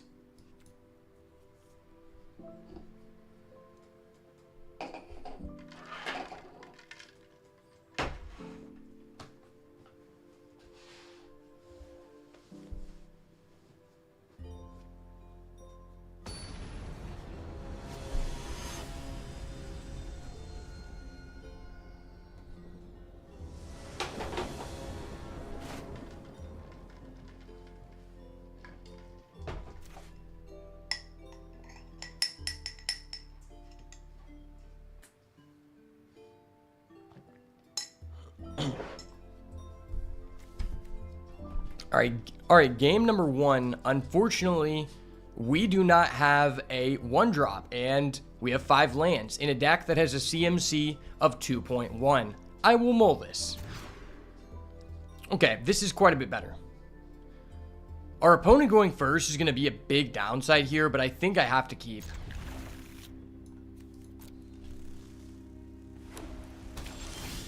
Okay, we get the 1-drop. Oh my gosh, the dream is here, boys. The dream is here. We go Ravine Raider on 1. They don't have a 2-drop. We're so lit. No, okay, they don't have a 2-drop. That's so insane. Yes, yes, we're balling. We're balling on a budget, boys. Wait, no, we have the Flame Cachet Gecko. This is insane. Holy shit, this is insane. We're popping off, boys. We go attack with Ravine Raider. Summon Flame Cachet Gecko. Flame Cachet Gecko. Go! Summon Fireglass Mentor. Yes, yes, yes. The dream is here. The lizard dream. No. The lizard dream is destroyed. What the fuck? What the fuck? Hold up. Wait a minute. Something ain't right. What is this bullshit?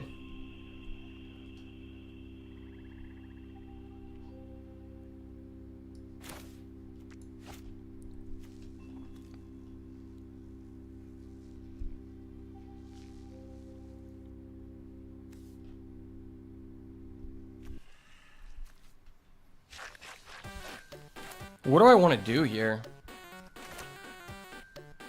Could Ember... I mean, I need to attack with both.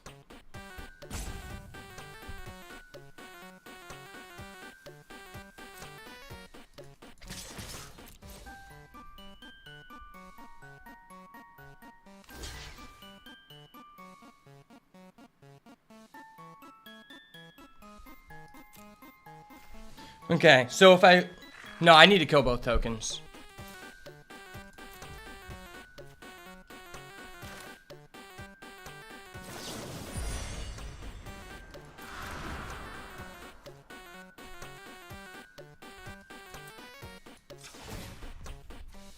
We have 2 black, 1, 2, 3, 4 red.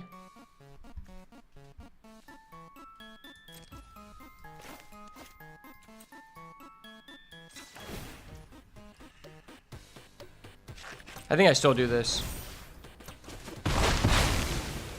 No, Scales of Shale. Why?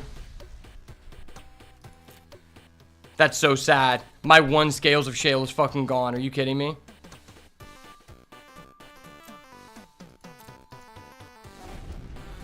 Yeah, that sucks. I guess I can go Sazcap's Brew with Ember Challenger. That was probably the biggest hard counter to our deck.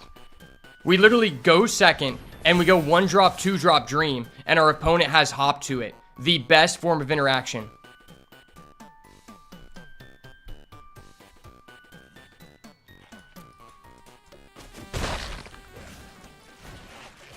Oh my gosh, that's disgusting.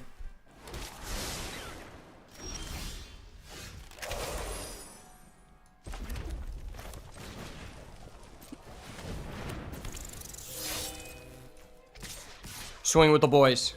Why does this not get first strike? It should get first strike.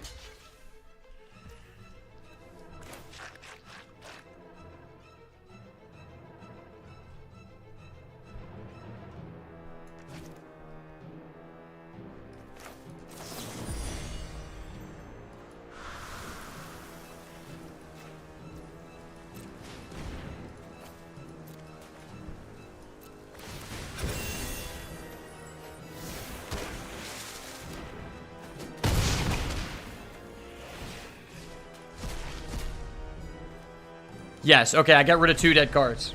A lot of dead cards have been removed. I have the 1 mouse on the board with the Might of the Meek. The chances are really low here. Especially since Quake Tusk 4. Damn. This is actually just the natural hard counter matchup to us. Because he just gets tokens as blockers, and my deck needs to go in early. That really sucks.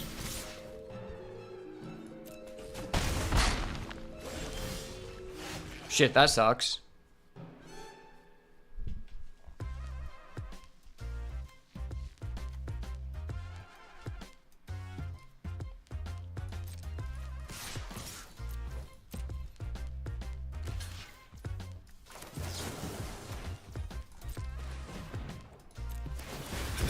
Prowess, draw a card.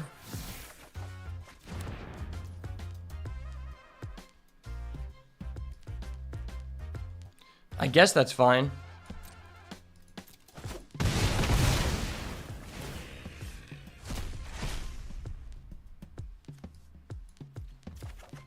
Okay, that's kind of cool.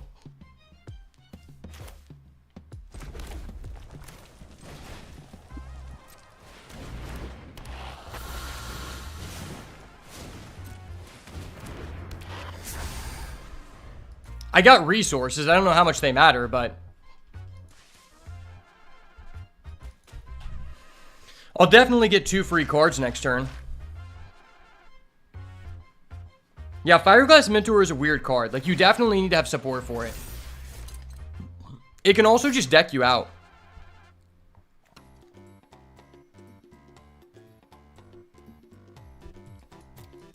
He's going with the fish. Bro, this guy is a fucking fisherman, for real, for real.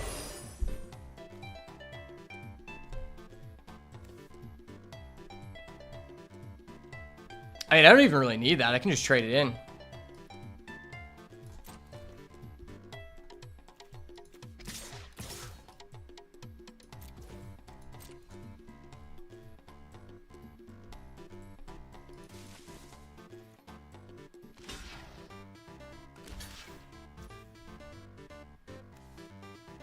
Could do this. I just don't really think that's necessary. I'm pinging for the 1 regardless.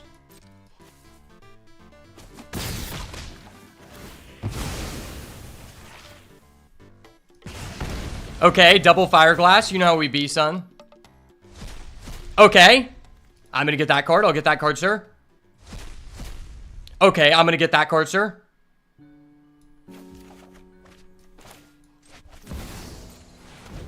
I have 3 Fireglass and Mentor. I literally could just die from dealing damage. Holy shit, that's cool.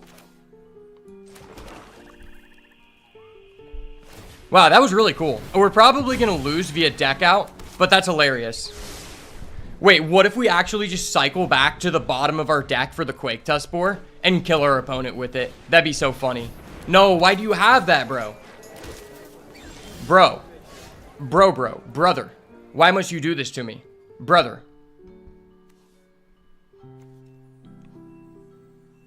I mean, I'll get 3 triggers off this. Oh my gosh, I can do the effect, though. That's fire.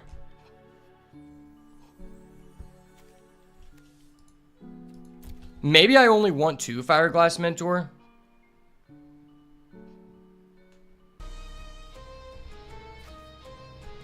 That's 6 cards removed from my deck. But I will be able to play a good portion of them.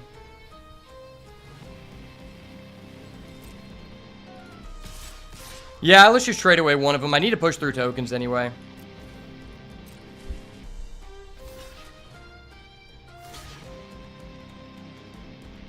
Yes, yes.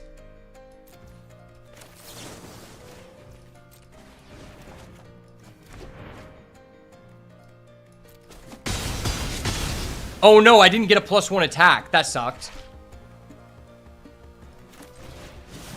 I didn't realize that. I thought I was going to get a freebie. Now we're just going to hold this.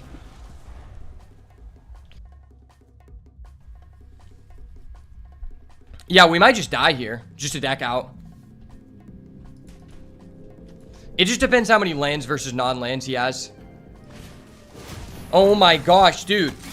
How many token generation cards do you have? This is literally a hard counter to my deck. That's so fucking frustrating.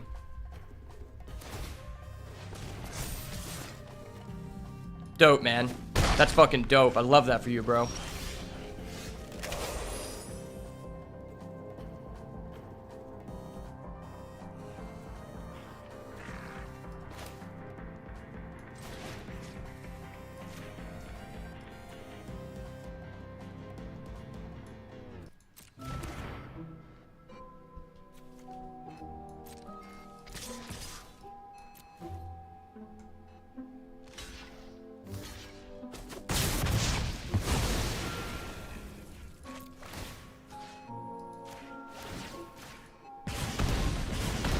The ping is real.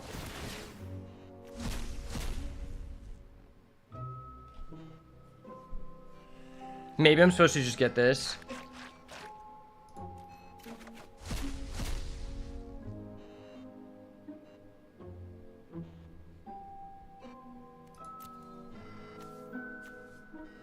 This is just better.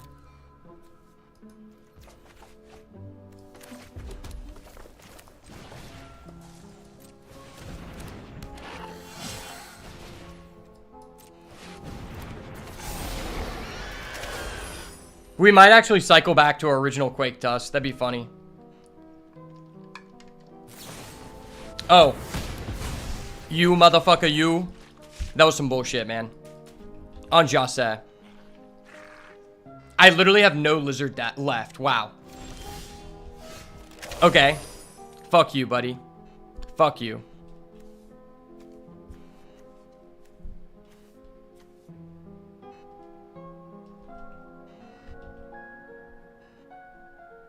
I'll literally go down to 1. I'll go to 0, so I have to end the game next turn if I do that.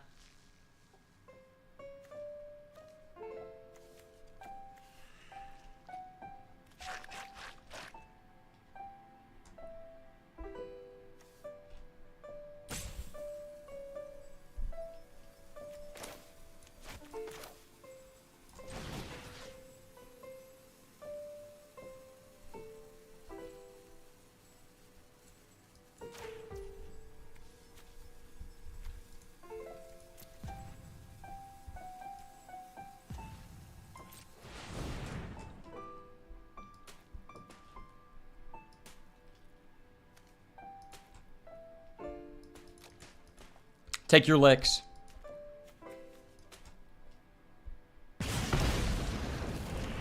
That's a real card, okay.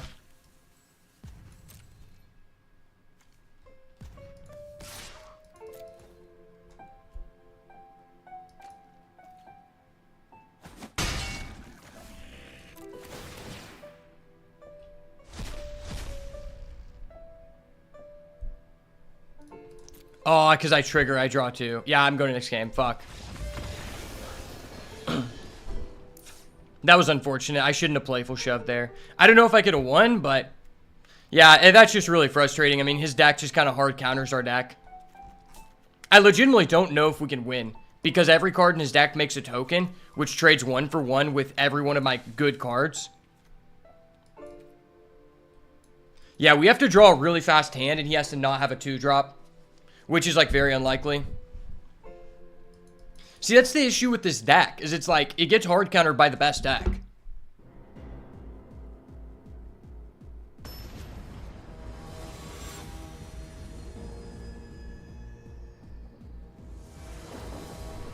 All right, we're on the play.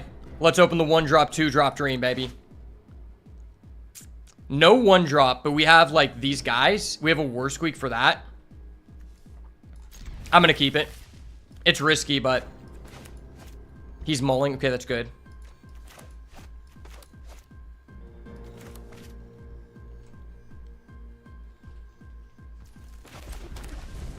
Draw a land next turn. Draw a land next turn. Yes. Okay, that's great.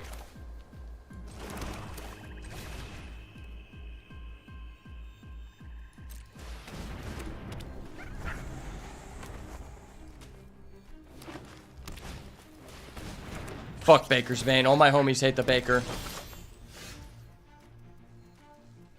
Baker's make. How about Baker suck a dick? Wait, is this kind of saucy though? For real, for real?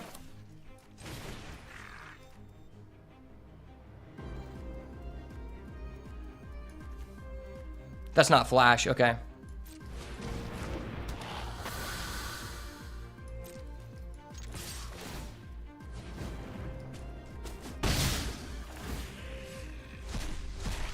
Okay.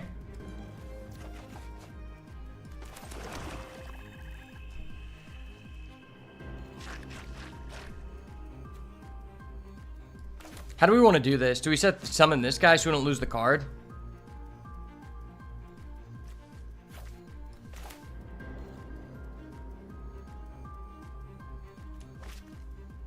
Puts us a little bit behind though. I feel like maybe just pre-establishing this is better.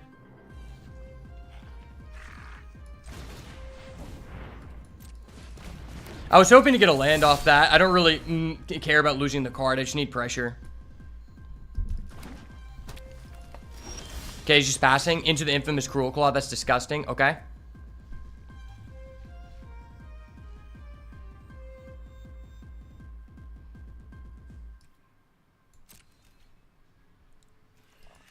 Oh, no. Fuck. I didn't do it right. I'm so stupid. I'm stupid as fuck. I didn't do it right. I was supposed to literally just, buff, I was supposed to War Squeak on my Emberheart Challenger, make his guy unblockable, but I just threw.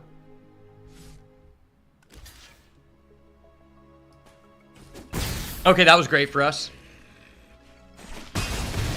And he just trades? Okay, awesome.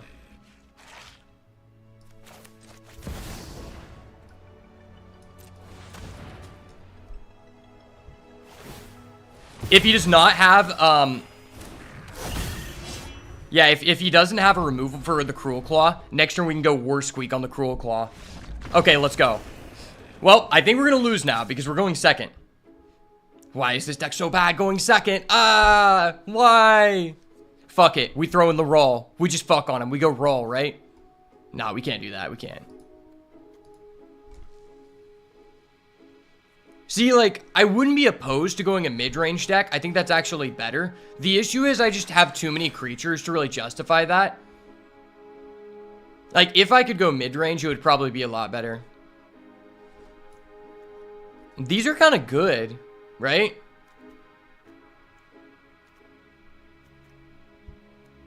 Nah, that guy's just terrible going second. I'm literally just capping my ass off.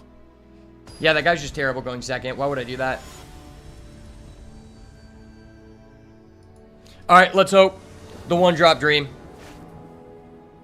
No. Why? Why did my opponent auto keep a hand to 7 and I open a 1-lander? Don't do this to me, please. Jesus Christ, my Lord and Savior, take the wheel. Okay. I can work with this. I can legitimately work with this.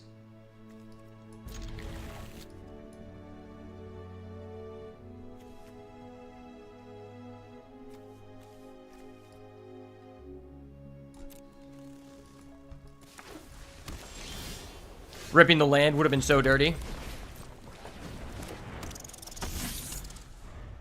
This is a guaranteed damage. Carrot cake? Okay. Okay, that's great. That's so great.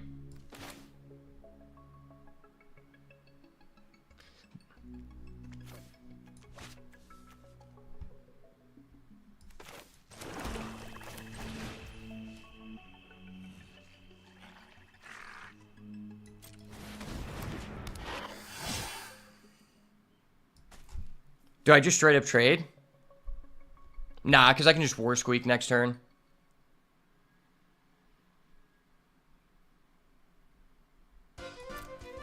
I'm going for the War Squeak, boys. He doesn't know. War Squeak is too powerful. Yeah, play a 3-drop. If you play hop to it, I will literally jump across the screen and slap you, bro. My community is here to see the prophecy foretold. Okay, yes, good play. I respect that. That was a good and admirable play. Nice. You nice. You very nice. Yes, yes. Ha ha ha ha. Yes. I'm so evil. I'm so fucking evil.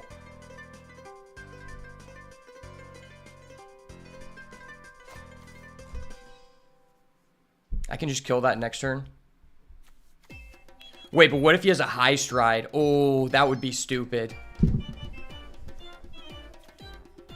Yeah, that he probably does have a high stride.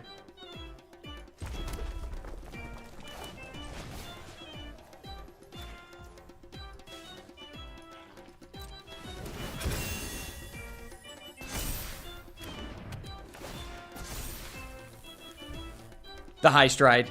Never fear, brother.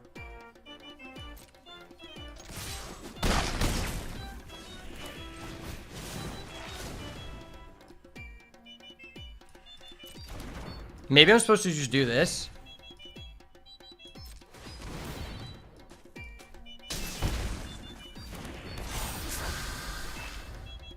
Well, that was really cool.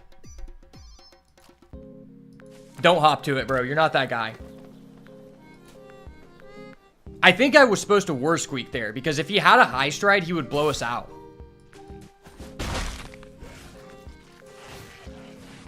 Of course. You dirty bastard. I ought to call a judge on you for being a dirty bastard. I mean, if I get a land off my Fireglass Mentor, we're just popping off here.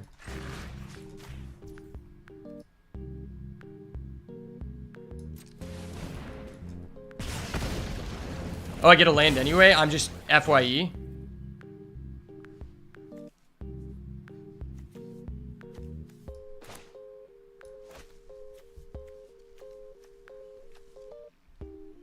What if I just go in with everybody? Keeping this guy is just so powerful, though.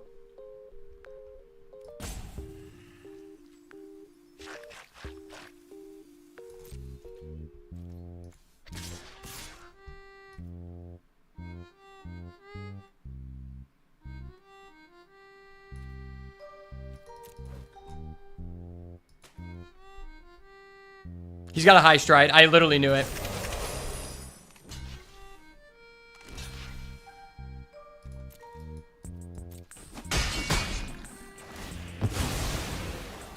Take 3 damage, bitch.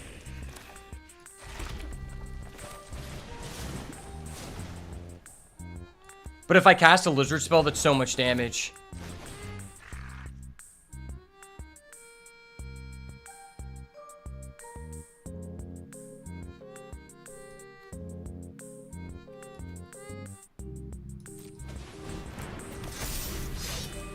Yeah, I'm just going to put a 1/1 on that. That's just too good.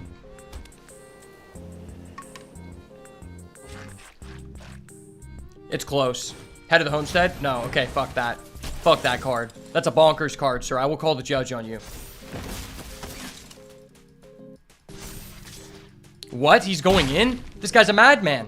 He's a mad lad.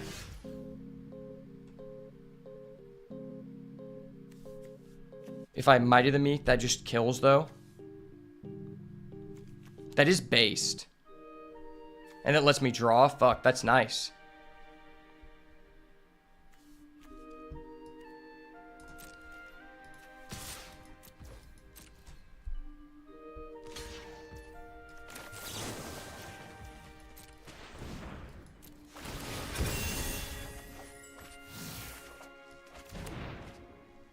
Okay.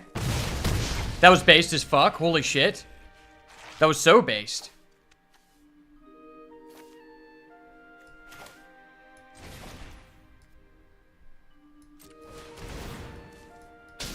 Puts him at 6. Next turn I'll be able to put him at 5.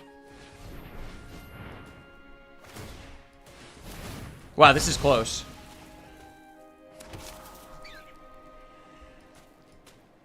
Bottom? Top. Okay, you're scary. I hate you. Did he get a hop to it? Oh my gosh. Why? Why are you doing this to me? I will call the judge on you, sir. I'm not afraid to call the judge, bro. I will call the judge on you. The fuck is this guy's hands? Oh my gosh, that's dirty. That's so dirty.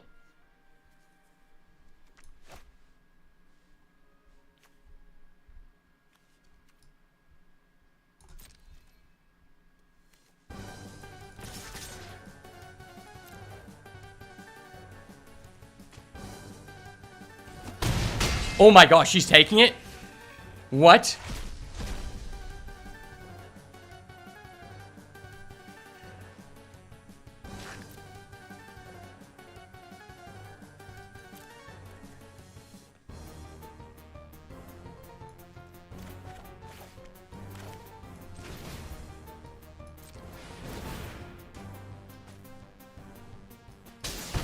Ping him for 1. Flame Cache Gecko.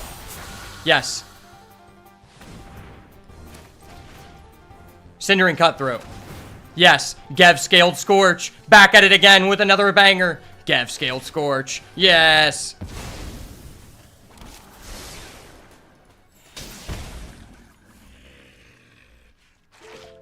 Select the replacement effect. What the fuck? Okay.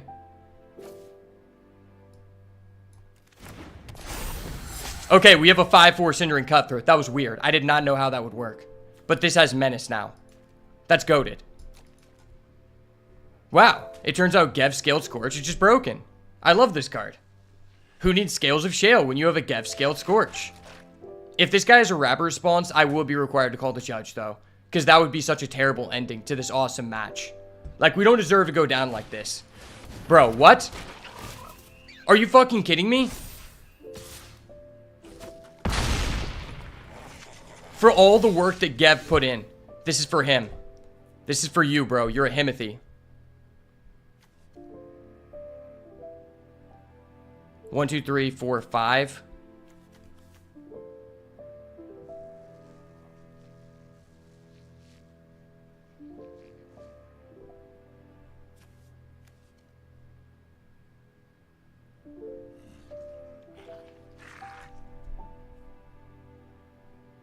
Everyone is 3. Fuck. I don't know what I should do here.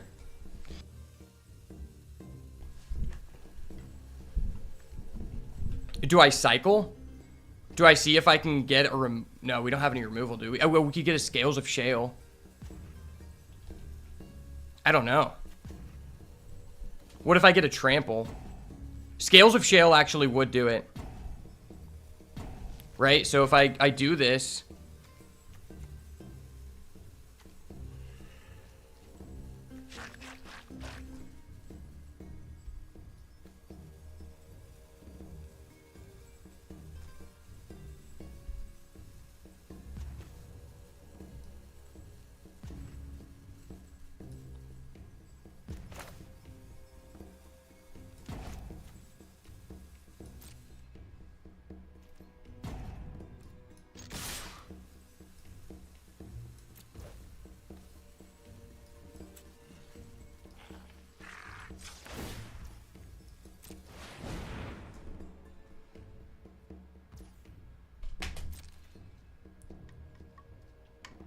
I think I fucked up, but I'm not sure.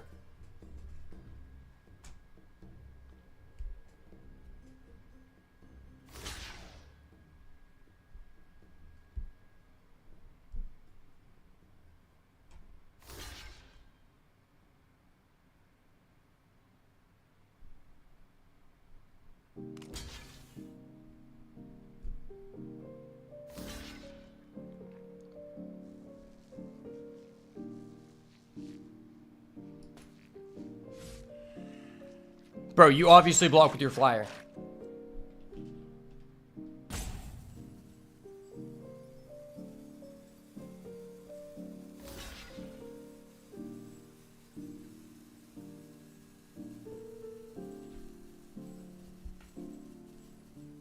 Okay.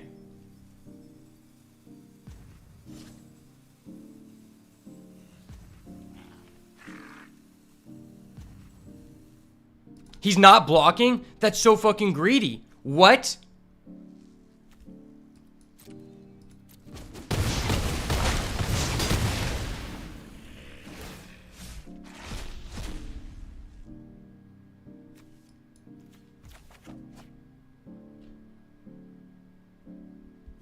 Wow. And if I would have played this before, it wouldn't have mattered.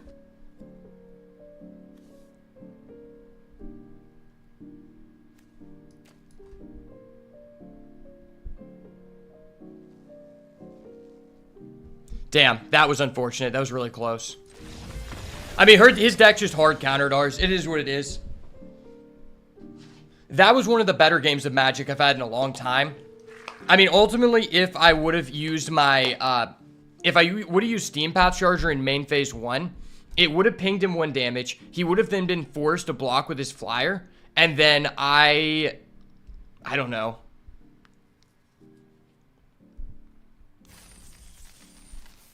Maybe that was better. Wow, that's really sad. That was a disgusting match.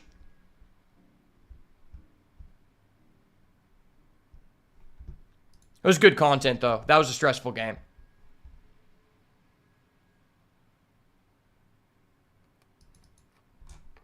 Doggo Munches go first. Fuck Doggo Munches.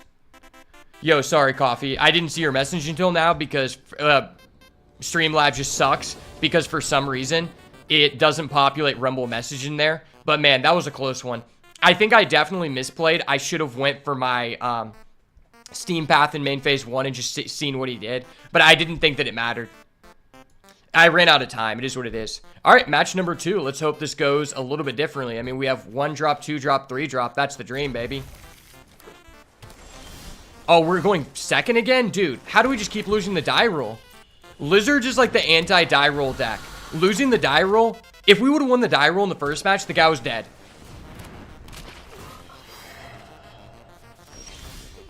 Oh my gosh, that's dirty. That's so dirty.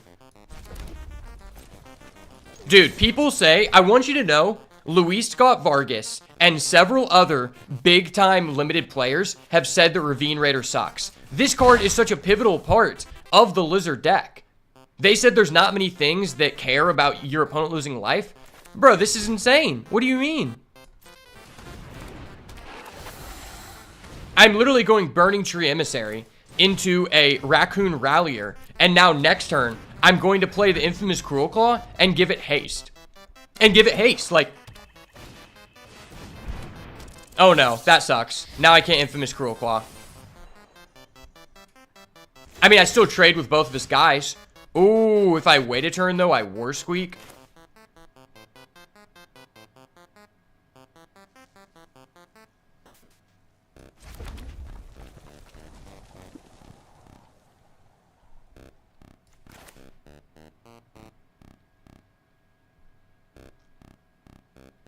I mean, this is pretty hot.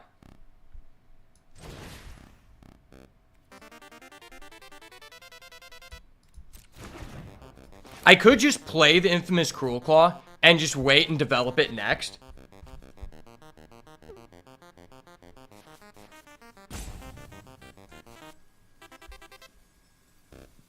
Honestly, I'm just going to do this.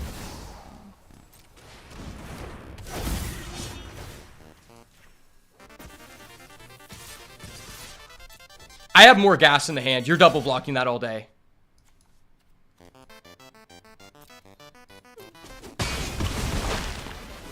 I just 2-for-1 his creatures, and then I still have a Fire Glass with a War Squeak. Okay.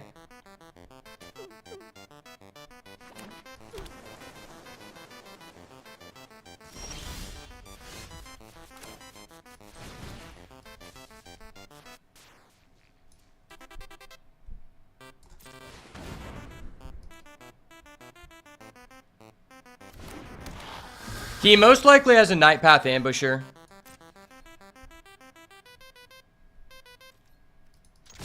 Night Path Ambusher, kill my Ravine Raider. Oh, he's just gonna Nocturnal Hunger that? Okay. I mean, that's fine by me, sure.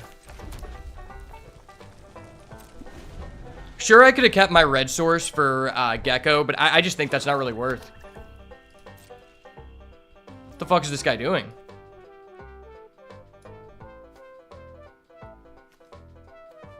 Do I get rid of this War Squeak? I feel like that's really good. War Squeak could be the final blow. Oh, that's really nice. Okay.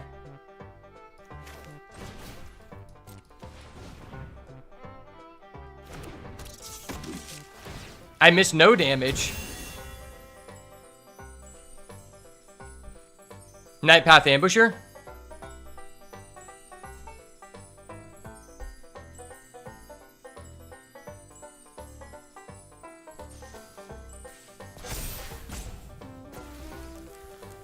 And then we can still Cindering Cutthroat even if he blows us out here.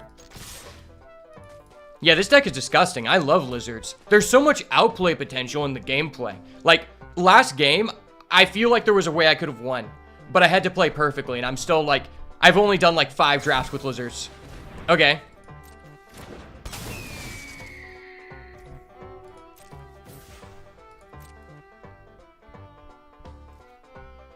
Sure. Honestly, after realizing how broken Gev is, I will first pick Gev and try to force Lizards. And now I'm hitting you for 2? Wow, this card's good even outside of Lizards. I was wondering if it was worth it to play this with like minimal ways to target. It turns out it still is. Now it's time to find out if it was worth it to keep the War Squeak.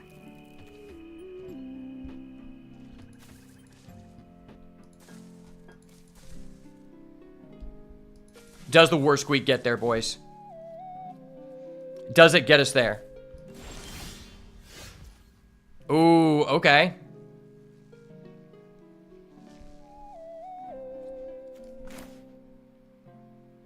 Nah, this is still just better.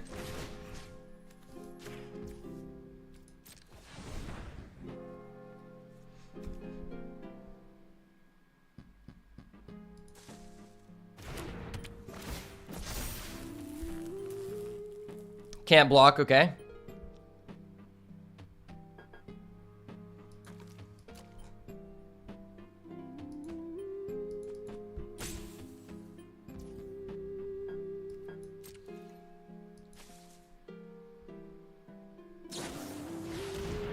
Eddie Merc, okay.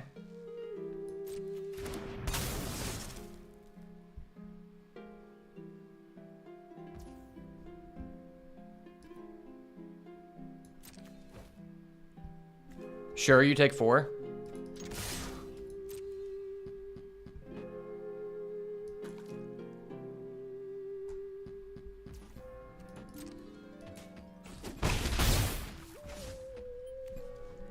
You're at 2. I mean, I could just Flame Cachet on his end step.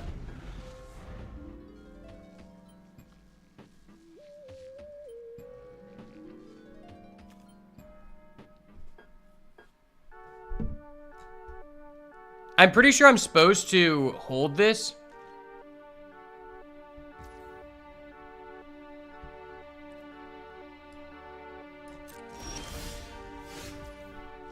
Okay, that's amazing.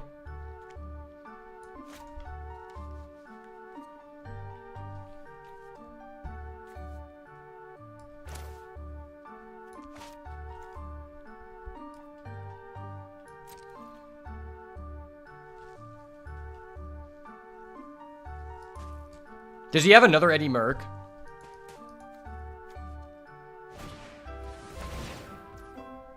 Oh my gosh.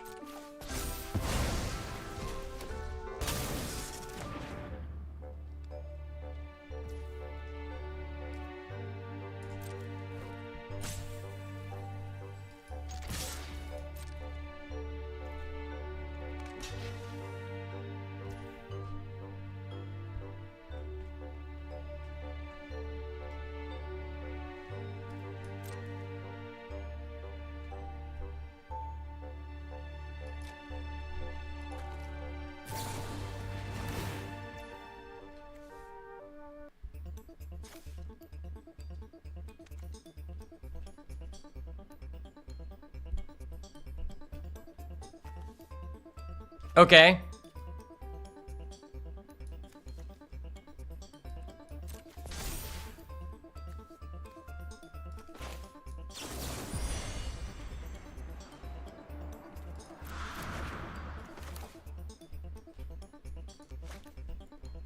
Do I care about killing that? I mean, I'm giving him a fish.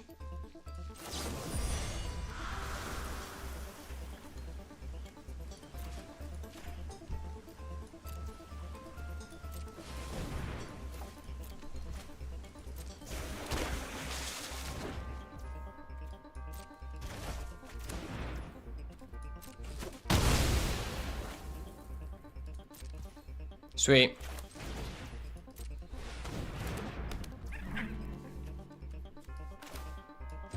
Well, that's just amazing. I just ping out his fish and he dies.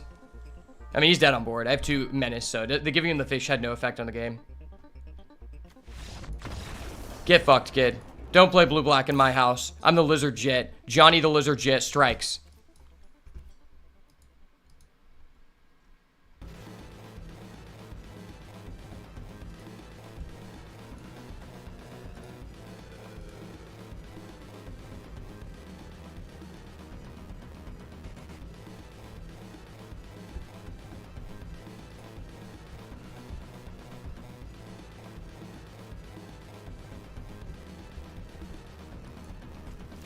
Okay. Wow, if we had a red here, this hand just kills our opponent. I mean, we have to mull for a red. Hand's not as good, but it's okay.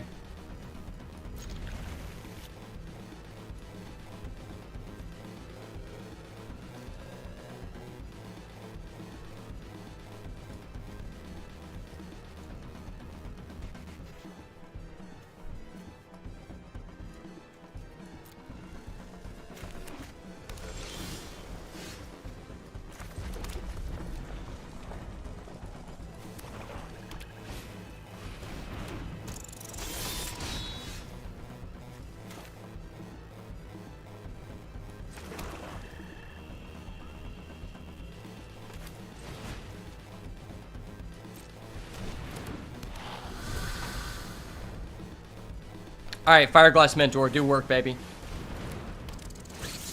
No, baby girl, don't do me like that.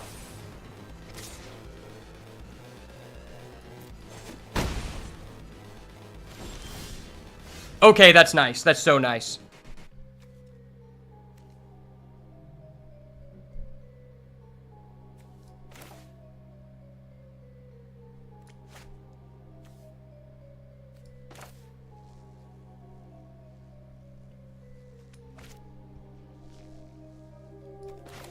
I think I just hold off on this War Squeak.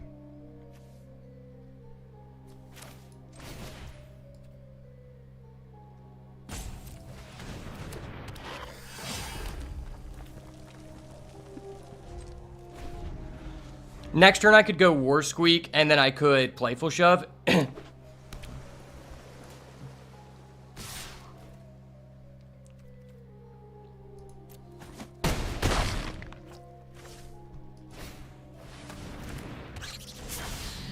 Alright.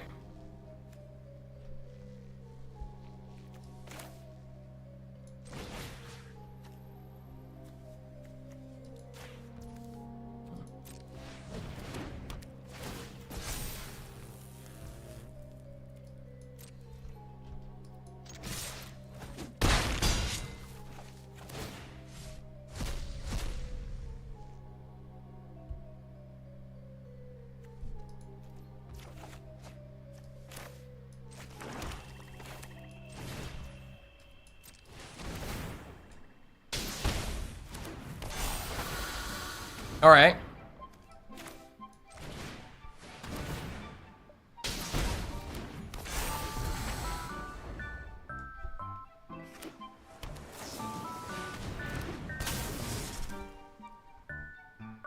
You dirty bastard. I literally just died to Eddie Merc OTK. Are you fucking kidding me? Fuck Eddie Merc. I'm taking that guy out. He's knob.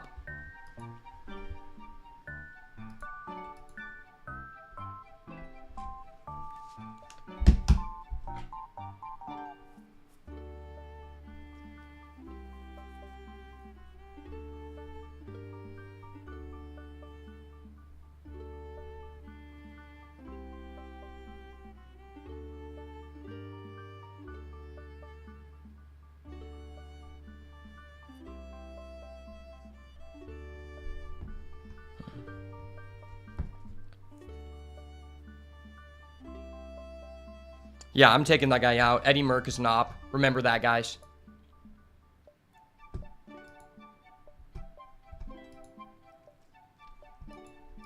I'm literally about to Merc Eddie Merck. We're going to go 1 drop, 2 drop, 3 drop. For the boys, eh? For the Lizard fan. I'm here to dominate, baby. I'm here to show them why they call me the best of all time, baby. Because goats come and go, and boats stay afloat. And that's why I'm the best of all time. Let's go. I fucking knew it! Oh! Thank you, my Lord and Savior, Jesus Christ. We got there, baby. Okay, Koku, suck a cock. Eddie Merck ain't saving you today, bud. It's time for the infamous Cruel Claw. Turn 1, Ravine Raidor. It's fine. I'm just the better player. I just have the best 1 drop in the format. It's fine. Don't worry about it. He's just a 1 drop. He can't hurt you.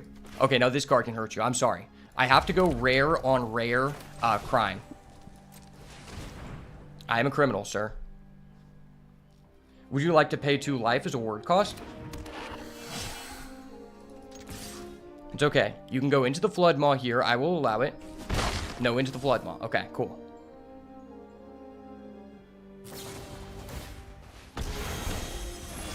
Oh, nice. You just paid 2 life. That was cool. I respect you. You very cool.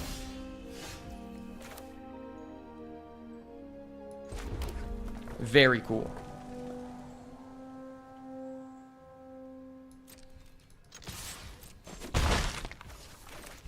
Don't mind me, sir. I'm upgrading my bomb for a better bomb. It's fine. Sir. Sir, I will call a judge on you.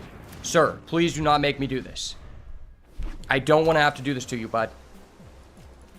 I will call a judge. What the fuck? Sir, please suck a dick. Please suck a dick. This is getting kind of fucked up, bud.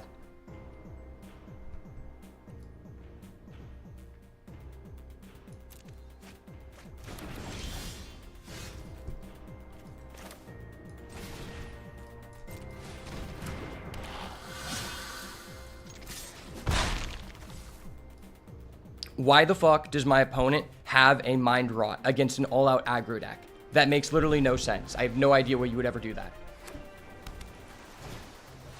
Okay? The Shoreline Mafia is here, guys. Watch out.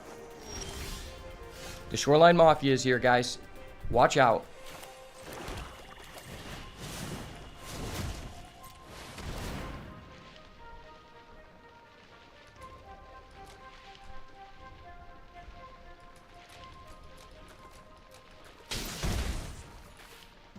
Sir, please calm down and suck a cock.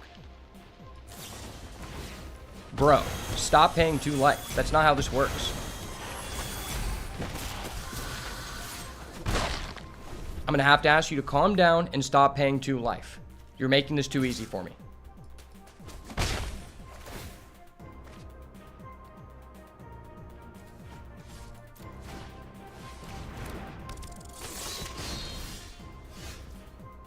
Buddy, please calm down.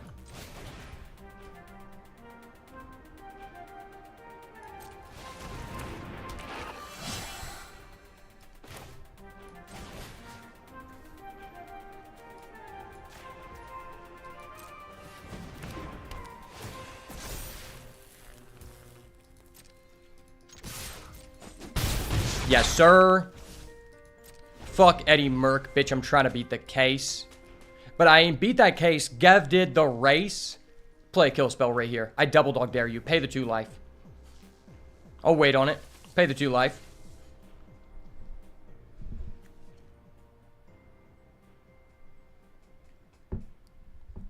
Imagine he goes Nocturnal Hunger.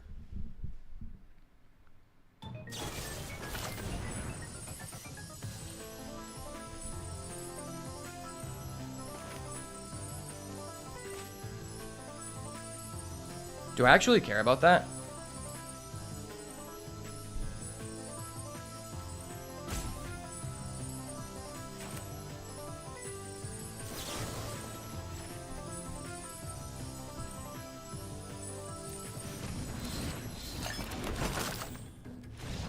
Let's go. Gev did the race. Yes, sir. You know how we be, son.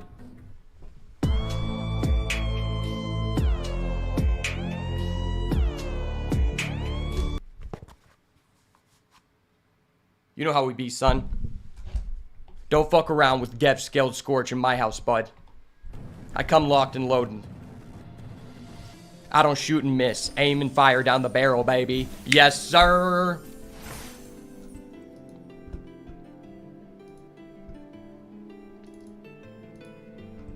Hashtag vengeance for Gev. Vengeance for Gev, baby. Final match of the day. Jesus Christ, my Lord and Savior, give me the power to show my opponent what Gev Scaled Scorch has to offer. We get to play first. The first die roll won all day, I believe. That'll work. No Gev right now, but we have the Fire Glass on 2. Fire Glass on you, A.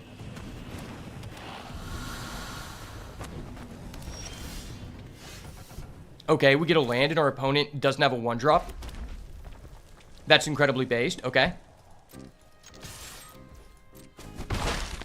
As long as this guy is not playing green-white tokens, I will respect him. If he goes turn 3 hop to it, he's automatically not a based individual. Okay, he's not a based individual. I get it. I get it. That was very lame of you, sir. I will have to call a judge on you next time.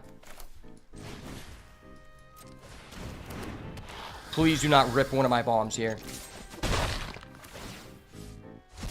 Okay, no bomb.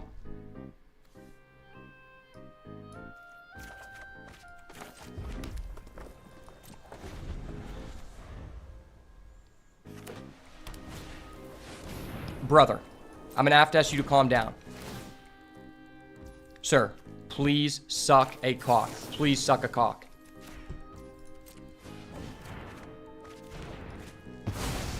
Okay, that's a real card. We got a real card, boys. He's fucked.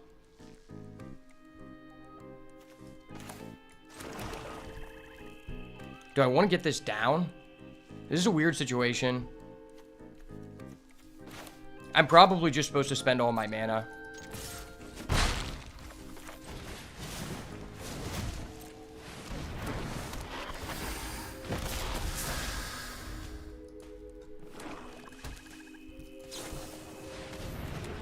Of course. I get it. I get it. This guy's just a low value person. It is what it is. Sometimes you go against really low value people. Not everyone can be this much of a based individual, you know?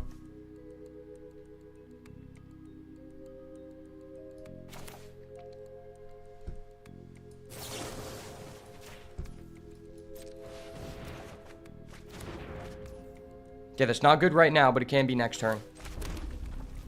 I'm going to sneak in for the 1 damage. Just let me sneak it. He's actually blocking? Dude, what a cuckold. Why would you ever block there? I just gave it trample. That is the ultimate signal that I'm going to be killing your guy. Why would you ever do that? That actually just made no fucking sense. Okay. I get it. Our opponent is a Neanderthal. Those are the facts that we know. I have no idea why you would ever do that. That was probably the worst decision you could make, and it just hardcore cucks me. We're getting cucked by a low-value player. If he has a Thawstalker Warlock, I'm literally going to press X. Okay, he didn't have it. Okay, he's not that guy.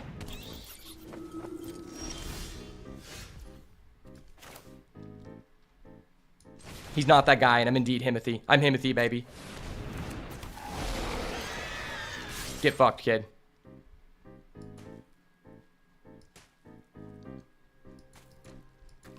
Sir, what are you doing? You can't even crumb and get it. You're not that guy.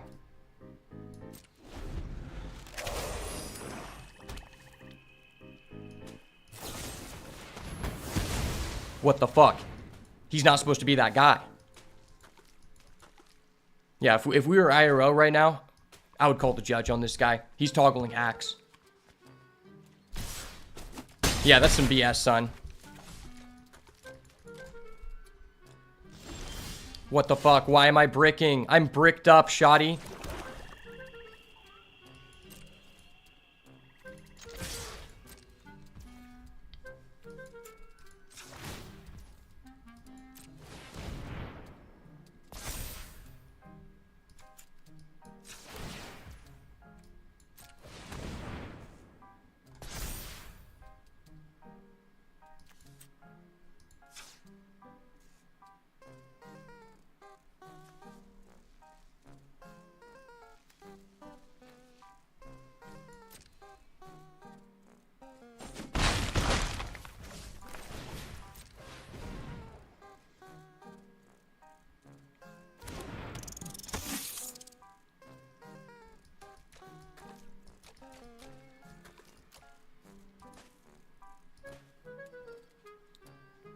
Sir, I'm gonna have to ask you to calm down. You can't get me this bricked up.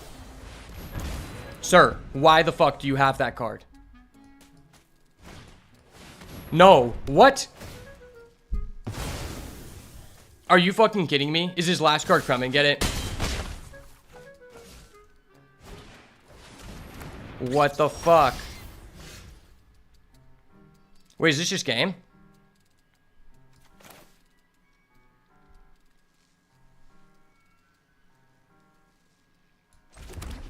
I'm the better player. The better player has been identified.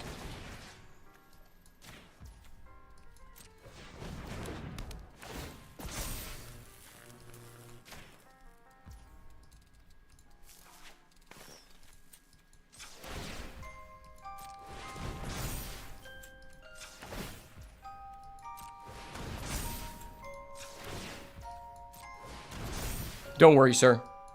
The better player has been identified. He does it again. The Yee Laddie is back, baby. Talk shit on Geb Scale Scorch one more time. We'll see what happens. We'll see what happens, son. I fucking knew it! Oh! And one time for the boys in the back. Gotcha, bitch!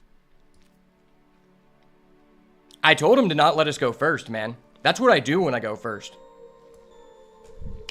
This is what happens when they let me go first, man. You can't do me like that, son. The Beats by Ash Brigade will not allow it. My community is too vast and too humble. Okay, my opponent locked in their hand quick as fuck. That's scary. I do have double one drop, but this is just like, God, I don't know.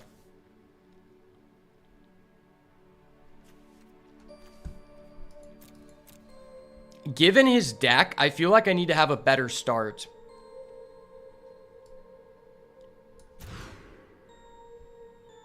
Okay, I can respect this hand.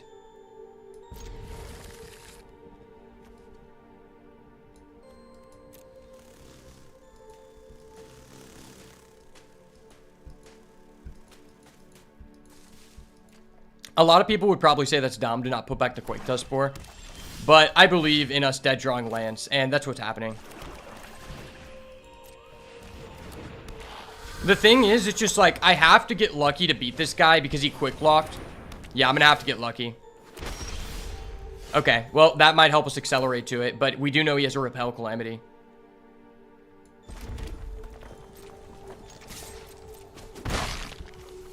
Why is level 1 of this bunk-ass card just a hard counter to our deck?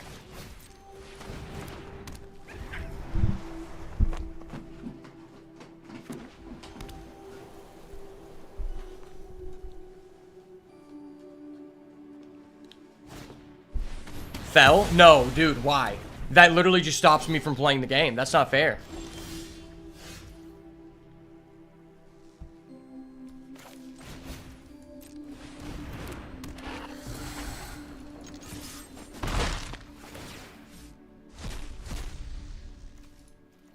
I'm Himothy. I'm Himothy. Talk dirty to me, bitch. Gotcha, bitch! Don't you dare play another Fel. Nocturnal Hunger? What the fuck? And he decides to take the damage? What?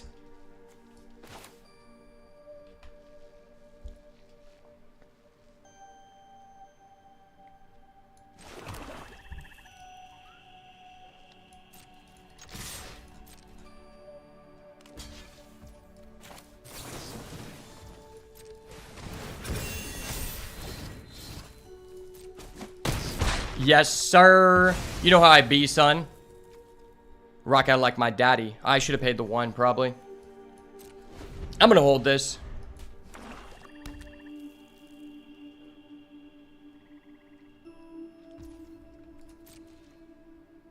What? Okay. Well, that's a good card.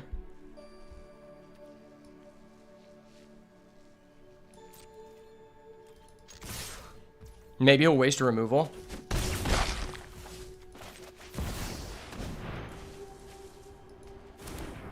Okay. Nice. That's so cool, man. You're a cool guy. I love how many removals you have, man. Such a fun deck, man.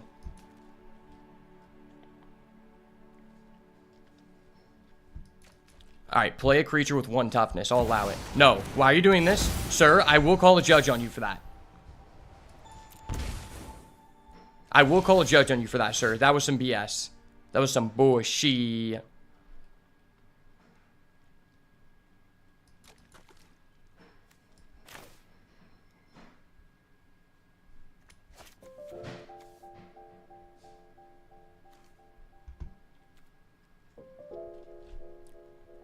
I mean, I can definitely attack with both.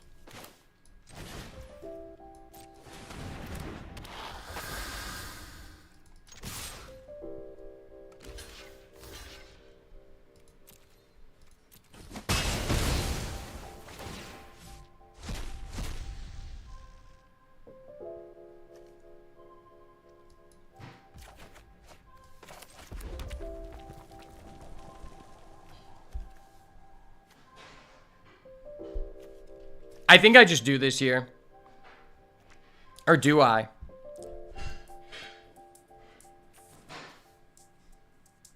Nah, I don't do that.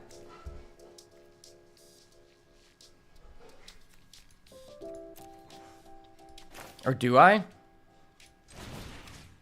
Yeah, because if he doesn't play... If he decides to attack with his Rottenmouth Viper... I don't think he's going to attack.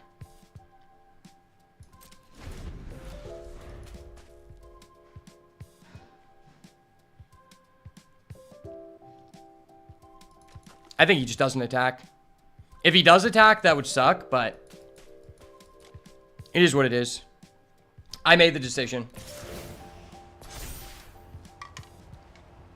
Okay.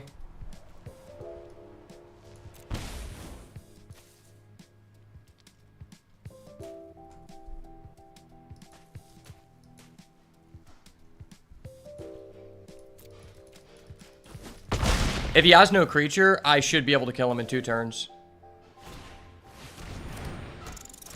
Of course he has a fucking creature. Oh my gosh, that's disgusting. Holy shit, that's disgusting.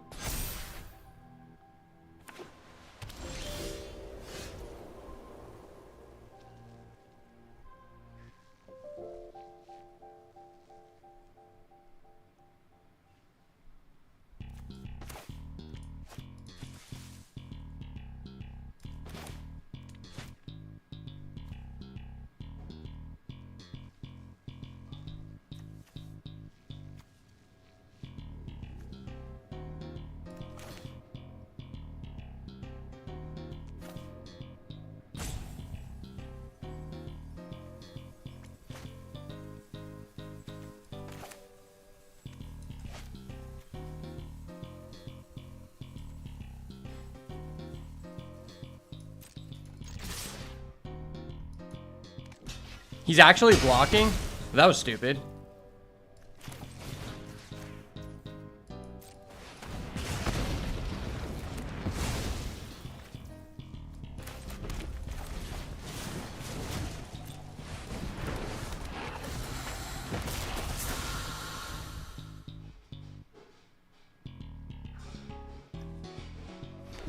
Okay. Oh my gosh. That was bullshit. I hate this card. This card is just like so obnoxious. Not just because this person abused it. Like I just played against that card a lot and I'm like, ugh.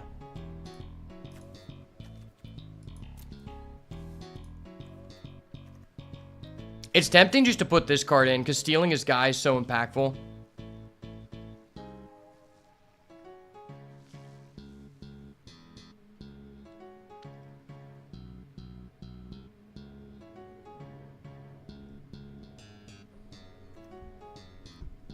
And maybe it would be better to have this.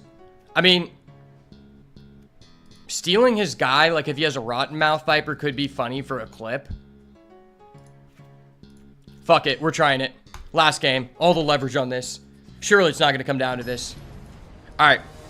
Turn 1 Ravine Raider, turn 2 Gev Scaled Scorch. Father, give me your power. Let's see it. gosh, that's such a sus hand.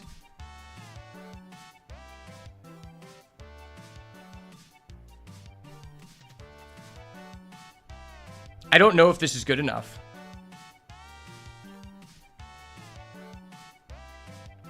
Lord, take the wheel.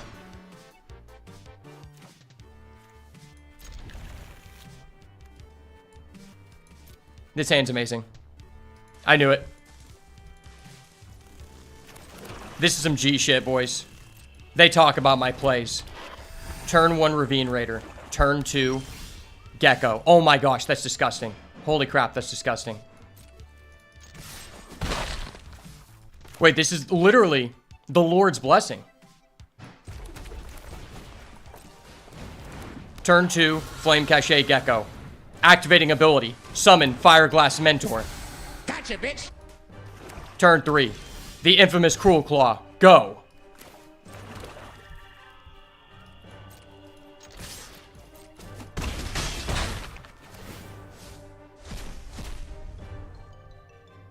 I mean, do I just want to play this just to get a card?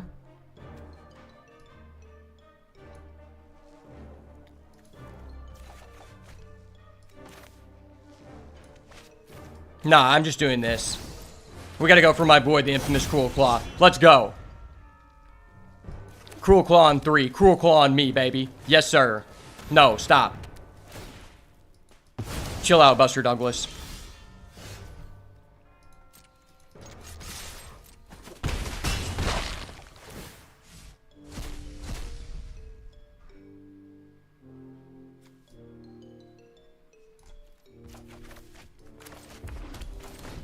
Let's see it, baby. He doesn't have it. He's not that guy. He doesn't know me. He doesn't know me like that, son. I'm on my David Goggins era. He doesn't have it. Let's go. Yes, Sirski, baby. The Lord of Lizards prevails again. Talk about it.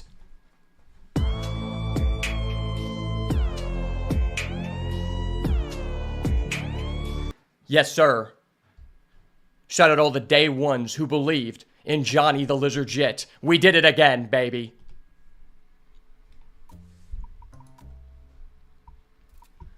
That was some G shit. Wow, imagine if we didn't get sacked by that guy in match number 1. This would have been a crisp 3-0. But nonetheless, this was an awesome deck. And this was definitely a different kind of lizard deck that I've ever gotten before. Being basically all creatures and only 1 Scales of Shale. Up till this point, I actually thought that you couldn't have a good lizard deck with less than 3 Scales of Shale. But I have learned my lesson today that if you just have a super low to the ground deck and you can just almost guarantee a 1-drop, 2-drop, you can still push through damage and kill people even on the draw. And this is something that I want everybody who's trying to understand how to go into lizards to know, is that I think it is to your best advantage that you end up in a deck where you can play 16 lands. Like, because at the end of the day, it didn't really negatively affect us that we had 2 5-costed cards in a 16 land deck, because we had cards like Fireglass Mentor and Gev Scaled Scorch that let us play at 2 mana, right? And what I think you really don't want to end up in is a place where you have this curve and you're going 17 lands and you're just dead drawing lands and you're forced to use your mana to play stuff like Ravine Raider ability. But wow, this was awesome. Quick little review of the deck. We had the infamous Cruel Claw, one of the best rares in this set because it just says kill me on sight. And in fact, every time we played it, it was killed on sight. Gev Scaled Scorch has now drastically moved up in my tier list. Before I thought this was just like a B level card. Now I think this is just like a straight A, not even A minus. We won so many games off the back of this card, just letting us play things with an additional 1/1 counter. That was way too relevant. And one game, our opponent actually spent 6 life paying the word cost. And you know, like when you have like a Scales of Shale and it's like, oh, they play a removal and you play a 1-mana Scales of Shale and they just lose 2 life. It's so disgusting. Also, Fireglass Mentor.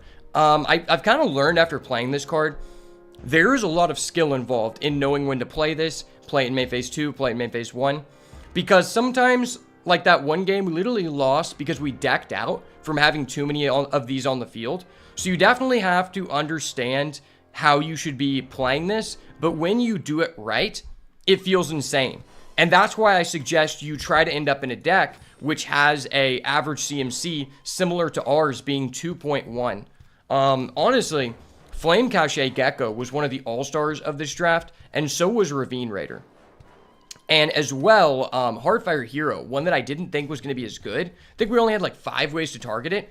But the sheer fact that you're guaranteed to deal an opponent a damage with a 1-drop makes it strictly just a better version of Steam Path Charger, even if you only have a couple ways to target it. So I actually think this card is almost as much of a Lizard card as it is a Mice card, especially if you have like an ideal deck with Scales of Shale. Scales of Shale with a Heartfire Hero is absurd because it's just like a guaranteed way to pump your guy, and then they don't expect you're going to be able to pull +4 attack out of your ass like that. Might of the Meek was actually okay too.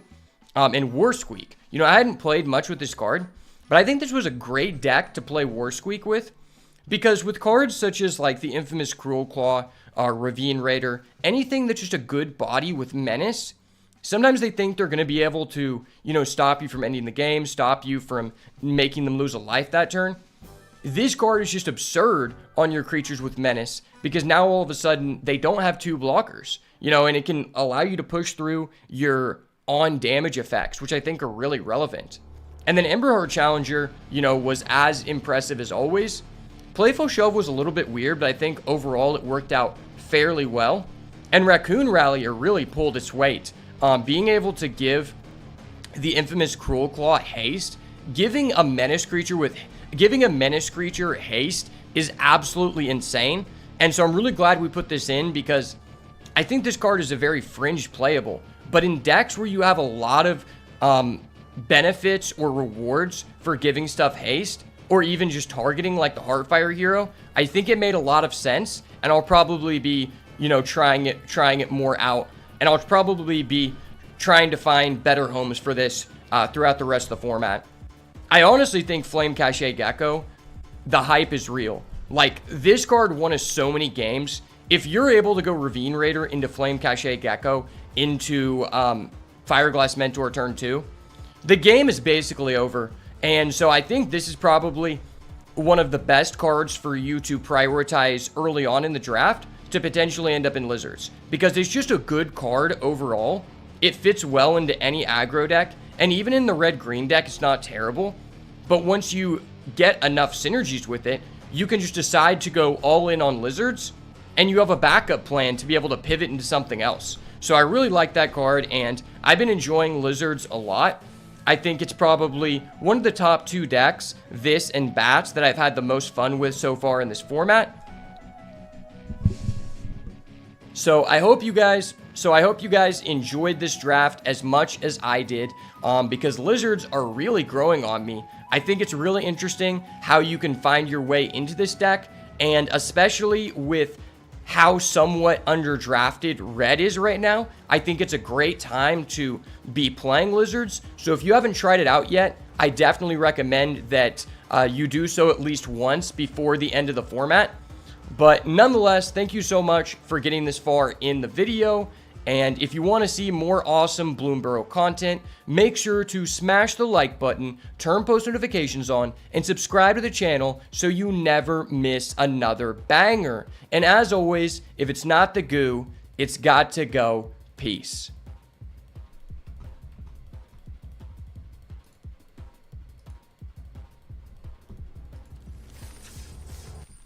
All right, well, that was awesome.